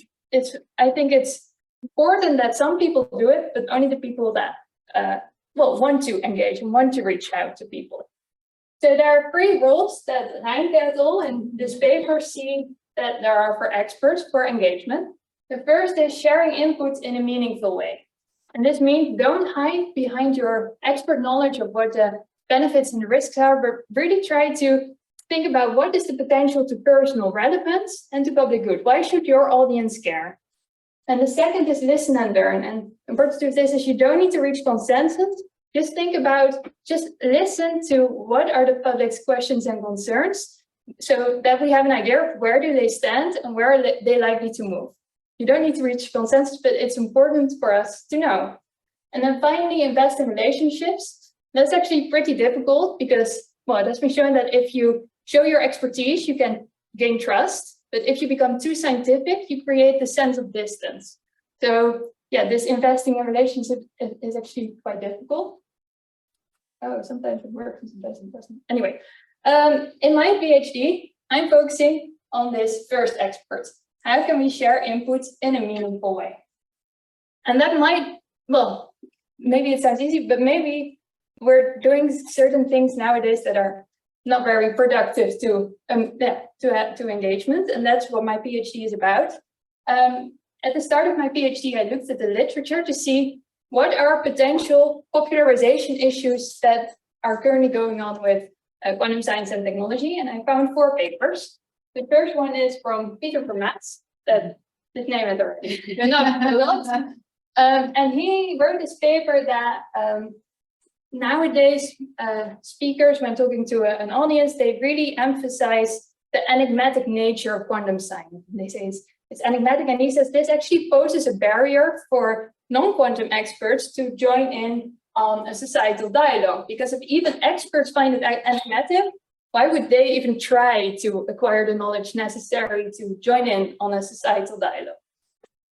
Then the second one, we also touched upon this yesterday with the discussion. This is a paper by Grimbaum, and he said, well, popular media nowadays, they skip over explaining underlying quantum concepts. So they skip under explaining superposition and entanglement and contextuality. And that's a really efficient shortcut because, well, you can move immediately to the applications. But he says, well, we mathematicians, we physicists, we experience the beauty of quantum physics. And actually the public should experience this beauty too, in order for them to start to trust the technology. What we already said, otherwise it remains a black box. And just to emphasize, these are all things that, like, these are papers that are arguments, they are ideas. We don't know if these potential issues are actual issues. Then thirdly, the narrow public good frame, which is in a topic this morning. It's Tara Robertson. She did a rhetorical analysis of national agendas of the UK, the US, and Canada. And she found that there is a really big focus on winning the quantum race, what we've also been talking about. And she said that this is a very narrow way of defining public goods. Like we should not do that. We should look more broadly and frame more broadly what is the societal impact, how can we have societal progress, social progress with quantum technology. And this also means having a wide reflection on both the benefits and the risks. And then the fourth potential issue that I found in literature is also by Tara Robertson. This is a quote from one of the interviews with a quantum expert. Our field is broader than quantum computing. Quantum tech is much broader. And that's what we also see when we look here. So we have quantum computing and simulation, yes, but we also have two other domains. And for example, quantum sensing, like I think it was in 2022, there was a quantum sensor on the market, a paper about it that was 4 times more accurate than our current classical sensors are. We're not really talking about how quantum sensors are moving out of the lab into the actual world. We're really focusing on quantum computing. Just remember, it's broader than that. We're talking about more application domains. So these are 4 potential popularization issues. Now the question is, are they really happening in popular communication? Because if they're not, well, we can just ignore them. But if they are, we should really assess what their effect is on society, on different types of people. So that's what we did. We searched. Our research question was, how are quantum science and technology popularized in TEDx talks? So we chose the platform of TEDx talks because that already has an idea of like a speaker talking directly to a local community in order to try and inspire the community to think about what they're saying. We did a quantitative social science research and tried to collect every single TEDx talk ever done in that period that have some content in quantum science and technology in there. And in the end, we had a data set of 501 of those TEDx talks, and most of them were manually transcribed, so that was very easy. I could just read through that. But a lot of them were automatically transcribed, so yeah, a lot of hours were put into this in order to make sense. So I very systematically went through every TEDx talks to see whether there's 4 potential issues that I just mentioned, whether they were actually present in every single talk. And here are the results. Oh no, first some descriptive data. So the TEDx talks were in 55 different countries, which seems quite global, but actually almost 80% of the talks were from the US and Europe. So there's an underrepresentation of the global South, which is actually more common in social science studies. But yeah, something we should address. And also something that I noticed is that 73 of those talks included that mystical viewpoint that you were talking about. So I've been really brainwashed by what, like it's 18 minutes per talk almost. So a lot of BS. And then we also looked at whether someone had a quantum expertise or not. For example, a non-quantum expert, that could also be an academic outside of the quantum field, so with an expertise in another field. But for example, also Babar Afzal was a shepherd, and he was one of those people talking about how quantum mechanics helped him progress through life and, well, whatever. So the biggest group we had was 46% of the speakers were non-quantum experts, and 38% of the speakers were quantum experts. Then the first potential issue. So that was this enigmatic framing, and we found that in 23% of the talks. And actually what we also saw is that experts use this frame statistically more often than non-experts. We thought, like, why is that the case? So we thought maybe it's because of this quote, like Einstein equaled this spooky action at a distance, which refers to entanglement. Maybe just experts know about this quote better than non-experts.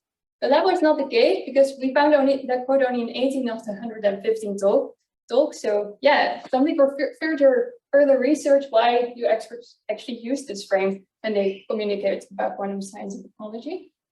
And the second thing that we found is that in over half of the talks, at least one of the 3 concepts that we looked at is explained. So that's quite a large part.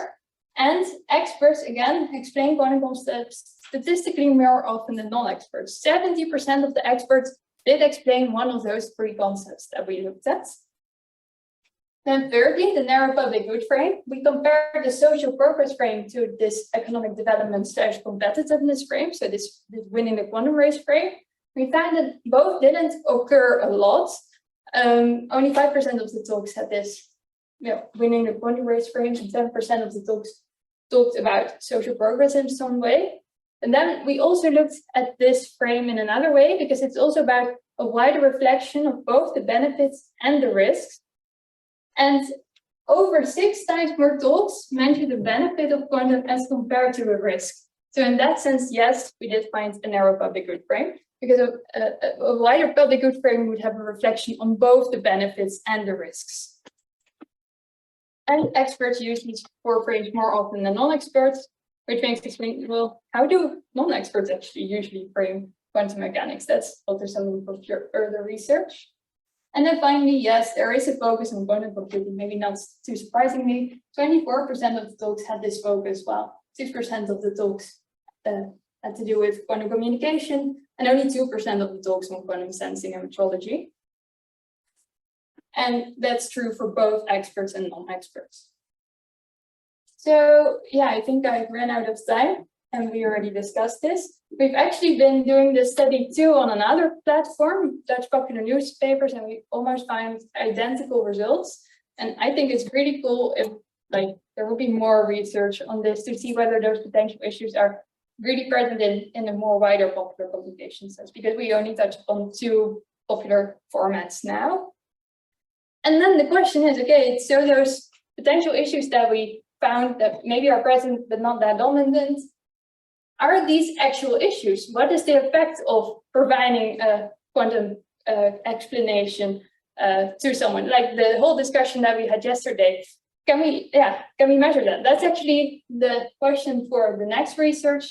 And we already have the data, we're writing a paper on it, so maybe next time I can present some data on that.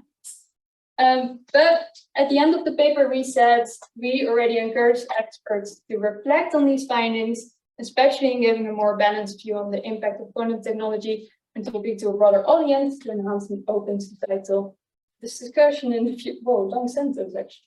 On the future impact of quantum technology. And with that, I'd like to thank you for listening.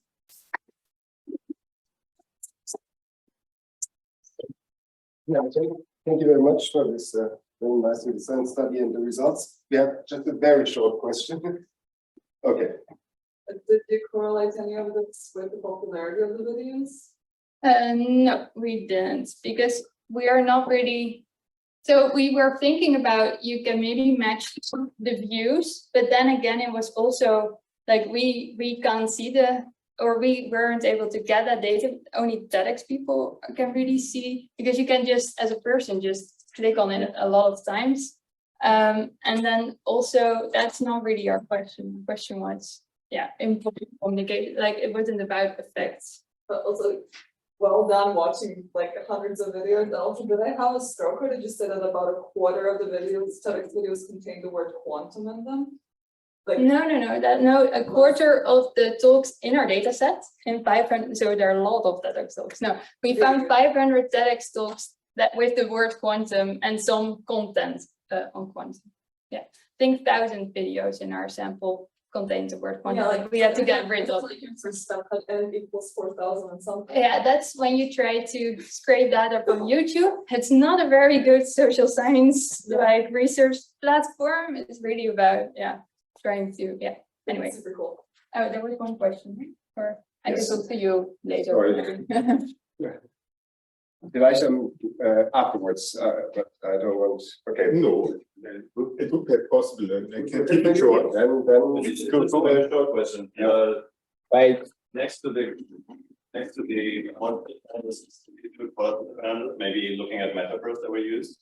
No, but that's a pretty good point. So we actually got funding for me to do a research visit with a linguist at the VU, and we're going to organize a symposium on metaphors and quantum, because that's a really big topic on November 6th. And I heard there was something in Hawaii, but you know, the Netherlands is so much better than Hong Kong. So you should really come to our thing instead. Yeah, so I think it's better than you. Paradise. It's not paradise, crazy. But it is paradise. Thank you very much again.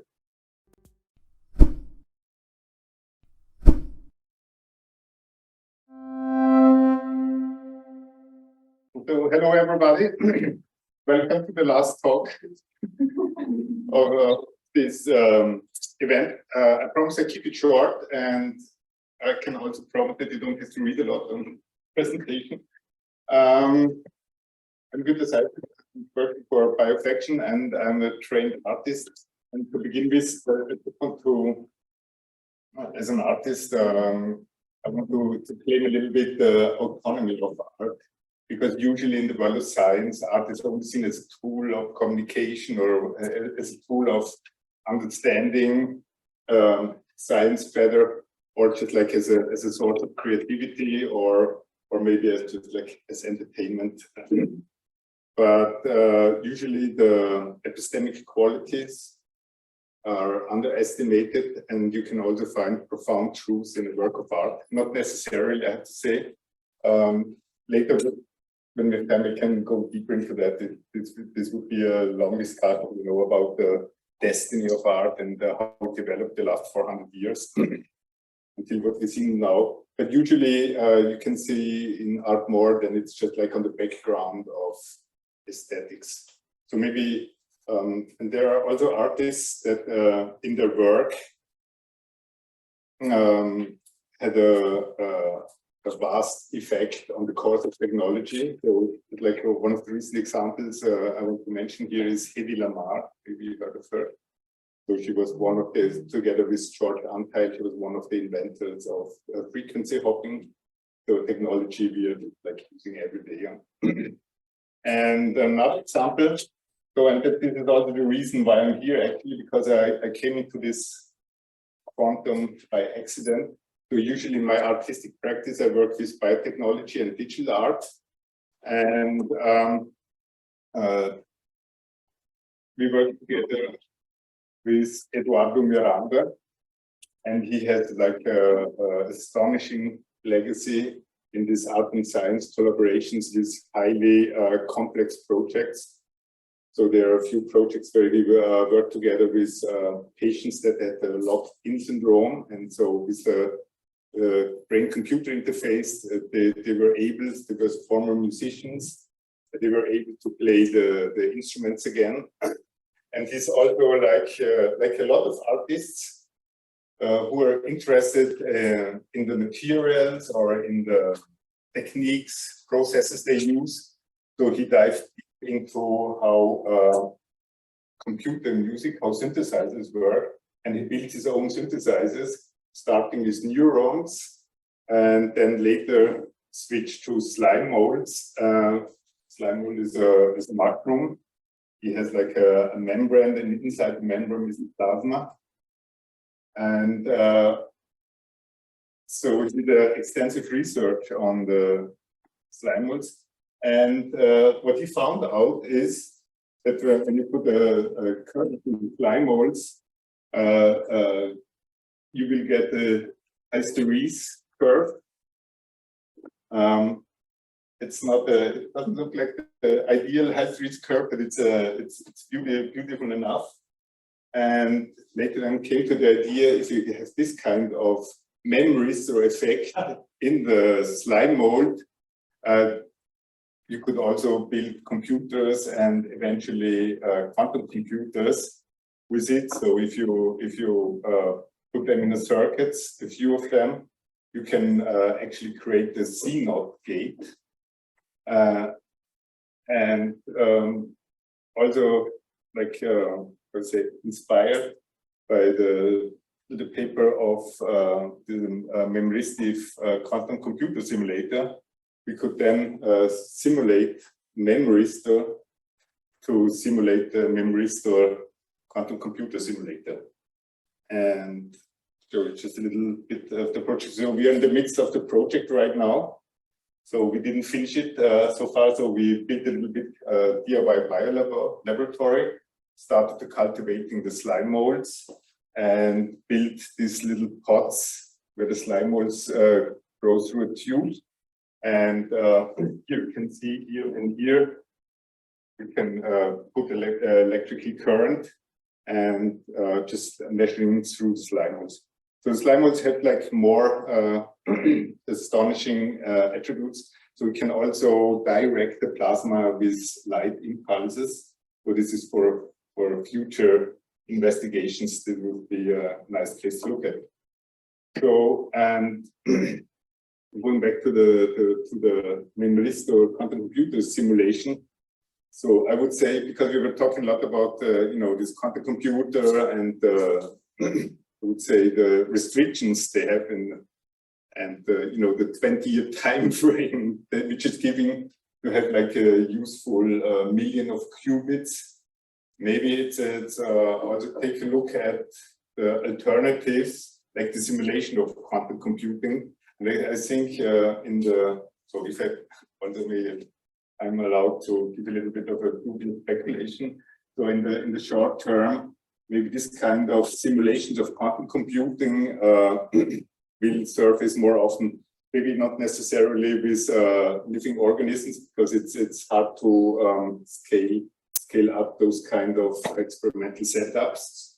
But if there's a way, if there can be a way found to make these memory stores very small, like maybe small transistors, and put them maybe on chips, then it's even possible to have quantum computing like before the 20 years and can build powerful computers with that. So entities will have in a shorter period of time a lot to work on, because like this setups is about like 500 euros or a little bit more.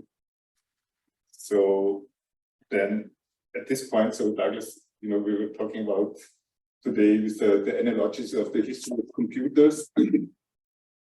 And I would also like to shed a light on later developments, the surfacing of the Intel chip 8080 in 74, which together was like in 76, it was like the Popular Electronics magazine, the Altair 8800 was distributed, and then suddenly that was the birthplace of the personal computer, which then started the revolution, the computer revolution, which like is now the fabric of our daily life.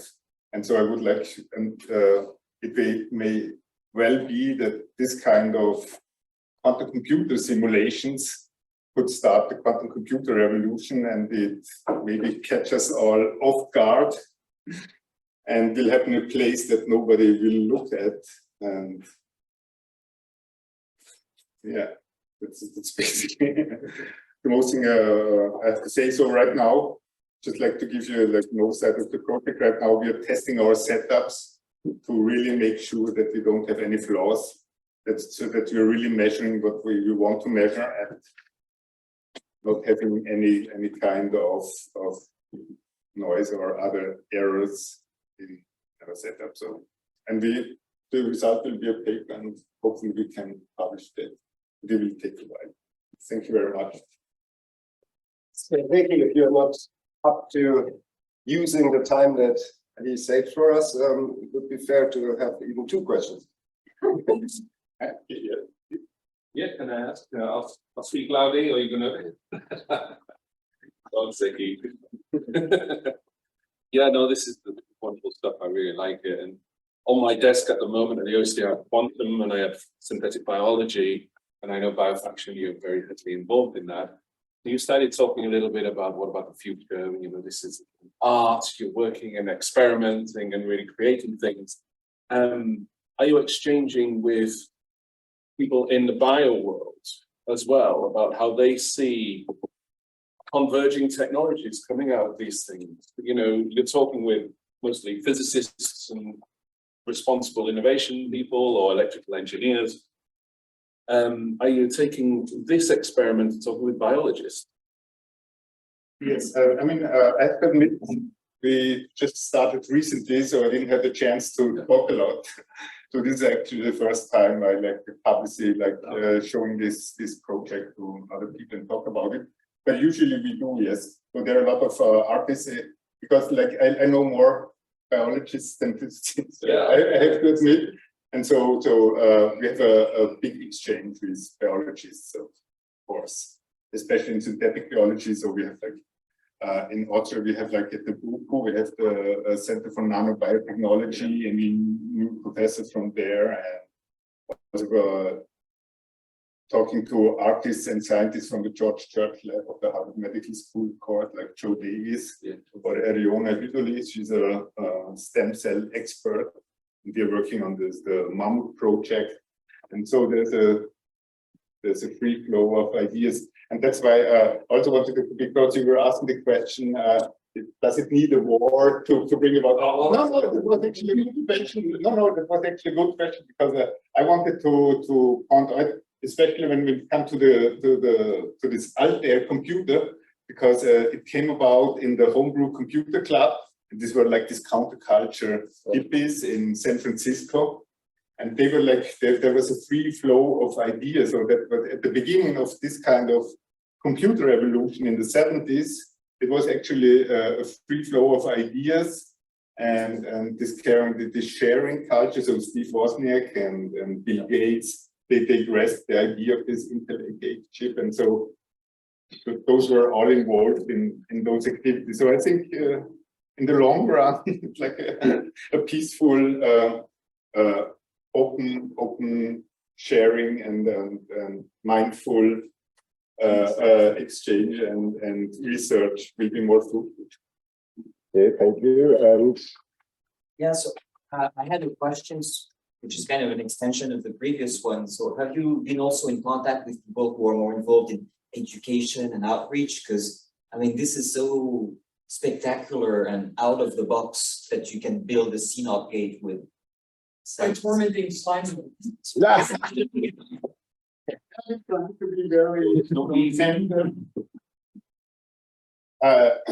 Yes, of course, at Biofaction, we have a lot of science communication outreach project. And also one of my jobs is I teach at the New Design University in St. Pölten, and I give a lot of hands-on workshops, especially with mushrooms and other things. But these are good tools, and a lot of those developments we had at Biofaction, they just perfectly fit into a educational process. And one last question. Thank you very much. I actually also want to bring the physical science connection, because I actually have a colleague who's Japanese, who's actually also working on SLIMO computing, and he's a material scientist, and he is actually very interested in understanding SLIMO as an efficient source, and also as a way of kind of like recalibrating vocabulary relating to energy efficiency, as well as like computation, and of course like it is for all qubit computing, error correcting. Because one of the things that I think that came out a lot in my discussion with him is like, how can you say that the SLIMO is creating an error, right? Because SLIMO will do what it wants to do. It's an organism. Yeah. So I mean, if you're interested, I can connect you with him as well. Oh, that would be very nice. Okay, then thanks again. Thank you very much.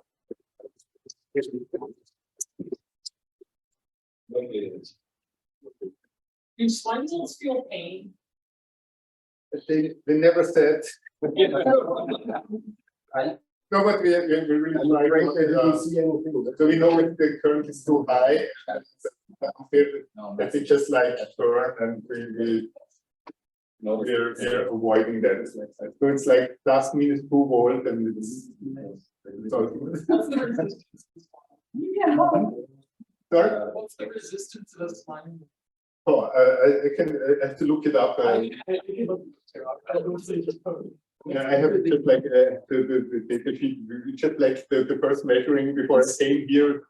That's right. Look it up. Yeah. I wanted slime mold data. What amazes me is there's 2 people in the world working on slime mold computing, at least. No, that's wonderful. It's a wonderful thing. There's 3.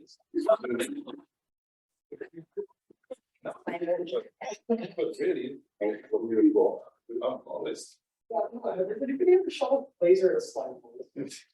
You have the qubit target, that has been done already. No, they took tardigrade and they're like, they took a qubit and they put a tardigrade through it. And they're like, look, the tardigrade affects the qubit. I'm like, we just made a quantum theorem. It's like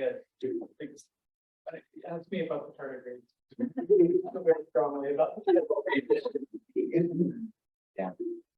So, well, thanks to all of our speakers again. So